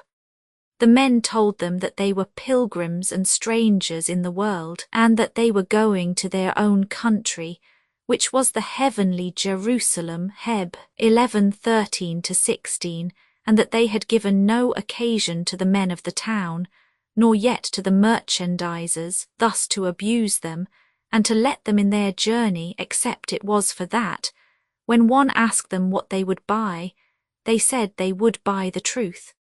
But they that were appointed to examine them did not believe them to be any other than bedlams and mad, or else such as came to put all things into a confusion in the fair. Therefore they took them and beat them, and besmeared them with dirt, and then put them into the cage, that they might be made a spectacle to all the men of the fair. Behold Vanity Fair, the pilgrims there are chained and stand beside. Even so it was our Lord passed here, and on Mount Calvary died. 224. There therefore they lay for some time, and were made the objects of any man's sport or malice or revenge, the great one of the fair laughing still at all that befell them.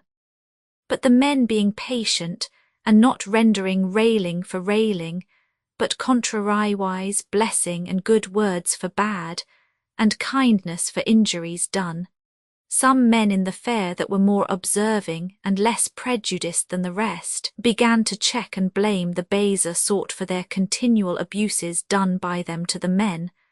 They therefore in angry manner let fly at them again, counting them as bad as the men in the cage, and telling them that they seemed confederates and should be made partakers of their misfortunes.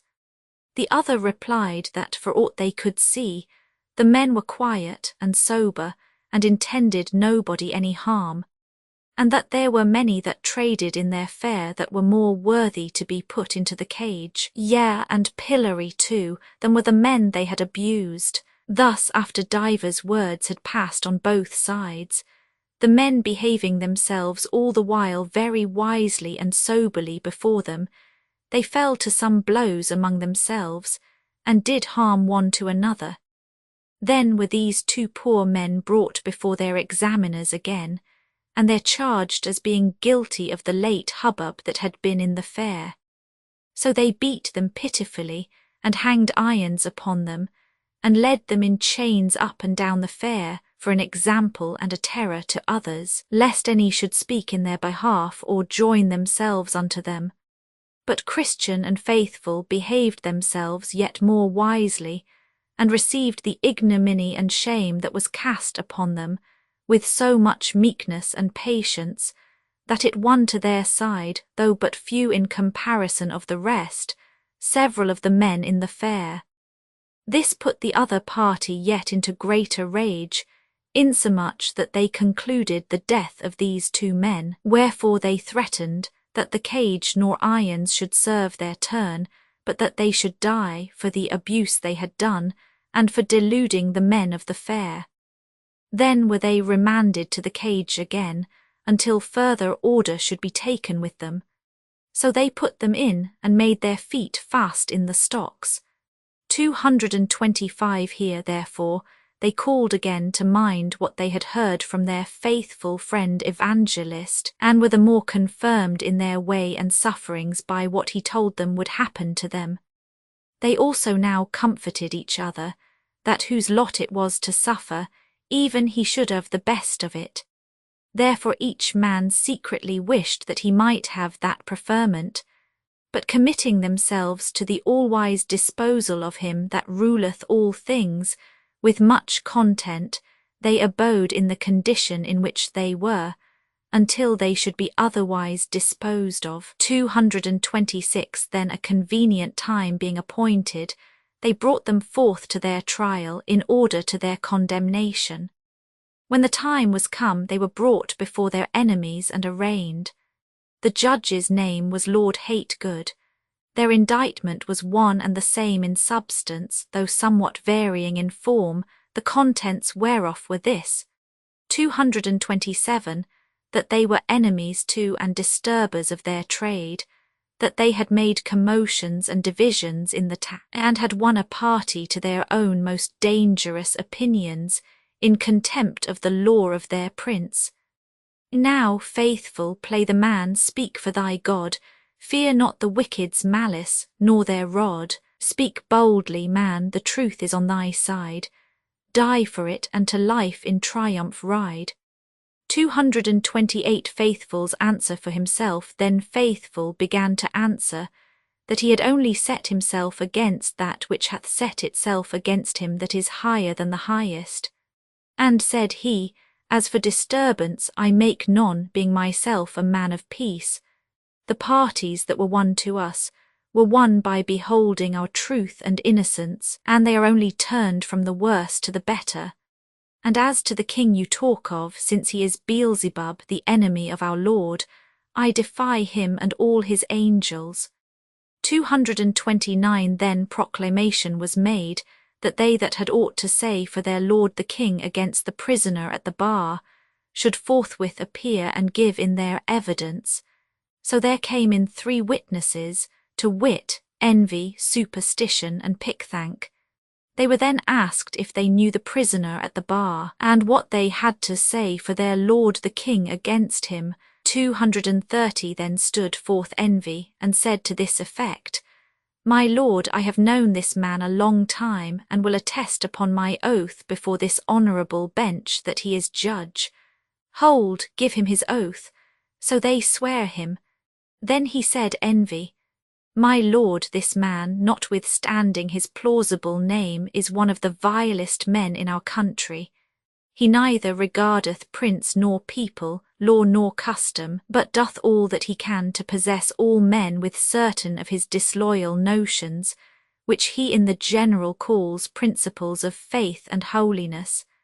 And in particular, I heard him once myself affirm that Christianity and the customs of our town of Vanity were diametrically opposite, and could not be reconciled. By which saying, my lord, he doth at once not only condemn all our laudable doings, but us in the doing of them. Judge. Then did the judge say to him, Haste thou any more to say? Envy, my lord, I could say much more, only I would not be tedious to the court. Yet if need be, when the other gentlemen have given in their evidence, rather than anything shall be wanting that will dispatch him, I will enlarge my testimony against him. So he was bid to stand by. Then they called Superstition, and bid him look upon the prisoner. They also asked what he could say for their lord the king against him. Then they swear him, so he began. 231 Super. My lord, I have no great acquaintance with this man, nor do I desire to have further knowledge of him. However, this I know, that he is a very pestilent fellow, from some discourse that the other day I had with him in this town. For then, talking with him, I heard him say that our religion was naught, and such by which a man could by no means please God. Which sayings of his, my lord, your lordship very well knows, what necessarily thence will follow, to wit, that we do still worship in vain, are yet in our sins, and finally shall be damned. And this is that which I have to say. 232 then was Pickthank sworn, and bid say what he knew in behalf of their lord the king against the prisoner at the bar. Pickthank's testimony: Pick, my lord, and you gentlemen all, this fellow I have known of a long time, and have heard him speak things that ought not to be spoke. For he hath railed on our noble Prince Beelzebub, and hath spoken contemptibly of his honourable friends, whose names are the Lord Old Man, the Lord Carnal Delight, the Lord Luxurious, the Lord Desire of Vain Glory, my old Lord Lechery, Sir Having Greedy, with all the rest of our nobility. And he hath said, moreover, that if all men were of his mind, if possible, there is not one of these noblemen should have any longer a being in this town. Besides, he hath not been afraid to rail on you, my lord, who are now appointed to be his judge, calling you an ungodly villain, with many other such like vilifying terms, with which he hath bespattered most of the gentry of our town. 233 When this Pickthank had told his tale, the judge directed his speech to the prisoner at the bar, saying, Thou runagate, heretic, and traitor, hast thou heard what these honest gentlemen have witnessed against thee? Faith, may I speak a few words in my own defence? Judge: Sirrah, sirrah, thou deservest to live no longer, but to be slain immediately upon the place. Yet that all men may see our gentleness towards thee, let us hear what thou, vile runagate, hast to say. 234 Faithful's defence of himself. Faith. 1. I say then, in answer to what Mr. Envy hath spoken, I never said aught but this, that what rule or laws or customs or people were flat against the word of God are diametrically opposite to Christianity. If I have said amiss in this, convince me of my error, and I am ready here before you to make my recantation. 235 2. As to the second, to wit, Mr. Superstition and his charge against me, I said only this, that in the worship of God there is required a divine faith, but there can be no divine faith without a divine revelation of the will of God. Therefore, whatever is thrust into the worship of God that is not agreeable to divine revelation cannot be done but by a human faith, which faith will not be profitable to eternal life. 236 3. As to what Mr. Pickthank hath said, I say, avoiding terms, as that I am said to rail and the like, that the prince of this town, with all the rabblement, his attendants by this gentleman named, are more fit for being in hell than in this town and country. And so the Lord have mercy upon me. 237 Then the judge called to the jury, who all this while stood by to hear and observe, Gentlemen of the jury, you see this man about whom so great an uproar hath been made in this town. You have also heard what these worthy gentlemen have witnessed against him. Also you have heard his reply and confession. It lieth now in your breasts to hang him or save his life. But yet I think meet to instruct you into our law. 238 There was an act made in the days of Pharaoh the Great, servant to our prince, that lest those of a contrary religion should multiply and grow too strong for him, their males should be thrown into the river. Exo. 122 There was also an act made in the days of Nebuchadnezzar the Great, another of his servants, that whosoever would not fall down and worship his golden image should be thrown into a fiery furnace. Dan. 3:6 There was also an act made in the days of Darius, that whoso for some time called upon any god but him should be cast into the lion's den. Dan. 6 Now the substance of these laws this rebel has broken, not only in thought, which is not to be borne, but also in word and deed, which must therefore needs be intolerable. 239 For that of Pharaoh his law was made upon a supposition, to prevent mischief, no crime being yet apparent. But here is a crime apparent. For the second and third you see he disputeth against our religion, and for the treason he hath confessed, he deserveth to die the death. 240 Then went the jury out, whose names were Mr. Blindman, Mr. No Good, Mr. Malice, Mr. Lovelust, Mr. Liveloose, Mr. Heady, Mr. High Mind, Mr. Enmity, Mr. Liar, Mr. Cruelty, Mr. Hate-light, and Mr. Implacable, who every one gave in his private verdict against him among themselves, and afterwards unanimously concluded to bring him in guilty before the judge. And first among themselves Mr. Blindman the foreman said, I see clearly that this man is a heretic. Then said Mr. No Good, away with such a fellow from the earth. I, said Mr. Malice, for I hate the very looks of him. Then said Mr. Lovelust, I could never endure him. Nor I, said Mr. Liveloose, for he would always be condemning my way. Hang him, said Mr. Heady. A sorry scrub, said Mr. High Mind. My heart riseth against him, said Mr. Enmity. He is a rogue, said Mr. Liar. Hanging is too good for him, said Mr. Cruelty. Let us dispatch him out of the way, said Mr. Hate-light. Then said Mr. Implacable, might I have all the world given me, I could not be reconciled to him. Therefore let us forthwith bring him in guilty of death. And so they did.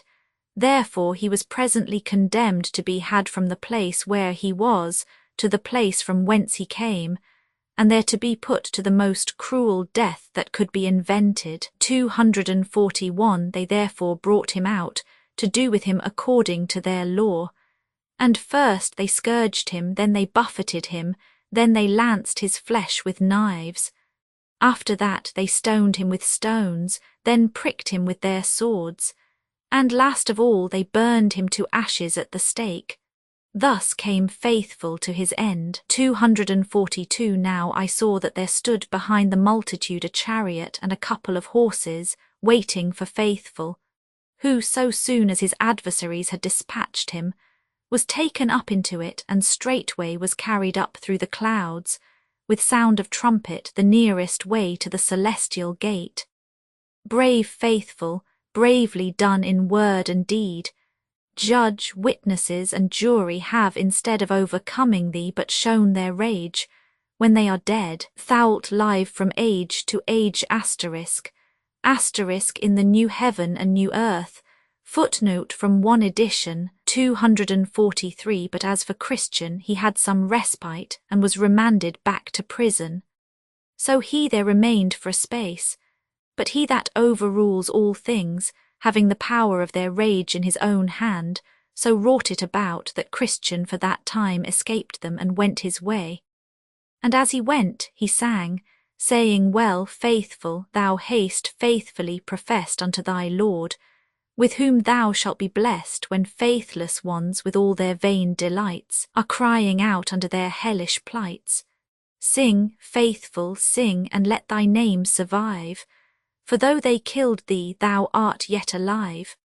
244 Now I saw in my dream that Christian went not forth alone, for there was one whose name was Hopeful, being made so by the beholding of Christian and Faithful in their words and behaviour, in their sufferings at the fair, who joined himself unto him, and entering into a brotherly covenant, told him that he would be his companion. Thus one died to bear testimony to the truth, and another rises out of his ashes, to be a companion with Christian in his pilgrimage. This Hopeful also told Christian that there were many more of the men in the fair that would take their time and follow after. 245 So I saw that quickly after they were got out of the fair, they overtook one that was going before them, whose name was By Ends. So they said to him, What countryman, sir?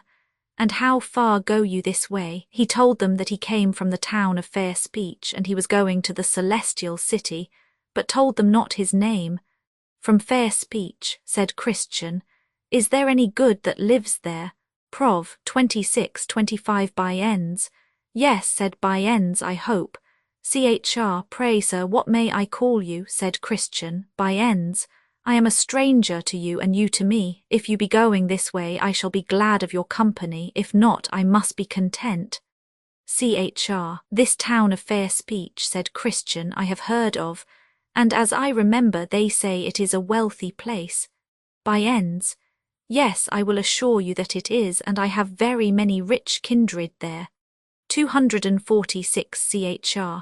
Pray, who are your kindred there, if a man may be so bold? By ends. Almost the whole town, and in particular my Lord Turnabout, my Lord Time Server, my Lord Fair Speech, from whose ancestors that town first took its name, also Mr. Smoothman, Mr. Facing Both Ways, Mr. Anything, and the parson of our parish, Mr. Two Tongues, was my mother's own brother by father's side. And to tell you the truth, I am become a gentleman of good quality, yet my great-grandfather was but a waterman, looking one way and rowing another, and I got most of my estate by the same occupation. Chr. Are you a married man? By ends. Yes, and my wife is a very virtuous woman, the daughter of a virtuous woman. She was my Lady Faining's daughter, therefore she came of a very honourable family, and is arrived to such a pitch of breeding that she knows how to carry it to all, even to prince and peasant. It is true we somewhat differ in religion from those of the stricter sort, yet but in two small points. First, we never strive against wind and tide. Secondly, we are always most zealous when religion goes in his silver slippers.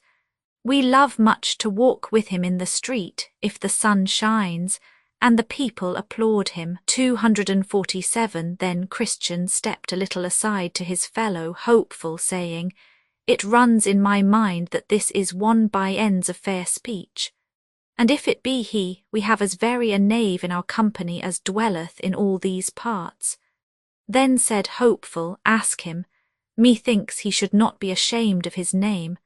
So Christian came up with him again, and said, Sir, you talk as if you knew something more than all the world doth. And if I take not my mark amiss, I deem I have half a guess of you. Is not your name Mr. By ends of fair speech? By ends. This is not my name, but indeed it is a nickname that is given me by some that cannot abide me, and I must be content to bear it as a reproach, as other good men have borne theirs before me. 247 Chr. But did you never give an occasion to men to call you by this name? By ends. Never, never. The worst that ever I did to give them an occasion to give me this name was, that I had always the luck to jump in my judgment with the present way of the times, whatever it was, and my chance was to get thereby. But if things are thus cast upon me, let me count them a blessing, but let not the malicious load me therefore with reproach. 248 Chr. I thought indeed that you were the man that I heard of, and to tell you what I think, I fear this name belongs to you more properly than you are willing we should think it doth. By ends. Well, if you will thus imagine, I cannot help it. You shall find me a fair company keeper if you will still admit me your associate. Chr. If you will go with us, you must go against wind and tide, the which, I perceive, is against your opinion. You must also own religion in his rags as well as when in his silver slippers, and stand by him too when bound in irons, as well as when he walketh the streets with applause. By ends, you must not impose nor lord it over my faith. Leave me to my liberty and let me go with you. Chr. Not a step further unless you will do in what I propound as we. Then said By ends, I shall never desert my old principles, since they are harmless and profitable. If I may not go with you, I must do as I did before you overtook me, even go by myself, until some overtake me that will be glad of my company. 249 Now I saw in my dream that Christian and hopeful forsook him, and kept their distance before him. But one of them looking back, saw 3 men following Mr. Bunyan's, and behold, as they came up with him, he made them a very low conge, and they also gave him a compliment. The men's names were Mr. Hold the World, Mr. Money Love, and Mr. Save All, men that Mr. Bunyan's had formerly been acquainted with, for in their minority they were schoolfellows, and were taught by one Mr. Gripe Man, a schoolmaster in Loughgane, which is a market town in the county of Coveting in the north. This schoolmaster taught them the art of getting, either by violence, cozenage, flattery, lying, or by putting on the guise of religion. And these 4 gentlemen had attained much of the art of their master, so that they could each of them have kept such a school themselves. 250 Well, when they had, as I said, thus saluted each other, Mr. Moneylove said to Mr. Bunyan's, Who are they upon the road before us? For Christian and Hopeful were yet within view. Bunyan's character of the Pilgrims Bunyan's. They are a couple of far countrymen that, after their mode, are going on pilgrimage. Moneylove, alas, why did they not stay that we might have had their good company? For they and we and you, sir, I hope, are all going on pilgrimage. Bunyan's. We are so indeed, but the men before us are so rigid, and love so much their own notions, and do also so lightly esteem the opinions of others, that let a man be never so godly, yet if he jumps not with them in all things, they thrust him quite out of their company.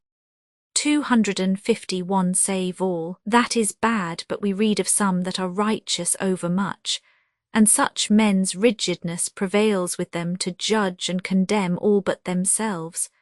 But I pray, what and how many were the things wherein you differed? Bunyan's. Why, they, after their headstrong manner, conclude that it is duty to rush on their journey all weathers, and I am for waiting for wind and tide. They are for hazarding all for God at a clap, and I am for taking all advantages to secure my life and estate. They are for holding their notions, though all other men are against them, but I am for religion in what, and so far as the times and my safety will bear it. They are for religion when in rags and contempt, but I am for him when he walks in his golden slippers in the sunshine and with applause. 252 Hold the World. Ay, and hold you there still, good Mr. Bunyan's, for my part I can count him but a fool that, having the liberty to keep what he has, shall be so unwise as to lose it. Let us be wise as serpents. It is best to make hay when the sun shines. You see how the bee lieth still all winter, and bestirs her only when she can have profit with pleasure. God sends sometimes rain and sometimes sunshine.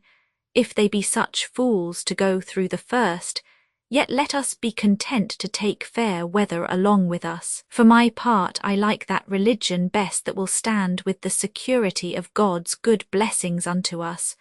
For who can imagine that is ruled by his reason, since God has bestowed upon us the good things of this life, but that he would have us keep them for his sake?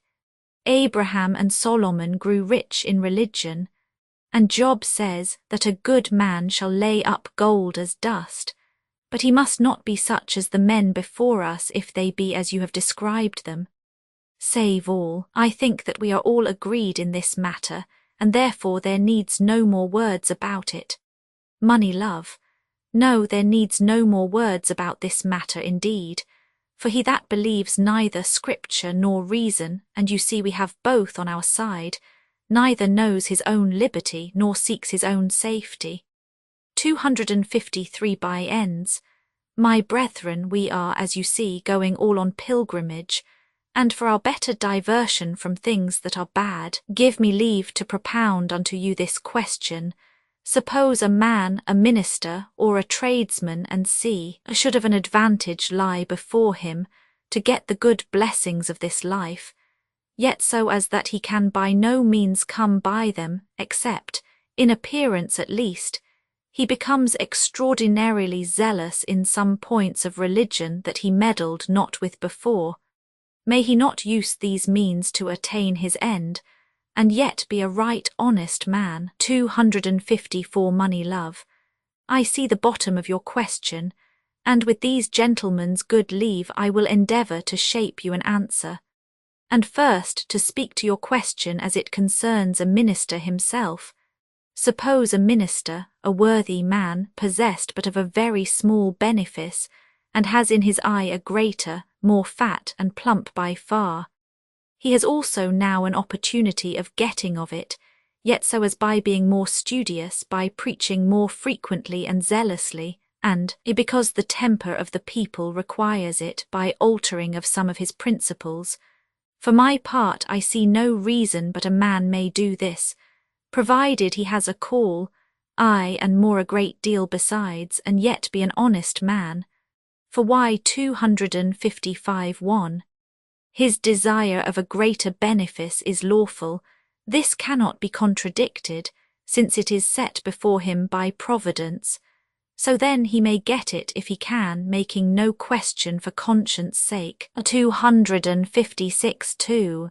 Besides, his desire after that benefice makes him more studious, a more zealous preacher, and so makes him a better man, yea, makes him better improve his parts, which is according to the mind of God. 257:3. Now, as for his complying with the temper of his people, by dissenting to serve them, some of his principles this argueth: 1. That he is of a self-denying temper, 2. Of a sweet and winning deportment, and so 3. More fit for the ministerial function. 258:4. I conclude then that a minister that changes a small for a great should not, for so doing, be judged as covetous, but rather, since he has improved in his parts and industry thereby, be counted as one that pursues his call, and the opportunity put into his hands to do good. 259. And now to the second part of the question, which concerns the tradesman you mentioned. Suppose such a one to have but a poor employ in the world, but by becoming religious he may mend his market, perhaps get a rich wife, or more and far better customers to his shop. For my part I see no reason but that this may be lawfully done. For why 1. To become religious is a virtue by what means soever a man becomes so. 2. Nor is it unlawful to get a rich wife or more custom to my shop. 3. Besides, the man that gets these by becoming religious gets that which is good of them that are good by becoming good himself. So then here is a good wife and good customers and good gain, and all these by becoming religious, which is good. Therefore to become religious to get all these is a good and profitable design. 260. This answer, thus made by this Mr. Moneylove to Mr. Byens's question, was highly applauded by them all, wherefore they concluded upon the whole that it was most wholesome and advantageous, and because, as they thought, no man was able to contradict it, and because Christian and Hopeful were yet within call, they jointly agreed to assault them with the question as soon as they overtook them, and the rather because they had opposed Mr. Byens before. So they called after them, and they stopped and stood still till they came up to them. But they concluded as they went that not Mr. Byens, but old Mr. Hold the World, should propound the question to them, because, as they supposed, their answer to him would be without the remainder of that heat that was kindled betwixt Mr. Byens and them, at their parting a little before. 260. So they came up to each other, and after a short salutation Mr. Hold the World propounded the question to Christian and his fellow, and bid them to answer it if they could. Chr. Then said Christian, even a babe in religion may answer 10,000 such questions, for if it be unlawful to follow Christ for loaves, as it is in the 6th of John, how much more abominable is it to make of him and religion a stalking horse to get and enjoy the world. Nor do we find any other than heathens, hypocrites, devils, and witches, that are of this opinion. 261:1 Heathens, for when Hamor and Shechem had a mind to the daughter and cattle of Jacob, and saw that there was no way for them to come at them, but by becoming circumcised, they say to their companions, If every male of us be circumcised, as they are circumcised, shall not their cattle and their substance and every beast of theirs be ours? Their daughter and their cattle were that which they sought to obtain, and their religion the stalking horse they made use of to come at them. Read the whole story. Gen. 34, 20-23 262:2. The hypocritical Pharisees were also of this religion. Long prayers were their pretence, but to get widows' houses was their intent, and greater damnation was from God their judgment. Luke 20, 46-47 263:3. Judas the devil was also of this religion. He was religious for the bag, that he might be possessed of what was therein, but he was lost, cast away, and the very son of perdition. 264:4 Simon the witch was of this religion too, for he would have had the Holy Ghost that he might have got money therewith, and his sentence from Peter's mouth was according. Acts 8:19-22 265:5. Neither will it out of my mind, but that man that takes up religion for the world will throw away religion for the world. For so surely as Judas resigned the world in becoming religious, so surely did he also sell religion and his master for the same. To answer the question, therefore, affirmatively, as I perceive you have done, and to accept of as authentic such answer is both heathenish, hypocritical, and devilish, and your reward will be according to your works. Then they stood staring one upon another, but had not wherewith to answer Christian. Hopeful also approved of the soundness of Christian's answer, so there was a great silence among them. Mr. Byends and his company also staggered and kept behind, that Christian and Hopeful might outgo them.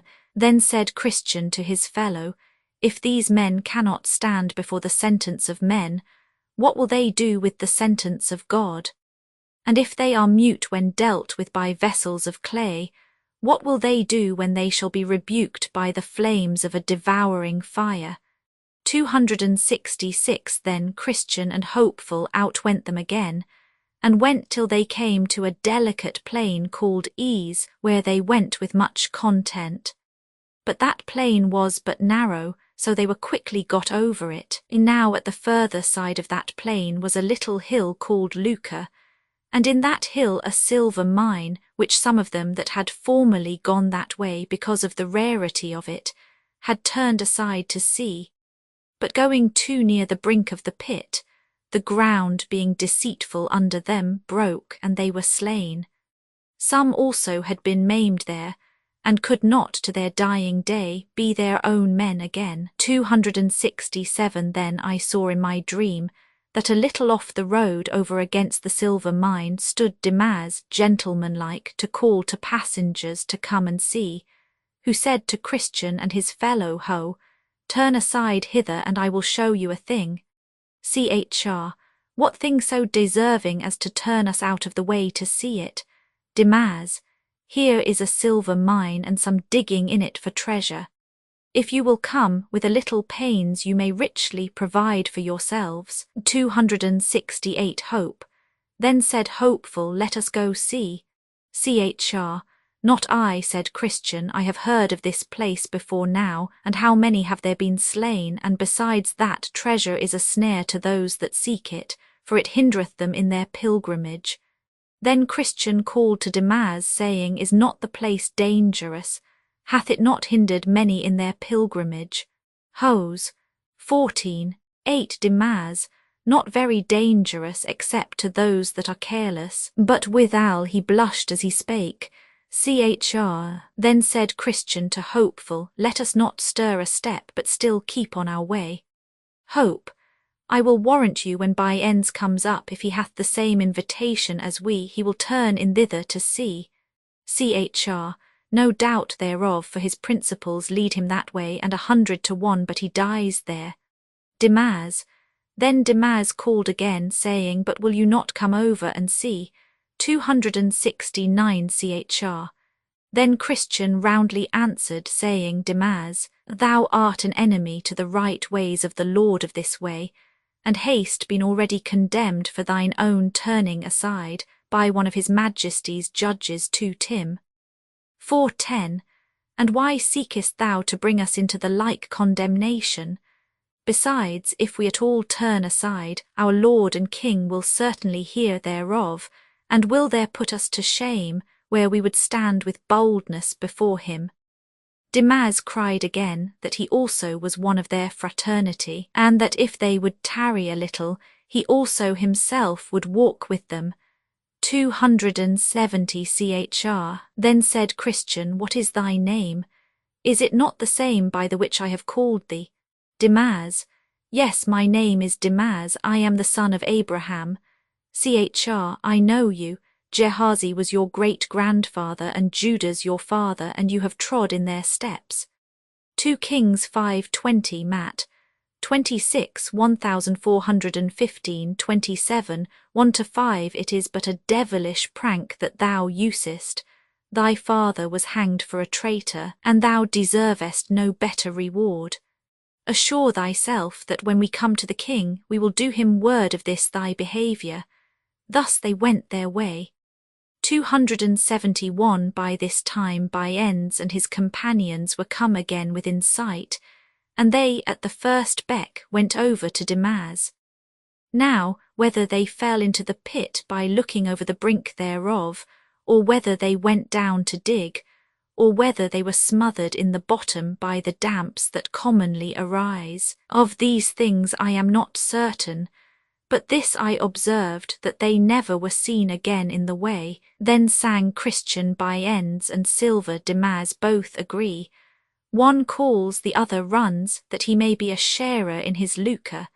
So these do take up in this world, and no further go. 272 Now I saw that, just on the other side of this plain, the pilgrims came to a place where stood an old monument, hard by the highway side, at the sight of which they were both concerned, because of the strangeness of the form thereof.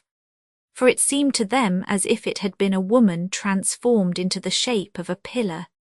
Here therefore they stood looking and looking upon it, but could not for a time tell what they should make thereof. At last Hopeful espied written above the head thereof a writing in an unusual hand. But he being no scholar, called to Christian, for he was learned, to see if he could pick out the meaning. So he came, and after a little laying of letters together, he found the same to be this: Remember Lot's wife. So he read it to his fellow, after which they both concluded that that was the pillar of salt into which Lot's wife was turned, for her looking back with a covetous heart, when she was going from Sodom for safety. Gen. 1926, which sudden and amazing sight gave them occasion of this discourse. 273 Chr. Ah, my brother, this is a seasonable sight. It came opportunely to us after the invitation which Demaz gave us to come over to view the hill Lucca. And had we gone over as he desired us, and as thou wast inclining to do, my brother, we had, for aught I know, been made ourselves like this woman, a spectacle for those that shall come after to behold. Hope, I am sorry that I was so foolish, and am made to wonder that I am not now as Lot's wife. For wherein was the difference betwixt her sin and mine? She only looked back, and I had a desire to go see. Let grace be adored, and let me be ashamed that ever such a thing should be in mine heart. 274 Chr. Let us take notice of what we see here for our help for time to come. This woman escaped one judgment, for she fell not by the destruction of Sodom, yet she was destroyed by another, as we see she is turned into a pillar of salt. Hope, true, and she may be to us both caution and example, caution that we should shun her sin, or a sign of what judgment will overtake such as shall not be prevented by this caution. So Korah, Dathan, and Abiram, with the 250 men that perished in their sin, did also become a sign or example to others to beware. Num. 26, 910. But above all I muse at one thing, to wit, how Demas and his fellows can stand so confidently yonder to look for that treasure, which this woman, but for looking behind her after, for we read not that she stepped 1 foot out of the way, was turned into a pillar of salt, especially since the judgment which overtook her did make her an example within sight of where they are. For they cannot choose but see her, did they but lift up their eyes. 275 CHR. It is a thing to be wondered at, and it argueth that their hearts are grown desperate in the case, and I cannot tell who to compare them to so fitly as to them that pick pockets in the presence of the judge, or that will cut purses under the gallows. It is said of the men of Sodom that they were sinners exceedingly, because they were sinners before the Lord, that is, in his eyesight, and notwithstanding the kindnesses that he had showed them. Gen. 13. For the land of Sodom was now like the Garden of Eden heretofore. Gen. 13:10. This therefore provoked him the more to jealousy, and made their plague as hot as the fire of the Lord out of heaven could make it. And it is most rationally to be concluded, that such, even such as these are, that shall sin in the sight, yea, and that too in despite of such examples that are set continually before them to caution them to the contrary, must be partakers of severest judgments. Hope, doubtless thou hast said the truth, but what a mercy is it that neither thou but especially I am not made myself this example. This ministereth occasion to us to thank God, to fear before him, and always to remember Lot's wife. 276. I saw then that they went on their way to a pleasant river, which David the king called the river of God, but John, the river of the water of life. Ps. 65:9. Rev. 22. Ezek. 47. Now their way lay just upon the bank of the river. Here therefore Christian and his companion walked with great delight. They drank also of the water of the river, which was pleasant and enlivening to their weary spirits. Besides, on the banks of this river on either side were green trees that bore all manner of fruit, and the leaves of the trees were good for medicine. With the fruit of these trees they were also much delighted, and the leaves they eat to prevent surfeits and other diseases that are incident to those that heat their blood by travels. On either side of the river was also a meadow, curiously beautified with lilies, and it was green all the year long. In this meadow they lay down and slept, for here they might lie down safely. When they awoke, they gathered again of the fruit of the trees, and drank again of the water of the river, and then lay down again to sleep. Ps. 23:2. Issa. 14:30. Thus they did several days and nights. Then they sang, Behold ye how these crystal streams do glide, to comfort pilgrims by the highway side. The meadows green beside their fragrant smell yield dainties for them. And he that can tell what pleasant fruit, yea, leaves these trees do yield, will soon sell all that he may buy this field. So when they were disposed to go on, for they were not as yet at their journey's end, they ate and drank and departed. 277. Now I beheld in my dream that they had not journeyed far, but the river and the way for a time parted, at which they were not a little sorry. Yet they durst not go out of the way. Now the way from the river was rough and their feet tender by reason of their travels, so the souls of the pilgrims were much discouraged because of the way. Num. 21, for wherefore still as they went on they wished for better way. Now a little before them there was on the left hand of the road a meadow and a stile to go over into it, and that meadow is called By-path meadow. Then said Christian to his fellow, if this meadow lieth along by our wayside, let us go over into it. Then he went to the stile to see, and behold, a path lay along by the way on the other side of the fence. It is according to my wish, said Christian. Here is the easiest going. Come, good hopeful, and let us go over. 278 Hope. But how if this path should lead us out of the way? Chr. That is not like, said the other. Look, doth it not go along by the wayside? So Hopeful, being persuaded by his fellow, went after him over the stile. When they were gone over and were got into the path, they found it very easy for their feet. And withal they, looking before them, espied a man walking as they did, and his name was Vain Confidence. So they called after him, and asked him whither that way led. He said, to the celestial gate. Look, said Christian, did not I tell you so? By this you may see we are right. So they followed, and he went before them. But behold, the night came on, and it grew very dark, so that they that were behind lost the sight of him that went before. 279 He therefore that went before, Vain Confidence by name, not seeing the way before him, fell into a deep pit Issa. 916, which was on purpose there made by the prince of those grounds, to catch vainglorious fools withal, and was dashed in pieces with his fall.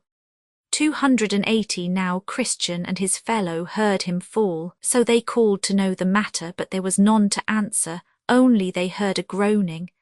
Then said Hopeful, where are we now? Then was his fellow silent, as mistrusting that he had led him out of the way, and now it began to rain and thunder and lighten in a very dreadful manner, and the water rose amain. Then Hopeful groaned in himself, saying, Oh, that I had kept on my way. 281 Chr. Who could have thought that this path should have led us out of the way? Hope, I was afraid on it at the very first, and therefore gave you that gentle caution. I would have spoken plainer, but that you are older than I. Christian's repentance for leading of his brother out of the way. Chr. Good brother, be not offended.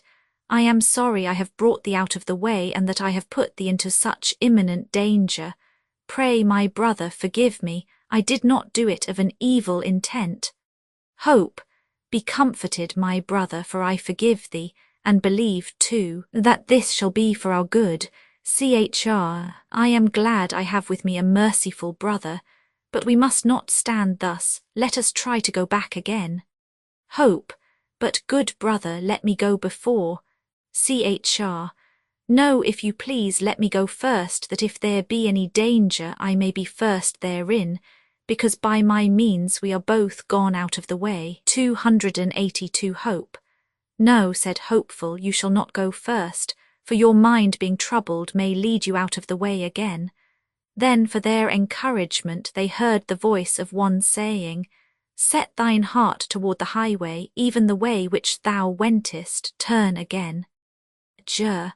31:21 But by this time the waters were greatly risen, by reason of which the way of going back was very dangerous. Then I thought that it is easier going out of the way when we are in than going in when we are out.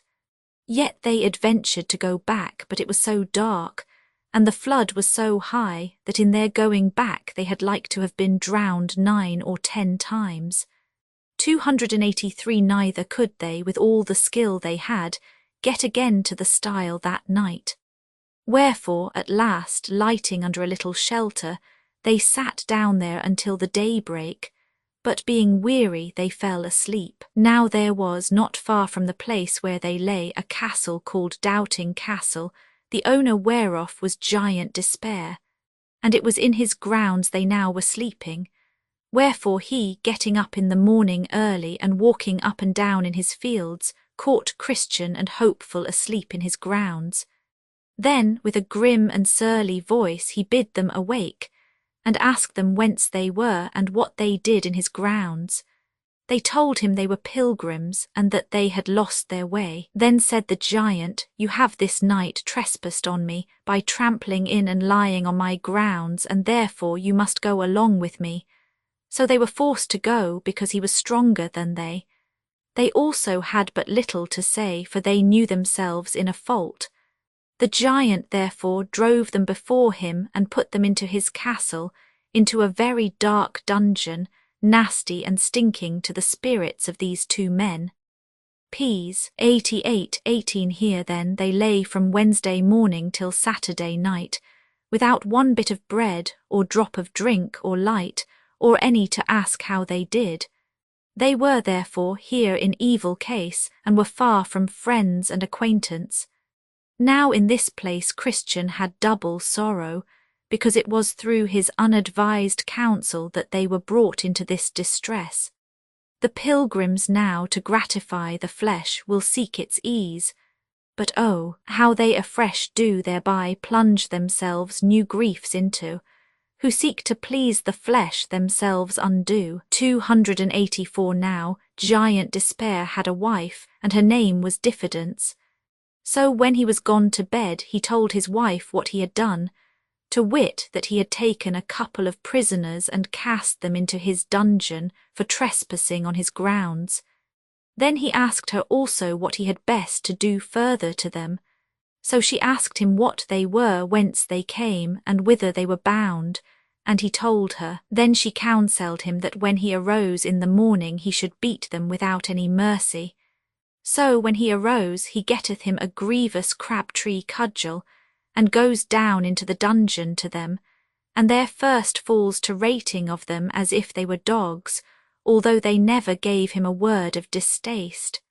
Then he falls upon them, and beats them fearfully, in such sort that they were not able to help themselves, or to turn them upon the floor. This done, he withdraws and leaves them there to condole their misery, and to mourn under their distress. So all that day they spent the time in nothing but sighs and bitter lamentations. The next night she, talking with her husband about them further, and understanding they were yet alive, did advise him to counsel them to make away themselves.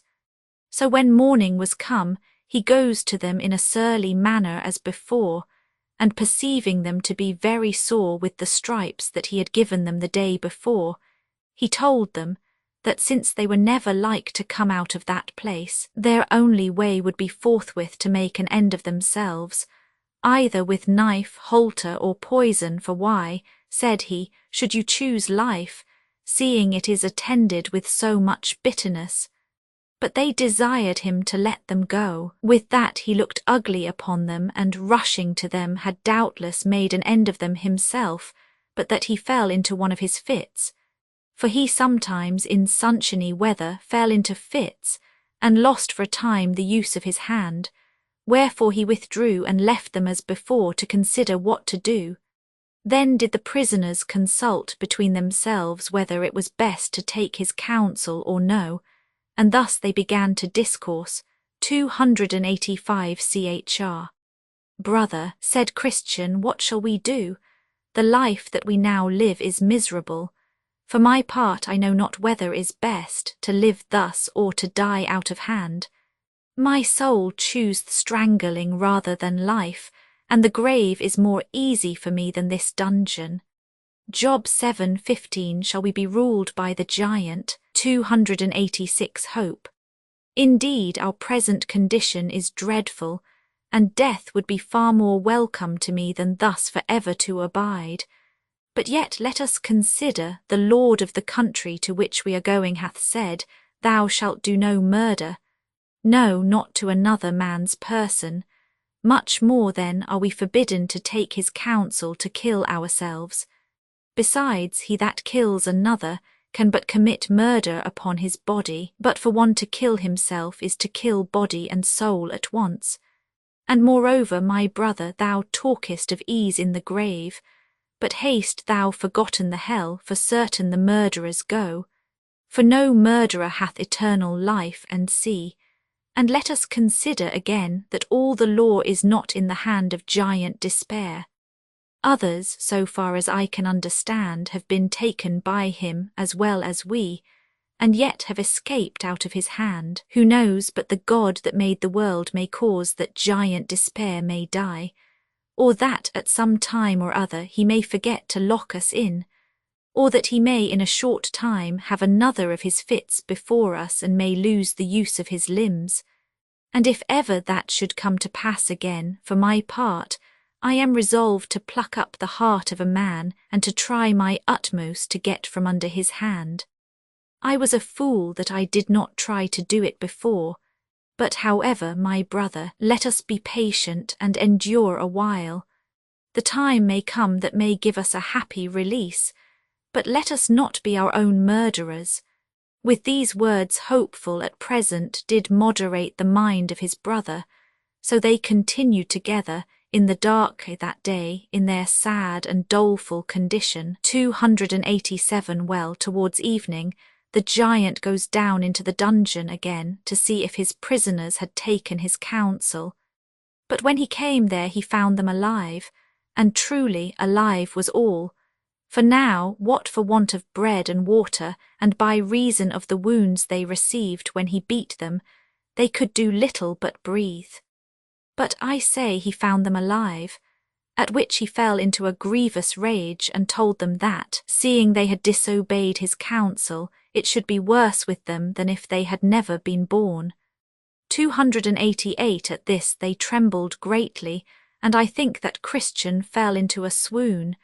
But coming a little to himself again, they renewed their discourse about the giant's counsel, and whether yet they had best to take it or no.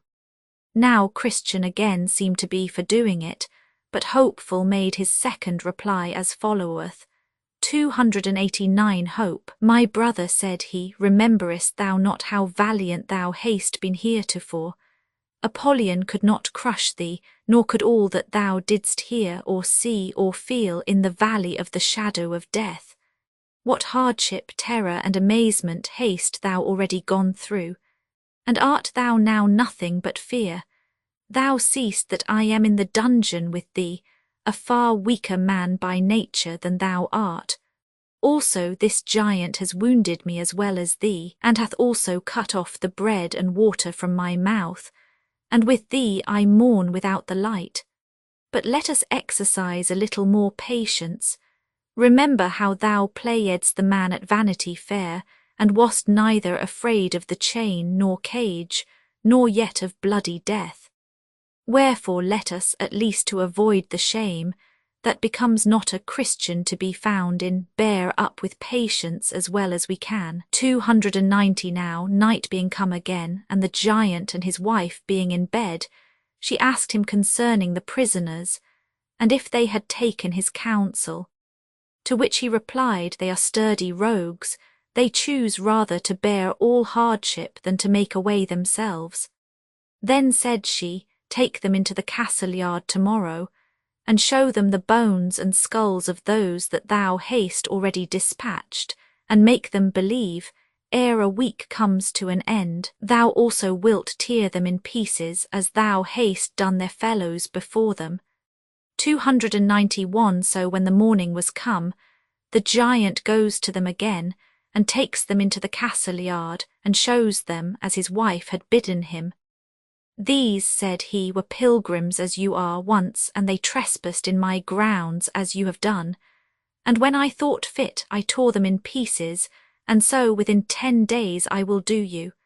Go, get you down to your den again. And with that he beat them all the way thither. They lay therefore all day on Saturday in a lamentable case as before. Now when night was come, and when Mrs. Diffidence and her husband the giant were got to bed, they began to renew their discourse of their prisoners, and withal the old giant wondered that he could neither by his blows nor his counsel bring them to an end. And with that his wife replied, I fear, said she, that they live in hope that some will come to relieve them, or that they have picklocks about them, by the means of which they hope to escape. And sayest thou so, my dear? Said the giant. I will therefore search them in the morning. 292. Well, on Saturday about midnight they began to pray, and continued in prayer till almost break of day. Now a little before it was day, good Christian, as one half amazed, brake out in passionate speech. What a fool, quoth he, am I, thus to lie in a stinking dungeon, when I may as well walk at liberty. I have a key in my bosom called Promise, that will, I am persuaded, open any lock in Doubting Castle. Then said Hopeful, that's good news. Good brother, pluck it out of thy bosom and try. A key in Christian's bosom called Promise opens any lock in Doubting Castle. Then Christian pulled it out of his bosom and began to try at the dungeon door, whose bolt, as he turned the key, gave back, and the door flew open with ease, and Christian and Hopeful both came out. Then he went to the outward door that leads into the castle yard, and with his key opened that door also. After he went to the iron gate, for that must be opened too, but that lock went damnable hard, yet the key did open it. Then they thrust open the gate to make their escape with speed, but that gate as it opened made such a creaking that it waked Giant Despair, who hastily rising to pursue his prisoners felt his limbs to fail, for his fits took him again, so that he could by no means go after them. Then they went on, and came to the king's highway again, and so were safe, because they were out of his jurisdiction. 294. Now, when they were over the stile, they began to contrive with themselves what they should do at that stile to prevent those that should come after from falling into the hands of Giant Despair. So they consented to erect there a pillar, and to engrave upon the side thereof this sentence, Over this stile is the way to Doubting Castle, which is kept by Giant Despair, who despiseth the King of the celestial country, and seeks to destroy his holy pilgrims. Many, therefore, that followed after read what was written, and escaped the danger. This done, they sang as follows, Out of the way we went, and then we found what 'twas to tread upon forbidden ground, and let them that come after have a care, lest heedlessness makes them, as we, to fare. Lest they for trespassing his prisoners are, whose castles Doubting, and whose names Despair. 295. They went then till they came to the Delectable Mountains, which mountains belong to the Lord of that hill of which we have spoken before. So they went up to the mountains, to behold the gardens and orchards, the vineyards and fountains of water, where also they drank and washed themselves, and did freely eat of the vineyards. Now there were on the tops of these mountains shepherds feeding their flocks, and they stood by the highway side. The pilgrims therefore went to them, and leaning upon their staves, as is common with weary pilgrims when they stand to talk with any by the way, they asked, Whose delectable mountains are these? And whose be the sheep that feed upon them? Mountains delectable they now ascend, where shepherds be, which to them do commend alluring things, and things that cautious are, pilgrims are steady kept by faith and fear. 296. Shep. These mountains are Emmanuel's land, and they are within sight of his city, and the sheep also are his, and he laid down his life for them. John 10:11 Chr. Is this the way to the celestial city? Shep, you are just in your way. Chr. How far is it thither? Shep, too far for any but those that shall get thither indeed. Chr. Is the way safe or dangerous? Shep, safe for those for whom it is to be safe, but the transgressors shall fall therein. Hos. 14:9 Chr. Is there in this place any relief for pilgrims that are weary and faint in the way? Shep, the Lord of these mountains hath given us a charge not to be forgetful to entertain strangers, therefore the good of the place is before you. Heb 13, 1-2, 297. I saw also in my dream that when the shepherds perceived that they were wayfaring men, they also put questions to them, to which they made answer as in other places. As whence came you? And how got you into the way? And by what means have you so persevered therein? For but few of them that begin to come hither do show their face on these mountains. But when the shepherds heard their answers, being pleased therewith, they looked very lovingly upon them and said, Welcome to the delectable mountains. 298 The shepherds, I say, whose names were Knowledge, Experience, Watchful and Sincere, took them by the hand and had them to their tents, and made them partake of that which was ready at present. They said, moreover, We would that ye should stay here a while to be acquainted with us, and yet more to solace yourselves with the good of these delectable mountains. They then told them that they were content to stay, so they went to their rest that night, because it was very late. 299 Then I saw in my dream that in the morning the shepherds called up to Christian and Hopeful to walk with them upon the mountains. So they went forth with them and walked a while, having a pleasant prospect on every side. Then said the shepherds one to another, Shall we show these pilgrims some wonders? So when they had concluded to do it, they had them first to the top of a hill called Error, which was very steep on the furthest side, and bid them look down to the bottom. So Christian and Hopeful looked down and saw at the bottom several men dashed all to pieces by a fall that they had from the top. Then said Christian, What meaneth this? The shepherds answered, Have you not heard of them that were made to err by hearkening to Hymenaeus and Philetus, as concerning the faith of the resurrection of the body? 2 Tim 2 1718 They answered, Yes. Then said the shepherds, Those that you see lie dashed in pieces at the bottom of this mountain are they, and they have continued to this day unburied, as you see, for an example to others to take heed how they clamber too high, or how they come too near the brink of this mountain.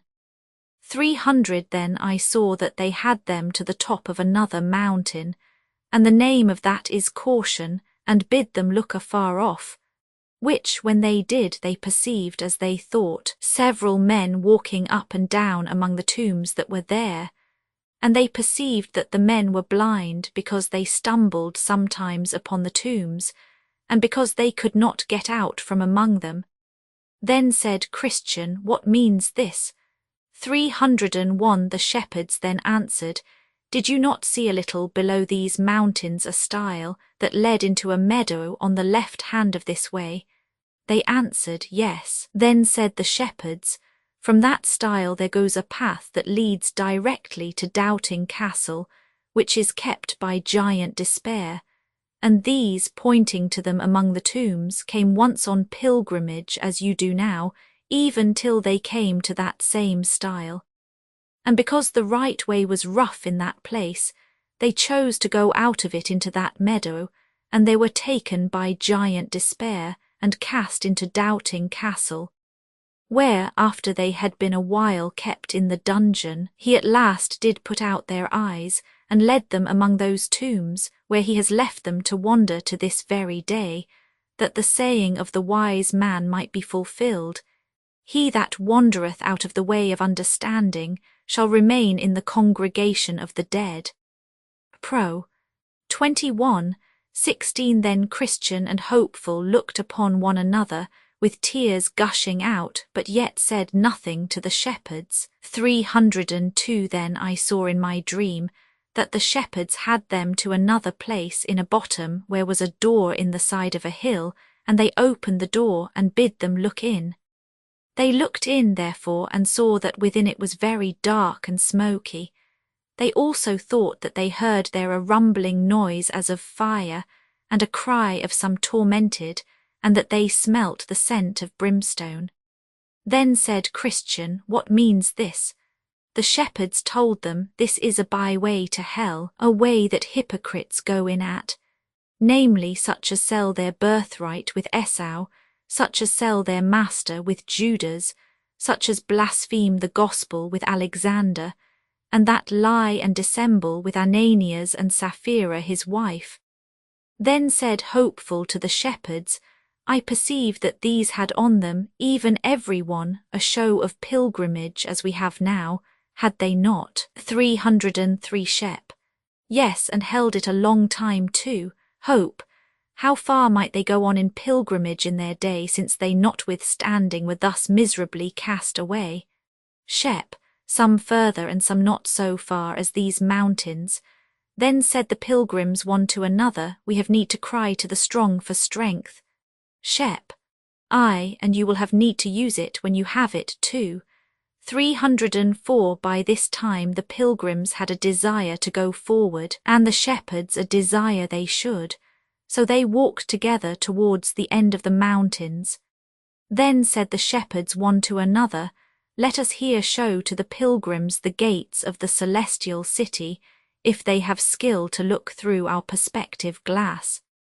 The pilgrims then lovingly accepted the motion, so they had them to the top of a high hill called Clear, and gave them their glass to look. 305 then they essayed to look, but the remembrance of that last thing that the shepherds had shown them made their hands shake, by means of which impediment they could not look steadily through the glass. Yet they thought they saw something like the gate, and also some of the glory of the place. Then they went away and sang this song thus by the shepherds, Secrets are revealed, which from all other men are kept concealed. Come to the shepherds then, if you would see things deep, things hid, and that mysterious be. 306 when they were about to depart, one of the shepherds gave them a note of the way. Another of them bid them beware of the flatterer. The third bid them take heed that they sleep not upon the enchanted ground. And the fourth bid them Godspeed. So I awoke from my dream.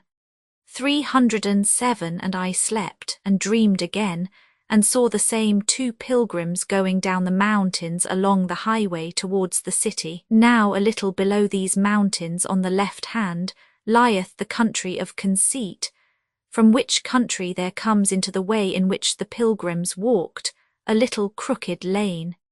Here therefore they met with a very brisk lad that came out of that country, and his name was Ignorance. So Christian asked him from what parts he came, and whither he was going. 308 Ignore, Sir, I was born in the country that lieth off there a little on the left hand, and I am going to the celestial city. CHR, but how do you think to get in at the gate? For you may find some difficulty there. Ignore, as other people do, said he. CHR, but what have you to show at that gate that may cause that the gate should be opened to you? Ignore, I know my Lord's will, and I have been a good liver. I pay every man his own.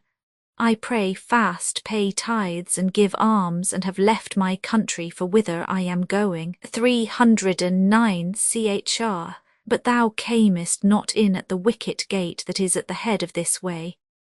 Thou camest in hither through that same crooked lane, and therefore I fear, however thou mayest think of thyself, when the reckoning day shall come, thou wilt have laid to thy charge that thou art a thief and a robber, instead of getting admittance into the city. Ignore, gentlemen, ye be utter strangers to me, I know you not. Be content and follow the religion of your country, and I will follow the religion of mine. I hope all will be well. And as for the gate that you talk of, all the world knows that that is a great way off of our country. I cannot think that any man in all our parts doth so much as know the way to it, nor need they matter whether they do or no, since we have, as you see, a fine, pleasant green lane that comes down from our country the next way into the way.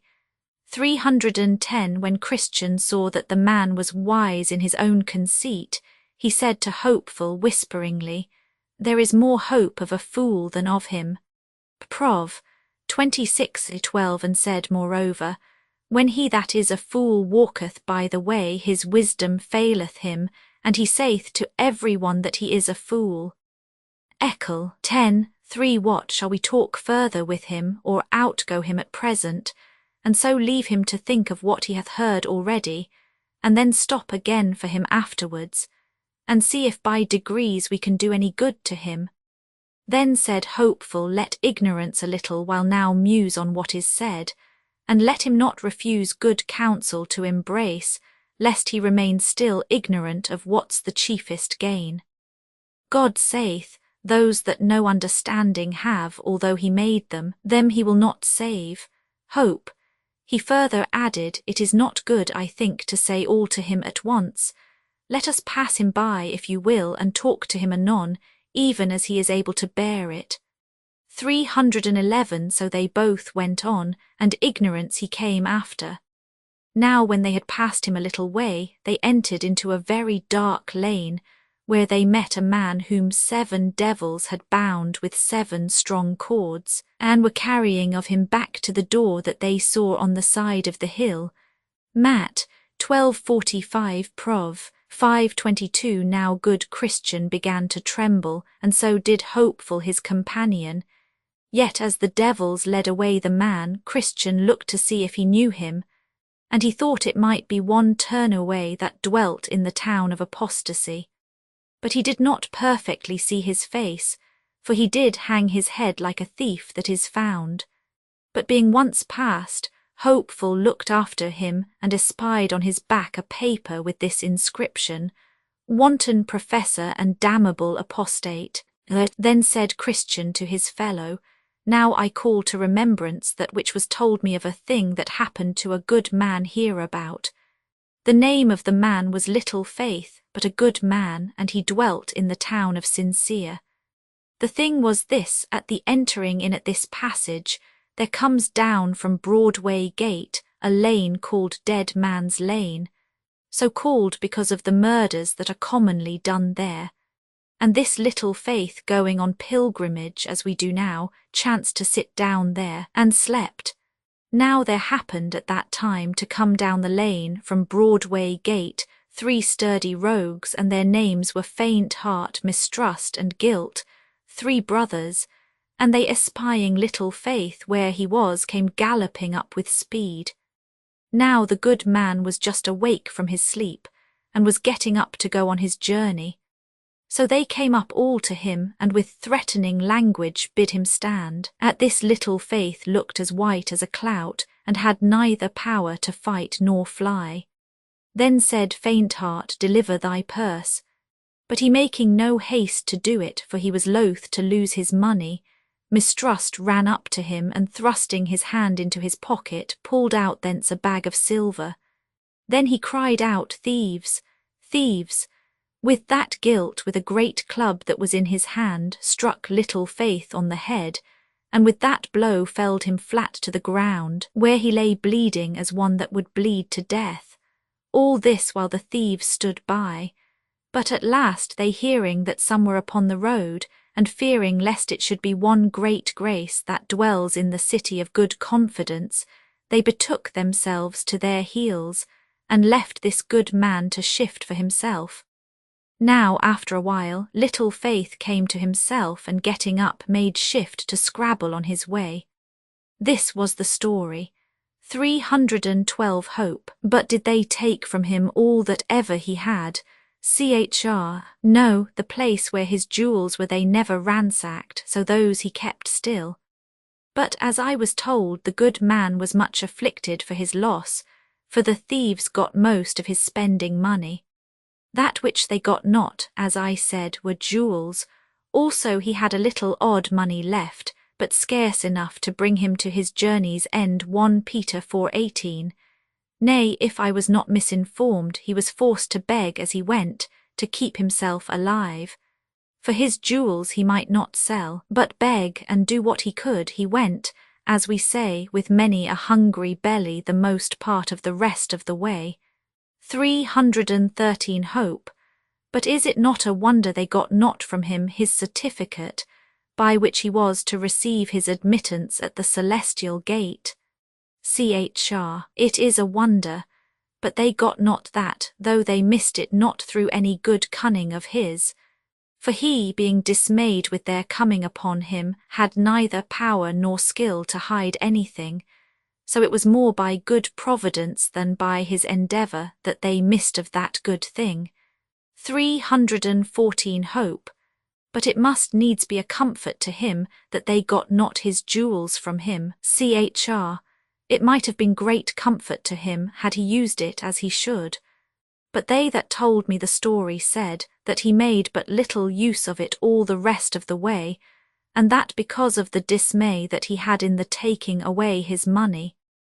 Indeed, he forgot it a great part of the rest of his journey.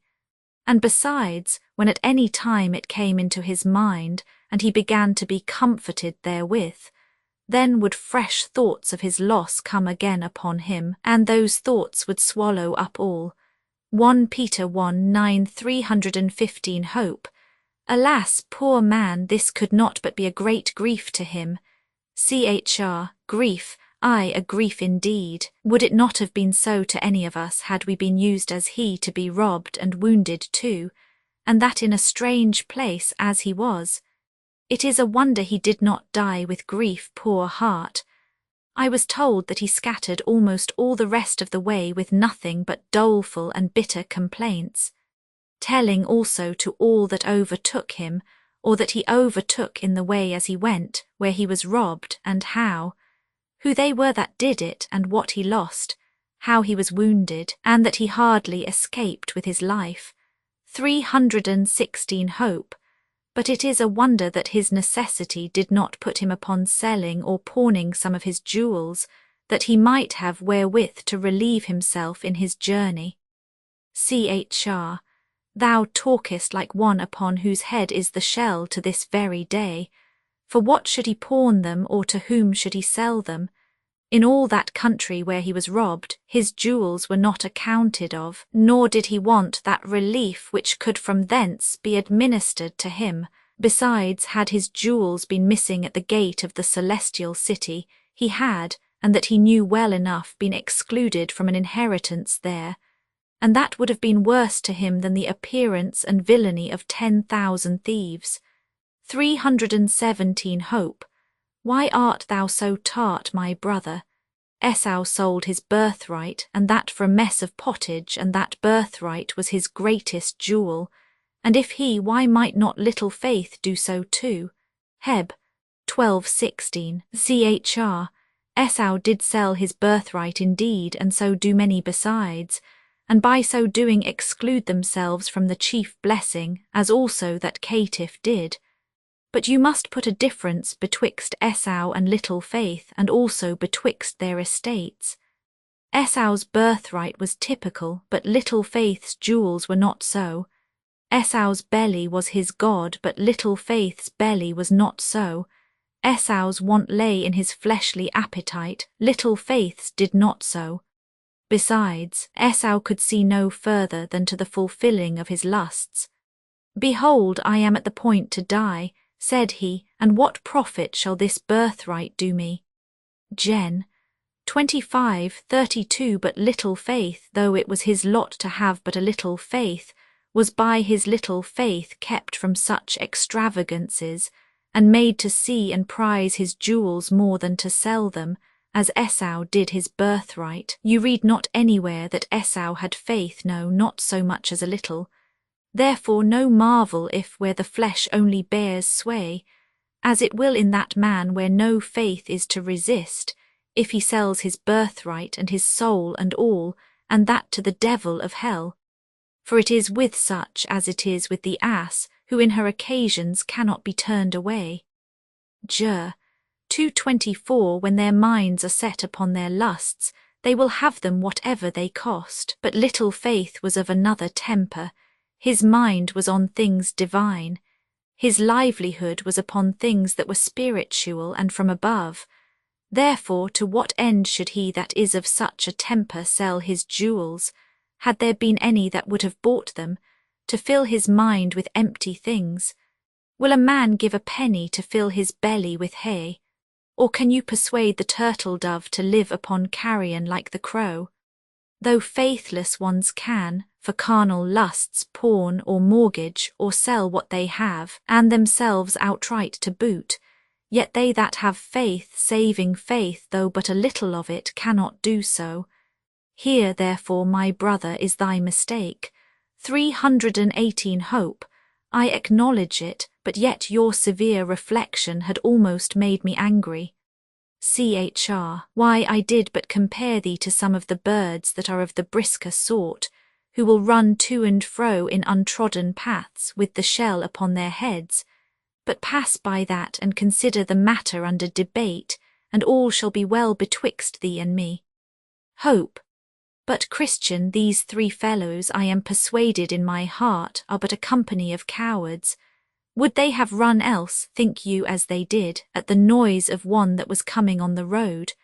Why did not little Faith pluck up a greater heart? He might, methinks, have stood one brush with them, and have yielded when there had been no remedy. CHR. That they are cowards many have said, but few have found it so in the time of trial. As for a great heart, little Faith had none, and I perceive by thee, my brother, hadst thou been the man concerned, thou art but for a brush, and then to yield. And verily, since this is the height of thy stomach, now they are at a distance from us, should they appear to thee as they did to him, they might put thee to second thoughts. 319. But consider again, they are but journeymen thieves. They serve under the king of the bottomless pit, who, if need be, will come into their aid himself, and his voice is as the roaring of a lion. 1 Pet. 5. 8. I myself have been engaged as this little Faith was, and I found it a terrible thing.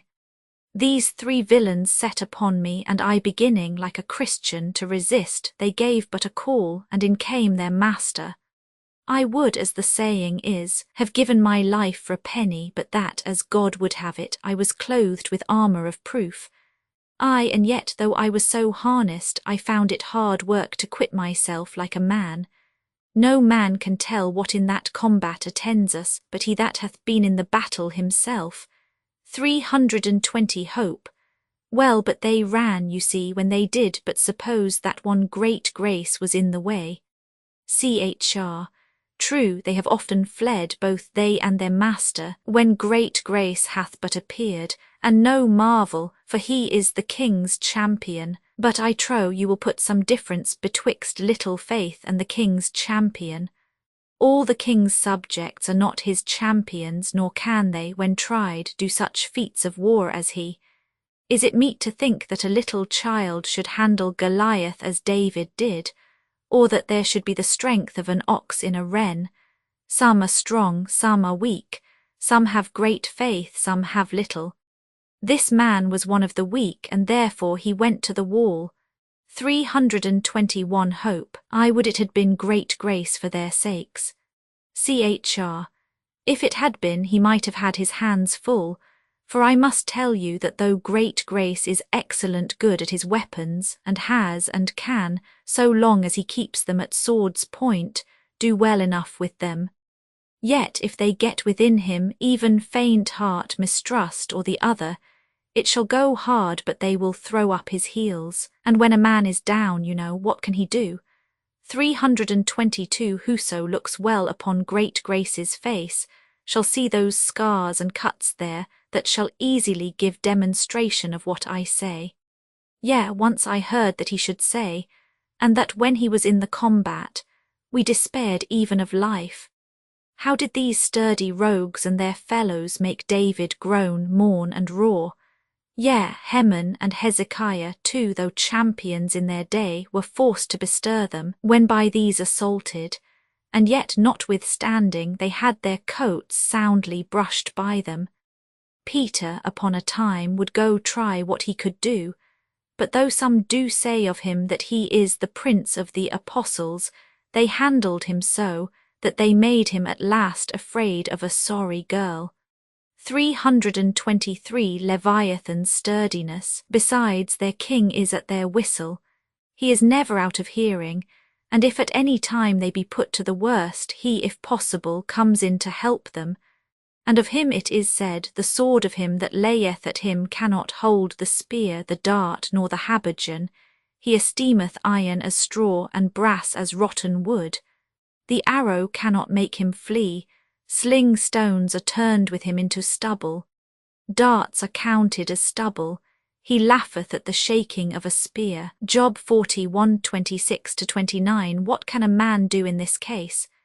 It is true, if a man could at every turn have Job's horse and had skill and courage to ride him, he might do notable things. For his neck is clothed with thunder, he will not be afraid of the grasshopper. The glory of his nostrils is terrible. He poureth in the valley and rejoiceth in his strength. He goeth on to meet the armed men.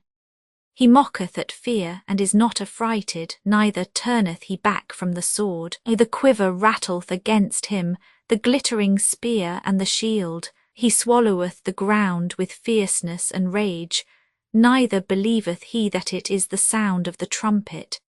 He saith among the trumpets, Ha, ha, and he smelleth the battle afar off, the thunder of the captains and the shouting.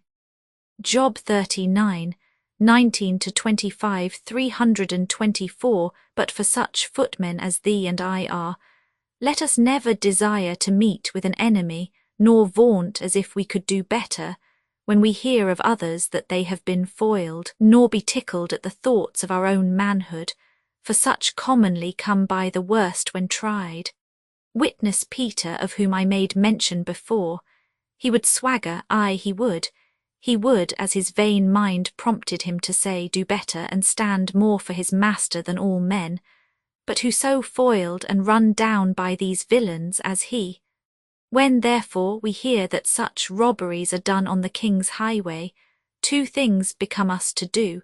325:1, to go out harnessed, and to be sure to take a shield with us.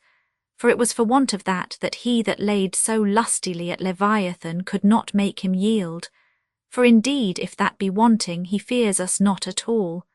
Therefore he that had skill hath said, above all, taking the shield of faith, wherewith ye shall be able to quench all the fiery darts of the wicked.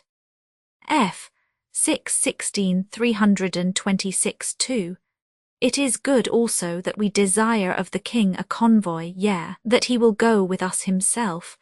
This made David rejoice when in the valley of the shadow of death, and Moses was rather for dying where he stood than to go one step without his God. Exo 33:15. O my brother, if he will but go along with us, what need we be afraid of 10,000s that shall set themselves against us? Ps. 3:5-8, 27, 1-3. But without him the proud helpers fall under the slain.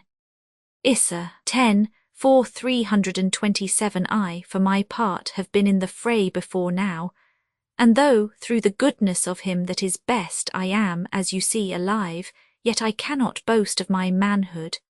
Glad shall I be if I meet with no more such brunts, though I fear we are not got beyond all danger.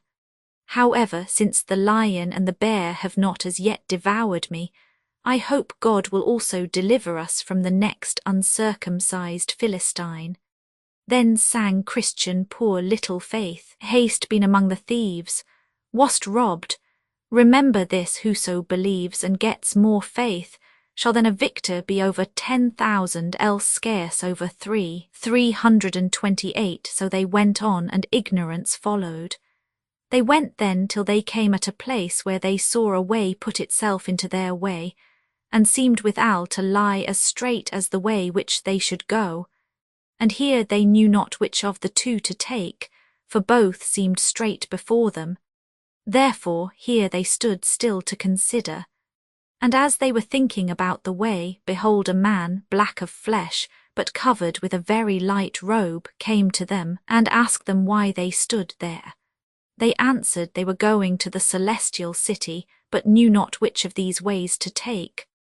Follow me, said the man, it is thither that I am going. So they followed him in the way that but now came into the road, which by degrees turned, and turned them so from the city that they desired to go to, that in little time their faces were turned away from it. yet they followed him. But by and by, before they were aware, he led them both within the compass of a net, in which they were both so entangled that they knew not what to do. And with that the white robe fell off the black man's back. Then they saw where they were. Wherefore there they lay crying some time, for they could not get themselves out. 329 CHR. Then said Christian to his fellow, Now do I see myself in error. Did not the shepherds bid us beware of the flatterers? As is the saying of the wise man, so we have found it this day. A man that flattereth his neighbour spreadeth a net for his feet. Prov. 29:5 Hope. They also gave us a note of directions about the way for our more sure finding thereof, but therein we have also forgotten to read, and have not kept ourselves from the paths of the destroyer. Here David was wiser than we, for saith he, concerning the works of men by the word of thy lips, I have kept me from the paths of the destroyer. Ps. 17, for thus they lay bewailing themselves in the net. At last they espied a shining one coming towards them with a whip of small cord in his hand. When he was come to the place where they were, he asked them whence they came, and what they did there. They told him that they were poor pilgrims going to Zion, but were led out of their way by a black man, clothed in white, who bid us, said they, follow him, for he was going thither too. Then said he with the whip, It is flatterer, a false apostle that hath transformed himself into an angel of light. Prov. 29:5 Dan. 1132 2 Cor. 11 1314. So he rent the net and let the men out. Then said he to them, Follow me, that I may set you in your way again. So he led them back to the way which they had left to follow the flatterer. Then he asked them, saying, Where did you lie the last night? They said, With the shepherds upon the delectable mountains. He asked them then if they had not of those shepherds a note of direction for the way. They answered, Yes. But did you, said he, when you were at a stand, pluck out and read your note? They answered, No. He asked them why. They said they forgot. He asked moreover if the shepherds did not bid them beware of the flatterer. They answered, Yes, but we did not imagine, said they, that this fine-spoken man had been he. Rom. 16, 18, 330. Then I saw in my dream that he commanded them to lie down, which when they did he chastised them sore to teach them the good way wherein they should walk dute. 25:2. And as he chastised them he said, As many as I love I rebuke and chasten. Be zealous, therefore, and repent. 2 Chron.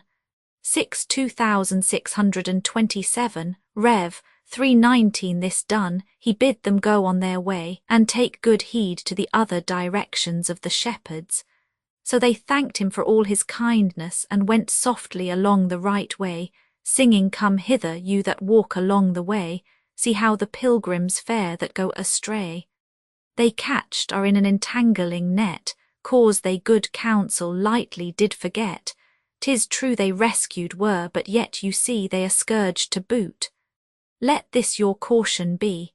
331 Now, after a while they perceived afar off one coming softly and alone all along the highway to meet them. Then said Christian to his fellow, Yonder is a man with his back towards Zion, and he is coming to meet us. Hope, I see him, let us take heed to ourselves now, lest he should prove a flatterer also. So he drew nearer, and at last came up unto them. His name was Atheist, and he asked them whither they were going. CHR, we are going to Mount Zion. Then Atheist fell into a very great laughter. CHR, what is the meaning of your laughter? 332 Atheist, I laugh to see what ignorant persons you are, to take upon you so tedious a journey, and you are like to have nothing but your travel for your pains. CHR, why, man, do you think we shall not be received? Atheist, received, there is no such place as you dream of in all this world. CHR, but there is in the world to come.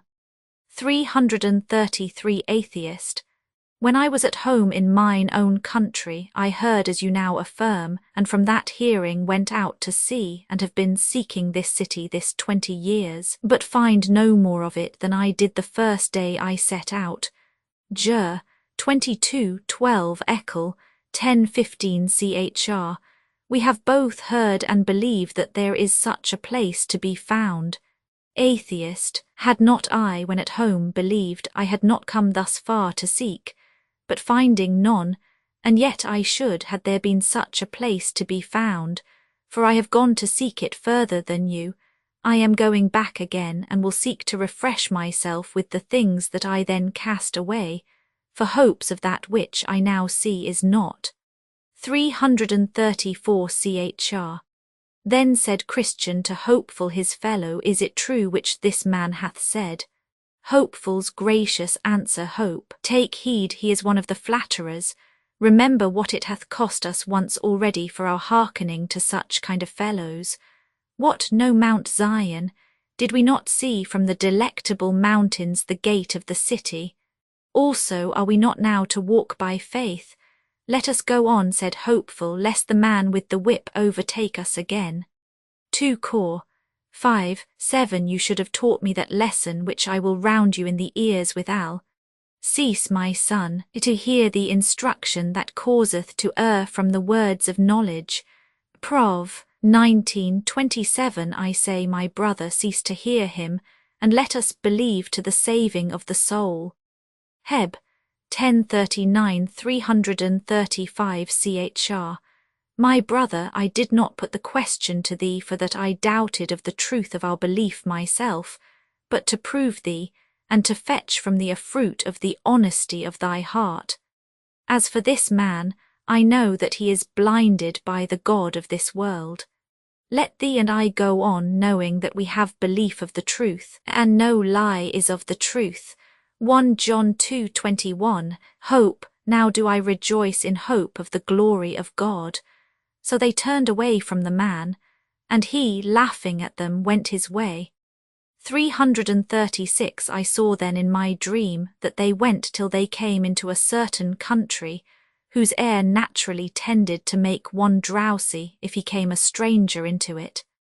And here Hopeful began to be very dull and heavy of sleep, wherefore he said unto Christian, I do now begin to grow so drowsy that I can scarcely hold up mine eyes, let us lie down here and take one nap.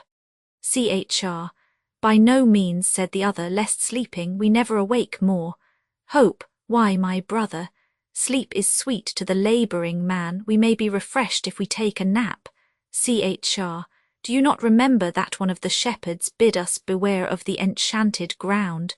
He meant by that we should beware of sleeping. Therefore let us not sleep, as do others, but let us watch and be sober. 1 Thess. 5:6 337 Hope. I acknowledge myself in a fault, and had I been here alone I had by sleeping run the danger of death. I see it is true that the wise man saith, 2 are better than 1. Hitherto hath thy company been my mercy, and thou shalt have a good reward for thy labour. Eckel. 9:9 chr. Now then, said Christian, to prevent drowsiness in this place let us fall into good discourse. Hope, with all my heart, said the other. Chr. Where shall we begin, Hope? Where God began with us, but do you begin if you please. Chr. I will sing you first this song. When saints do sleepy grow, let them come hither and hear how these 2 pilgrims talk together. Yea, let them learn of them in any wise thus to keep ope their drowsy slumbering eyes.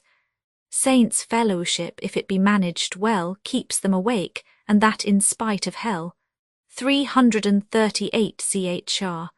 Then Christian began and said, I will ask you a question. How came you to think at first of so doing as you do now? Hope, do you mean how came I at first to look after the good of my soul? Chr. Yes, that is my meaning. Hope, I continued a great while in the delight of those things which were seen and sold at our fair. Things which, I believe now, would have, had I continued in them, still drowned me in perdition and destruction. Chr. What things are they? hopeful's life before conversion hope, all the treasures and riches of the world. Also I delighted much in rioting, revelling, drinking, swearing, lying, uncleanness, Sabbath breaking, and what not that tended to destroy the soul. But I found at last, by hearing and considering of things that are divine, which indeed I heard of you, as also of beloved faithful that was put to death for his faith and good living in Vanity Fair, that the end of these things is death. Rom.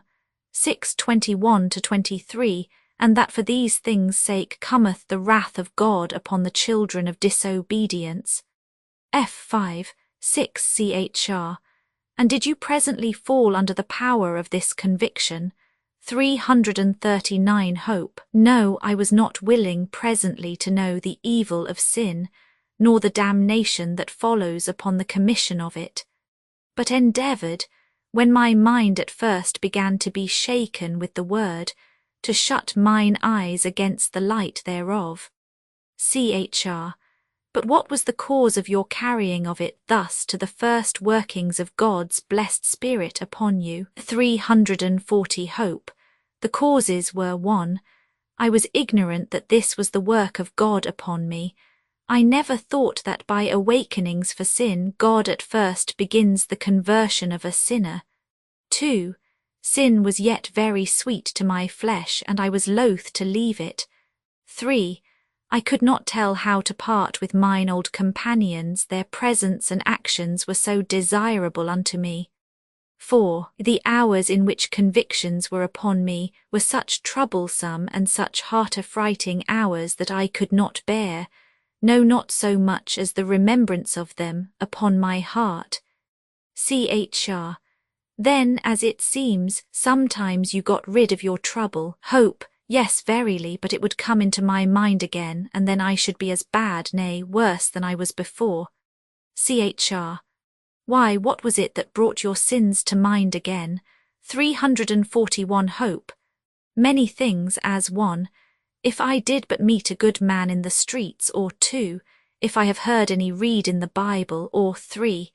If mine head did begin to ache, or 4. If I were told that some of my neighbours were sick, or 5. If I heard the bell toll for some that were dead, or 6. If I thought of dying myself, or 7. If I heard that sudden death happened to others, 8. But especially when I thought of myself that I must quickly come to judgment, 342 chr. And could you at any time with ease get off the guilt of sin when by any of these ways it came upon you? Hope. No, not I, for then they got faster hold of my conscience, and then, if I did but think of going back to sin, though my mind was turned against it, it would be double torment to me. Chr. And how did you do then, hope? I thought I must endeavour to mend my life, for else, thought I am sure to be damned. 343 chr. And did you endeavour to mend, hope? Yes, and fled from not only my sins but sinful company too, and betook me to religious duties as prayer, reading, weeping for sin, speaking truth to my neighbours, and see. These things did I with many others too much here to relate. Chr. And did you think yourself well then? Hope. Yes, for a while, but at the last my trouble came tumbling upon me again, and that over the neck of all my reformations. 344 chr. How came that about since you were now reformed? Hope. There were several things brought it upon me, especially such sayings as these: all our righteousnesses are as filthy rags. Issa 64:6. By the works of the law shall no flesh be justified. Gal 2:16. When ye shall have done all those things, say we are unprofitable. Luke 17:10, with many more such like. From whence I began to reason with myself thus: if all my righteousnesses are filthy rags, if by the deeds of the law no man can be justified, and if when we have done all we are yet unprofitable, then it is but a folly to think of heaven by the law. I further thought thus: if a man runs £100 into the shopkeeper's debt, and after that shall pay for all that he shall fetch. Yet if this old debt stands still in the book uncrossed, for that the shopkeeper may sue him and cast him into prison till he shall pay the debt. Chr. Well, and how did you apply this to yourself? Hope. Why, I thought thus with myself. I have by my sins run a great way into God's book, and that my now reforming will not pay off that score. Therefore I should think still, under all my present amendments. But how shall I be freed from that damnation that I have brought myself in danger of by my former transgressions? 345 Chr. A very good application, but pray go on. Hope. Another thing that hath troubled me even since my late amendments is that if I look narrowly into the best of what I do now, I still see new sin, mixing itself with the best of that I do. So that now I am forced to conclude that notwithstanding my former fond conceits of myself and duties, I have committed sin enough in one duty to send me to hell, though my former life had been faultless. Chr. And what did you do then? 346 Hope. Do, I could not tell what to do until I brake my mind to Faithful, for he and I were well acquainted. And he told me that unless I could obtain the righteousness of a man that never had sinned, neither mine own, nor all the righteousness of the world could save me. Chr. And did you think he spake true? Hope. Had he told me so when I was pleased and satisfied with mine own amendment, I had called him fool for his pains. But now, since I see mine own infirmity and the sin that cleaves to my best performance, I have been forced to be of his opinion. 347 Chr. But did you think, when at first he suggested it to you, that there was such a man to be found, of whom it might justly be said that he never committed sin? Hope. I must confess the words at first sounded strangely, but after a little more talk and company with him, I had full conviction about it. Chr.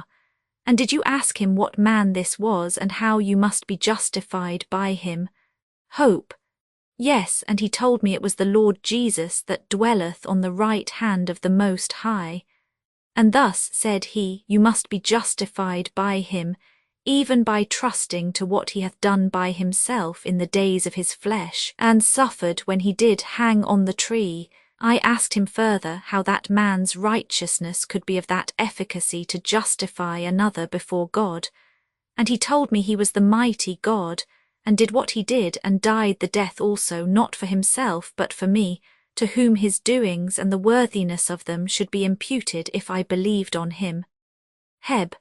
10 Rom 6 Col 1 Pet 1 348 Chr. And what did you do then, Hope? I made my objections against my believing, for that I thought he was not willing to save me. Chr. And what said Faithful to you then? Hope. He bid me go to him and see. Then I said it was presumption, but he said no, for I was invited to come. Mat. 1128 Then he gave me a book of Jesus, his inditing, to encourage me the more freely to come, and he said concerning that book that every jot and tittle thereof stood firmer than heaven and earth. Mat. 24:35 Then I asked him what I must do when I came, and he told me I must entreat upon my knees, with all my heart and soul, the Father to reveal him to me. Ps. 95:6 Dan, 6:10 Jer, 29:1213 Then I asked him further how I must make my supplication to him, and he said, Go, and thou shalt find him upon a mercy seat where he sits all the year long, to give pardon and forgiveness to them that come. I told him that I knew not what to say when I came, and he bid me say to this effect, God be merciful to me a sinner, and make me to know and believe in Jesus Christ. For I see that if his righteousness had not been, or I have not faith in that righteousness, I am utterly cast away. Lord, I have heard that thou art a merciful God, and haste ordained that thy Son Jesus Christ should be the Saviour of the world, and moreover that thou art willing to bestow him upon such a poor sinner as I am, and I am a sinner indeed. Lord, take therefore this opportunity and magnify thy grace in the salvation of my soul, through thy Son Jesus Christ. Amen. Exo 25:22 Lev 16:2 Num 7:89 Heb 4:16 349 CHR. And did you do as you were bidden? Hope. Yes, over and over and over. CHR. And did the Father reveal his Son to you? Hope. Not at the first, nor second, nor third, nor fourth, nor fifth, no, nor at the sixth time neither. CHR. What did you do then? Hope. What, why I could not tell what to do. CHR. Had you not thoughts of leaving off praying? Hope. Yes, 100 times twice told. CHR. And what was the reason you did not? Hope. I believed that that was true which had been told me, to wit, that without the righteousness of this Christ all the world could not save me, and therefore thought I with myself, if I leave off I die, and I can but die at the throne of grace. And withal this came into my mind, though it tarry, wait for it, because it will surely come, it will not tarry. Heb 2:3. So I continued praying until the Father showed me his Son. 350 CHR. And how was he revealed unto you? Hope. I did not see him with my bodily eyes, but with the eyes of my understanding. F 1819. And thus it was. One day I was very sad, I think sadder than at any one time in my life, and this sadness was through a fresh sight of the greatness and vileness of my sins, and as I was then looking for nothing but hell, and the everlasting damnation of my soul, suddenly, as I thought, I saw the Lord Jesus Christ look down from heaven upon me, and saying, Believe on the Lord Jesus Christ, and thou shalt be saved. Acts 16, 3031, 351. But I replied, Lord, I am a very great sinner. And he answered, My grace is sufficient for thee. 2 Cor 12:9. Then I said, But Lord, what is believing? And then I saw from that saying, He that cometh to me shall never hunger, and he that believeth on me shall never thirst, that believing and coming was all one. And that he that came, that is, ran out in his heart and affections after salvation by Christ. He indeed believed in Christ.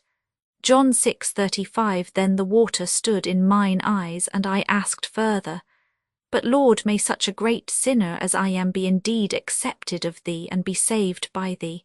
And I heard him say, And him that cometh to me I will in no wise cast out. John 6:37. Then I said, But how, Lord, must I consider of thee in my coming to thee, that my faith may be placed aright upon thee? Then he said, A Christ Jesus came into the world to save sinners. 1 Tim 1:15. He is the end of the law for righteousness to every one that believeth. Rom 10:4. He died for our sins and rose again for our justification. Rom 4:25. He loved us and washed us from our sins in his own blood. Rev 1:5. He is mediator betwixt God and us. 1 Tim 2:5. He ever liveth to make intercession for us.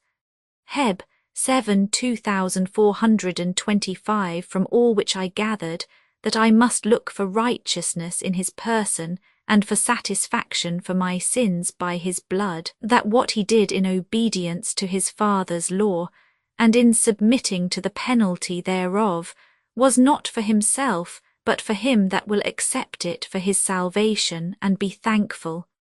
And now was my heart full of joy, mine eyes full of tears, and mine affections running over with love to the name, people, and ways of Jesus Christ. 352 CHR. This was a revelation of Christ to your soul indeed, but tell me particularly what effect this had upon your spirit. Hope. It made me see that all the world, notwithstanding all the righteousness thereof, is in a state of condemnation. It made me see that God the Father, though he be just, can justly justify the coming sinner. It made me greatly ashamed of the vileness of my former life, and confounded me with the sense of mine own ignorance. For there never came thought into my heart before now that showed me so the beauty of Jesus Christ. It made me love a holy life, and long to do something for the honour and glory of the name of the Lord Jesus. Yea, I thought that had I now 1,000 gallons of blood in my body, I could spill it all for the sake of the Lord Jesus. 353 I saw then in my dream that Hopeful looked back and saw Ignorance whom they had left behind coming after. Look, said he to Christian, how far yonder youngster loitereth behind. Chr. I see him, he careth not for our company. Hope, but I trow it would not have hurt him had he kept pace with us hitherto. Chr. That is true, but I warrant you he thinketh otherwise. Hope, that I think he doth, but however let us tarry for him. So they did. 354 Then Christian said to him, Come away, man, why do you stay so behind? Ignore. I take my pleasure in walking alone, even more a great deal than in company, unless I like it the better. Then said Christian to Hopeful, but softly, Did I not tell you he cared not for our company? But however, said he, Come up, and let us talk away the time in this solitary place. Then directing his speech to Ignorance, he said, Come, how do you? How stands it between God and your soul now? 355 Ignorance's hope, and the ground of it. Ignore, I hope well, for I am always full of good motions that come into my mind to comfort me as I walk. Chr. What good motions? Pray tell us. Ignore, why I think of God and heaven. Chr. So do the devils and damned souls. Ignore, but I think of them and desire them. Chr. So do many that are never like to come there. The soul of the sluggard desireth and hath nothing. Prov. 13:4 Ignore, but I think of them and leave all for them. Chr. That I doubt, for leaving all is a hard matter, yea, a harder matter than many are aware of. But why or by what art thou persuaded that thou hast left all for God and heaven? 356 Ignore, my heart tells me so. Chr. The wise man says, He that trusts his own heart is a fool. Prov. 28:26 Ignore, this is spoken of an evil heart, but mine is a good one. Chr. But how dost thou prove that? Ignore, it comforts me in hopes of heaven. Chr. That may be through its deceitfulness, for a man's heart may minister comfort to him in the hopes of that thing for which he yet has no ground to hope. Ignore, but my heart and life agree together, and therefore my hope is well grounded. Chr. Who told thee that thy heart and life agree together? Ignore, my heart tells me so. Chr. Ask my fellow if I be a thief, thy heart tells thee so. Except the word of God beareth witness in this matter, other testimony is of no value. 357 Ignore, but is it not a good heart that hath good thoughts? And is not that a good life that is according to God's commandments? Chr. Yes, that is a good heart that hath good thoughts, and that is a good life that is according to God's commandments. But it is one thing indeed to have these, and another thing only to think so. Ignore. Pray, what count you good thoughts and a life according to God's commandments? Chr. There are good thoughts of divers kinds, some respecting ourselves, some God, some Christ, and some other things. Ignore, what be good thoughts respecting ourselves? Chr. Such as agree with the word of God. 358 Ignore, when do our thoughts of ourselves agree with the word of God? Chr. When we pass the same judgment upon ourselves which the word passes. To explain myself, the word of God saith of persons in a natural condition, There is none righteous, there is none that doth good. Rom. 3 It saith also that every imagination of the heart of man is only evil, and that continually. Gen. 6:5 And again, the imagination of man's heart is evil from his youth. Rom. 8:21 Now then, when we think thus of ourselves, having sense thereof, then are our thoughts good ones, because according to the word of God. Ignore, I will never believe that my heart is thus bad. Chr. Therefore thou never hadst one good thought concerning thyself in thy life. But let me go on. As the word passeth a judgment upon our heart, so it passeth a judgment upon our ways. And when our thoughts of our hearts and ways agree with the judgment which the word giveth of both, then are both good, because agreeing thereto. 359 Ignore, make out your meaning. Chr. Why, the word of God saith that man's ways are crooked ways, not good but perverse. Ps. 125:5 Prov. 2:15 It saith they are naturally out of the good way, that they have not known it. Rom. 3 Now when a man thus thinketh of his ways, I say when he doth sensibly, and with heart humiliation thus think, then hath he good thoughts of his own ways, because his thoughts now agree with the judgment of the word of God. 360 Ignore. What are good thoughts concerning God? Chr. Even as I have said concerning ourselves, when our thoughts of God do agree with what the word saith of him. And that is when we think of his being and attributes as the word hath taught, of which I cannot now discourse at large. But to speak of him with reference to us, then we have right thoughts of God, when we think that he knows us better than we know ourselves, and can see sin in us when and where we can see none in ourselves, when we think he knows our inmost thoughts, and that our heart with all its depths is always open unto his eyes. Also when we think that all our righteousness stinks in his nostrils, and that therefore he cannot abide to see us stand before him in any confidence, even in all our best performances. 361 Ignore. Do you think that I am such a fool as to think God can see no further than I, or that I would come to God in the best of my performances? Chr. Why, how dost thou think in this matter? Ignore. Why, to be short, I think I must believe in Christ for justification. Chr. How?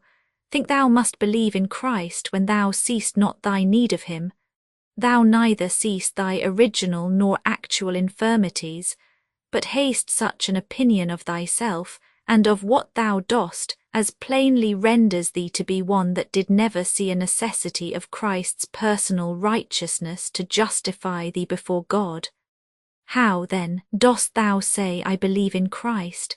362 Ignore. I believe well enough for all that. Chr. How dost thou believe? Ignore. I believe that Christ died for sinners, and that I shall be justified before God from the curse through his gracious acceptance of my obedience to his law. Or thus Christ makes my duties that are religious acceptable to his Father by virtue of his merits, and so shall I be justified. 363 Chr. Let me give an answer to this confession of thy faith. 1. Thou believest with a fantastical faith, for this faith is nowhere described in the word. 2. Thou believest with a false faith, because it taketh justification from the personal righteousness of Christ, and applies it to thy own. 3. This faith maketh not Christ a justifier of thy person, but of thy actions, and of thy person for thy actions' sake, which is false. 4. Therefore this faith is deceitful, even such as will leave thee under wrath in the day of God Almighty.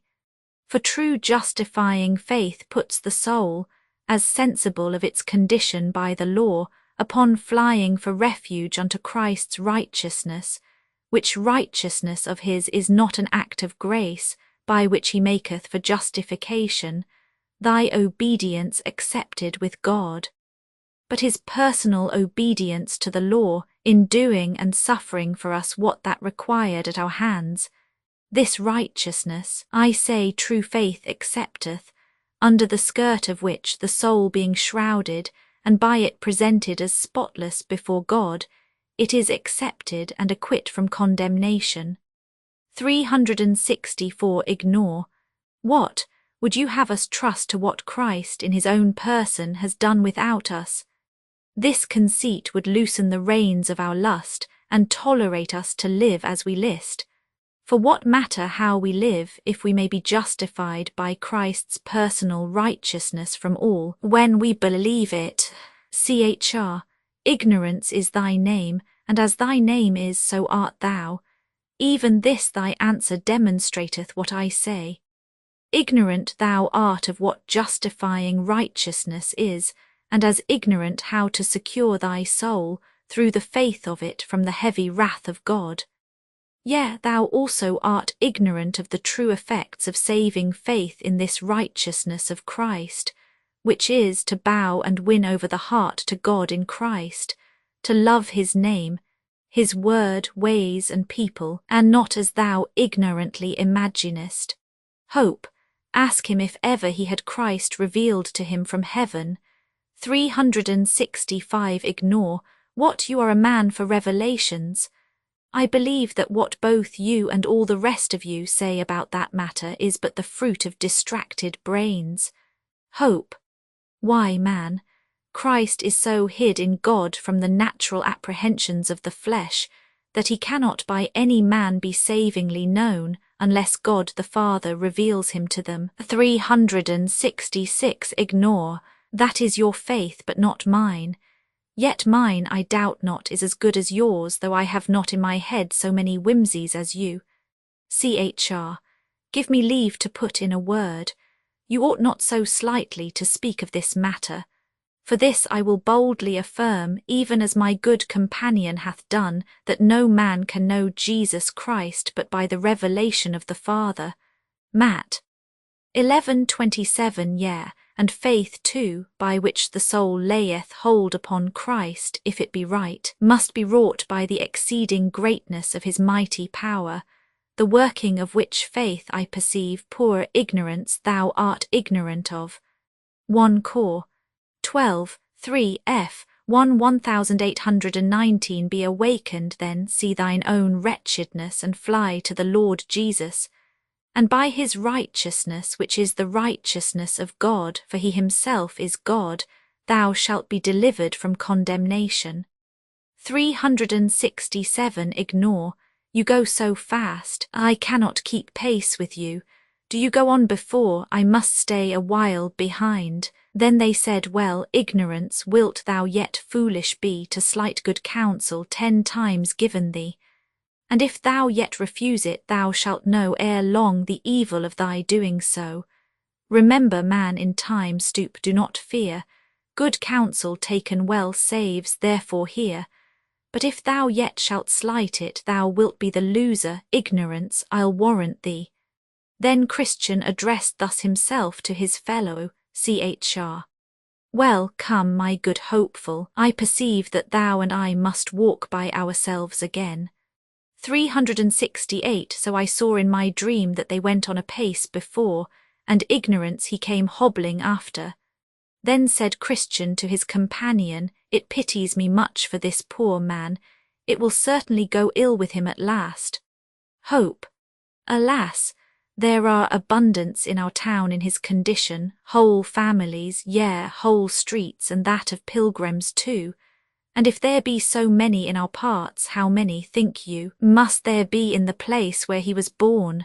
Chr. Indeed the word saith, He hath blinded their eyes, lest they should see and see.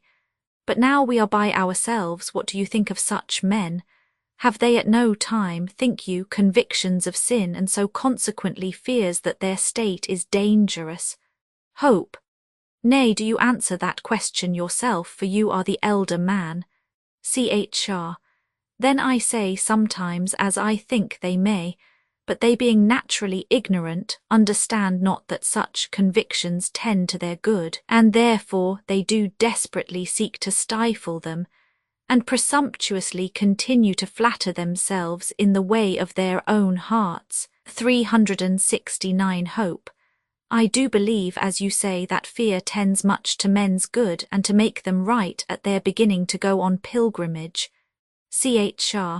Without all doubt it doth, if it be right, for so says the word, the fear of the Lord is the beginning of wisdom. Prov. 1, 7, 9, 10, Job 28-28, ps. 111, 10, 370. Hope. How will you describe right fear? Chr. True or right fear is discovered by three things. 1. By its rise, it is caused by saving convictions for sin. 2. It driveth the soul to lay fast hold of Christ for salvation. 3. It begetteth and continueth in the soul a great reverence of God, his word and ways, keeping it tender, and making it afraid to turn from them to the right hand or to the left, to anything that may dishonour God, break its peace, grieve the Spirit, or cause the enemy to speak reproachfully. Hope. Well said, I believe you have said the truth. Are we now almost got past the enchanted ground? Chr. Why art thou weary of this discourse? Hope. No, verily, but that I would know where we are. 371 Chr. We have not now above 2 miles further to go thereon, but let us return to our matter.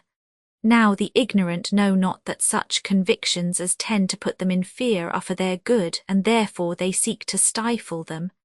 Hope. How do they seek to stifle them? 372 Chr. 1. They think that those fears are wrought by the devil, though indeed they are wrought of God, and thinking so they resist them as things that directly tend to their overthrow. 2. They also think that these fears tend to the spoiling of their faith when, alas for them, poor men that they are, they have none at all, and therefore they harden their hearts against them. 3. They presume they ought not to fear, and therefore, in despite of them, wax presumptuously confident. 4. They see that those fears tend to take away from them their pitiful old self-holiness, and therefore they resist them with all their might. 373 Hope. I know something of this myself, for before I knew myself it was so with me. Chr. Well, we will leave at this time our neighbour ignorance by himself and fall upon another profitable question. Hope, with all my heart, but you shall still begin. Chr. Well then, did you not know about 10 years ago one temporary in your parts who was a forward man in religion then? Hope. Know him? Yes, he dwelt in Graceless, a town about 2 miles off of Honesty, and he dwelt next door to one Turnback. 374 Chr. Right, he dwelt under the same roof with him. Well, that man was much awakened once. I believe that then he had some sight of his sins and of the wages that were due thereto. Hope. I am of your mind, for my house not being above 3 miles from him, he would oft times come to me, and that with many tears. Truly I pitied the man, and was not altogether without hope of him. But one may see it is not every one that cries, Lord, Lord. Chr. He told me once that he was resolved to go on pilgrimage as we do now, but all of a sudden he grew acquainted with one save self, and then he became a stranger to me. 375 Hope. Now, since we are talking about him, let us a little inquire into the reason of the sudden backsliding of him and such others. Chr. It may be very profitable, but do you begin? Hope. Well then, there are in my judgment 4 reasons for it. 376 1. Though the consciences of such men are awakened, yet their minds are not changed. Therefore, when the power of guilt weareth away, that which provoked them to be religious ceaseth, wherefore they naturally turn to their own course again, even as we see the dog that is sick of what he has eaten. So long as his sickness prevails he vomits and casts up all. Not that he doth this of a free mind, if we may say a dog has a mind, but because it troubleth his stomach. But now when his sickness is over, and so his stomach eased, his desire being not at all alienate from his vomit, he turns him about and licks up all, and so it is true which is written, the dog is turned to his own vomit again. 2 Pet 2:22 Thus I say, being hot for heaven, by virtue only of the sense and fear of the torments of hell, as their sense of hell and the fears of damnation chills and cools, so their desires for heaven and salvation cool also. So then it comes to pass that when their guilt and fear is gone, their desires for heaven and happiness die, and they return to their course again. 377 2. Another reason is they have slavish fears that do overmaster them. I speak now of the fears that they have of men, for the fear of man bringeth a snare. Prov. 29:25 So then, though they seem to be hot for heaven, so long as the flames of hell are about their ears, yet when that terror is a little over, they betake themselves to second thoughts, namely that it is good to be wise and not to run for they know not what, the hazard of losing all, or at least of bringing themselves into unavoidable and unnecessary troubles, and so they fall in with the world again. 378:3. The shame that attends religion lies also as a block in their way. They are proud and haughty, and religion in their eye is low and contemptible. Therefore, when they have lost their sense of hell and wrath to come, they return again to their former course. 379:4. Guilt and to meditate terror are grievous to them. They like not to see their misery before they come into it, though perhaps the sight of it first, if they loved that sight, might make them fly whither the righteous fly and are safe. But because they do, as I hinted before, even shun the thoughts of guilt and terror, therefore, when once they are rid of their awakenings about the terrors and wrath of God, they harden their hearts gladly, and choose such ways as will harden them more and more. 380 Chr. You are pretty near the business, for the bottom of all is for want of a change in their mind and will, and therefore they are but like the felon that standeth before the judge. He quakes and trembles, and seems to repent most heartily. But the bottom of all is the fear of the halter. Not that he hath any detestation of the offence, as is evident, because, let but this man have his liberty, and he will be a thief, and so a rogue still, whereas, if his mind was changed, he would be otherwise. 381 Hope. Now I have showed you the reasons of their going back. Do you show me the manner thereof? Chr. So I will willingly. 1. They draw off their thoughts all that they may from the remembrance of God, death, and judgment to come. 2. Then they cast off by degrees private duties as closet prayer, curbing their lusts, watching, sorrow for sin, and the like. 3. Then they shun the company of lively and warm Christians. 4. After that they grow cold to public duty, as hearing, reading, godly conference, and the like. 5. Then they begin to pick holes, as we say, in the coats of some of the godly, and that devilishly, that they may have a seeming colour to throw religion, for the sake of some infirmity they have espied in them behind their backs. 6. Then they begin to adhere to and associate themselves with carnal, loose, and wanton men. 7. Then they give way to carnal and wanton discourses in secret, and glad are they if they can see such things in any that are counted honest, that they may the more boldly do it through their example. 8. After this they begin to play with little sins openly. 9. And then, being hardened, they show themselves as they are. Thus, being launched again into the gulf of misery, unless a miracle of grace prevent it, they everlastingly perish in their own deceivings. 382 Now I saw in my dream that by this time the pilgrims were got over the enchanted ground, and entering into the country of Beulah, whose air was very sweet and pleasant, the way lying directly through it, they solaced themselves there for a season.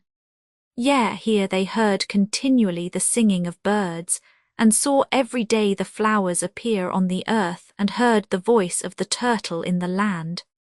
Issa. 62, 4. Song of Solomon 2:10-12. In this country the sun shineth night and day. Wherefore this was beyond the valley of the shadow of death, and also out of the reach of giant despair, neither could they from this place so much as see Doubting Castle. Here they were within sight of the city they were going to, also here met them some of the inhabitants thereof. For in this land the shining ones commonly walked, because it was upon the borders of heaven. In this land also the contract between the bride and the bridegroom was renewed. Yet here, as the bridegroom rejoiceth over the bride, so did their God rejoice over them. Issa. 62, 5. Here they had no want of corn and wine, for in this place they met with abundance of what they had sought for in all their pilgrimage. Issa. 62, 8. Here they heard voices from out of the city, loud voices, saying, Say ye to the daughter of Zion, Behold, thy salvation cometh, behold, his reward is with him. Here all the inhabitants of the country called them, the holy people, the redeemed of the Lord, sought out, etc. Issa. 62, 1112, 383. Now as they walked in this land, they had more rejoicing than in parts more remote from the kingdom to which they were bound, and drawing near to the city, they had yet a more perfect view thereof. It was builded of pearls and precious stones, also the street thereof was paved with gold, so that by reason of the natural glory of the city, and the reflection of the sunbeams upon it, Christian with desire fell sick. Hopeful also had a fit or two of the same disease. Wherefore here they lay by it a while, crying out, because of their pangs, If ye find my beloved, tell him that I am sick of love. 384. But being a little strengthened and better able to bear their sickness, they walked on their way and came yet nearer and nearer, where were orchards, vineyards, and gardens, and their gates opened into the highway. Now as they came up to these places, behold, the gardener stood in the way, to whom the pilgrims said, Whose goodly vineyards and gardens are these? He answered, They are the king's, and are planted here for his own delight, and also for the solace of pilgrims. So the gardener had them into the vineyards, and bid them refresh themselves with the dainties. Dute. 23, 24. He also showed them there the king's walks, and the arbours where he delighted to be, and here they tarried and slept. 385. Now I beheld in my dream that they talked more in their sleep at this time than ever they did in all their journey. And being in a muse thereabout, the gardener said even to me, Wherefore musest thou at the matter? It is the nature of the fruit of the grapes of these vineyards to go down so sweetly as to cause the lips of them that are asleep to speak. 386. So I saw that when they awoke, they addressed themselves to go up to the city. But, as I said, the reflection of the sun upon the city, for the city was pure gold, was so extremely glorious that they could not as yet with open face behold it, but through an instrument made for that purpose. So I saw that as I went on there met them two men in raiment that shone like gold, also their faces shone as the light. Rev. 21, 18, 2 Cor. 318, 387. These men asked the pilgrims whence they came, and they told them. They also asked them where they had lodged, what difficulties and dangers, what comforts and pleasures they had met in the way, and they told them. Then said the men that met them, You have but 2 difficulties more to meet with, and then you are in the city. 388. Christian then, and his companion asked the men to go along with them, so they told them they would. But, said they, you must obtain it by your own faith. So I saw in my dream that they went on together, until they came in sight of the gate. 389. Now I further saw that betwixt them and the gate was a river, but there was no bridge to go over.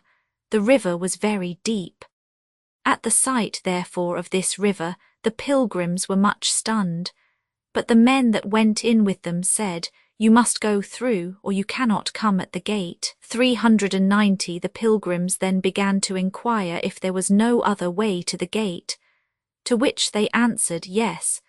But there hath not any, save two, to wit, Enoch and Elijah, been permitted to tread that path since the foundation of the world, nor shall, until the last trumpet shall sound. 1 Cor. 15. 5152 The pilgrims then, especially Christian, began to despond in their minds, and looked this way and that, but no way could be found by them by which they might escape the river. Then they asked the men if the waters were all of a depth. They said, No, yet they could not help them in that case. For said they, You shall find it deeper or shallower as you believe in the King of the place. Asterisk in the resurrection of the righteous. Rev. 20, 4-6 391 They then addressed themselves to the water, and, entering, Christian began to sink, and crying out to his good friend Hopeful, he said, I sink in deep waters. The billows go over my head, all his waves go over me. Selah. 392 Christians conflict at the hour of death. Then said the other, Be of good cheer, my brother, I feel the bottom, and it is good. Then said Christian, my friend, the sorrows of death hath compassed me about. I shall not see the land that flows with milk and honey. And with that a great darkness and horror fell upon Christian, so that he could not see before him. Also here he in great measure lost his senses, so that he could neither remember nor orderly talk of any of those sweet refreshments that he had met with in the way of his pilgrimage. But all the words that he spake still tended to discover that he had horror of mind, and heart fears that he should die in that river, and never obtain entrance in at the gate. Here also, as they that stood by perceived, he was much in the troublesome thoughts of the sins that he had committed, both since and before he began to be a pilgrim. It was also observed that he was troubled with apparitions of hobgoblins and evil spirits, for ever and anon he would intimate so much by words. Hopeful, therefore, here had much ado to keep his brother's head above water. Yea, sometimes he would be quite gone down, and then ere a while he would rise up again half dead. Hopeful also would endeavour to comfort him, saying, Brother, I see the gate, and men standing by to receive us. But Christian would answer, It is you they wait for. You have been hopeful ever since I knew you. And so have you, said he to Christian. Brother, said he, surely if I was right he would now arise to help me. But for my sins he hath brought me into the snare, and hath left me. Then said Hopeful, my brother, You have quite forgot the text where it is said of the wicked, There are no bands in their death, but their strength is firm. They are not in trouble as other men, neither are they plagued like other men. Ps. 73, 45 These troubles and distresses that you go through in these waters are no sign that God hath forsaken you, but are sent to try you, whether you will call to mind that which heretofore you have received of his goodness, and live upon him in your distresses. 393 Then I saw in my dream that Christian was as in a muse a while, to whom also Hopeful added this word, Be of good cheer, Jesus Christ maketh thee whole. And with that Christian brake out with a loud voice, I see him again, and he tells me, When thou passest through the waters I will be with thee, and through the rivers they shall not overflow thee. Issa. 43, 2 Then they both took courage, and the enemy was after that as still as a stone until they were gone over. Christian therefore presently found ground to stand upon, and so it followed that the rest of the river was but shallow. Thus they got over. Now upon the bank of the river on the other side, they saw the two shining men again, who there waited for them. Wherefore, being come out of the river, they saluted them, saying, We are ministering spirits, sent forth to minister for those that shall be heirs of salvation. Thus they went along towards the gate. 394 Now you must note that the city stood upon a mighty hill, but the pilgrims went up that hill with ease, because they had these 2 men to lead them up by the arms. Also they had left their mortal garments behind them in the river, for though they went in with them, they came out without them. They therefore went up here with much agility and speed, though the foundation upon which the city was framed was higher than the clouds. They therefore went up through the regions of the air, sweetly talking as they went, being comforted, because they safely got over the river and had such glorious companions to attend them. Now, look how the holy pilgrims ride. Clouds are their chariots, angels are their guide. Who would not here for him all hazards run, that thus provides for his when this world's done? 395 The talk they had with the shining ones was about the glory of the place, who told them that the beauty and glory of it was inexpressible. There, said they, is the Mount Zion, the heavenly Jerusalem, the innumerable company of angels, and the spirits of just men made perfect. Heb 12:22-24 You are going now, said they, to the paradise of God, wherein you shall see the tree of life and eat of the never-fading fruits thereof. And when you come there you shall have white robes given you, and your walk and talk shall be every day with the King, even all the days of eternity. Rev. 2:7, 3, 4, 21, 45 There you shall not see again such things as you saw when you were in the lower region upon the earth, to wit, sorrow, sickness, affliction, and death, for the former things are passed away. You are now going to Abraham, to Isaac and Jacob, and to the prophets, men that God hath taken away from the evil to come, and that are now resting upon their beds, each one walking in his righteousness. Issa 57:12-65, 17 The men then asked, What must we do in the holy place? To whom it was answered, You must there receive the comforts of all your toil, and have joy for all your sorrow. You must reap what you have sown, even the fruit of all your prayers and tears and sufferings for the King by the way.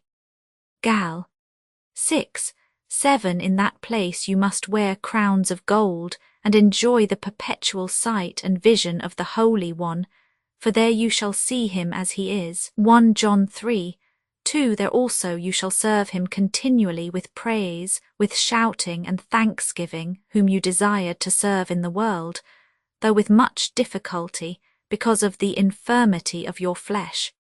There your eyes shall be delighted with seeing, and your ears with hearing the pleasant voice of the Mighty One.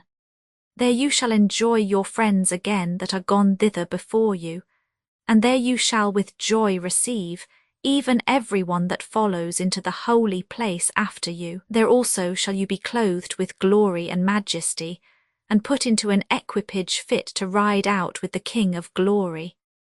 When he shall come with sound of trumpet in the clouds, as upon the wings of the wind you shall come with him.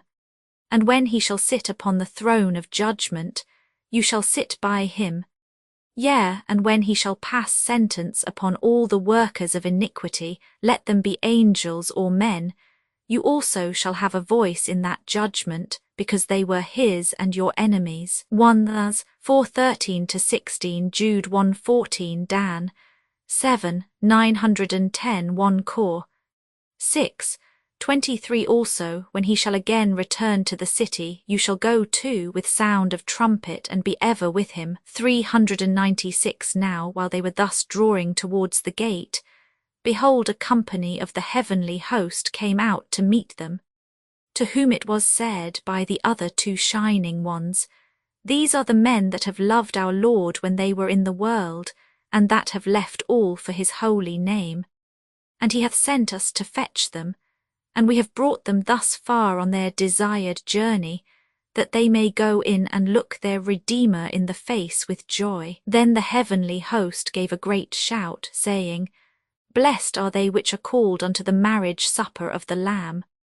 Rev. 19:9 There came out also at this time to meet them several of the king's trumpeters, clothed in white and shining raiment, who with melodious noises and loud made even the heavens to echo with their sound. These trumpeters saluted Christian and his fellow with 10,000 welcomes from the world, and this they did with shouting and sound of trumpet. 397 this done, they compassed them round on every side. Some went before, some behind, and some on the right hand, some on the left, as it were to guard them through the upper regions, continually sounding as they went with melodious noise in notes on high, so that the very sight was, to them that could behold it, as if heaven itself was come down to meet them.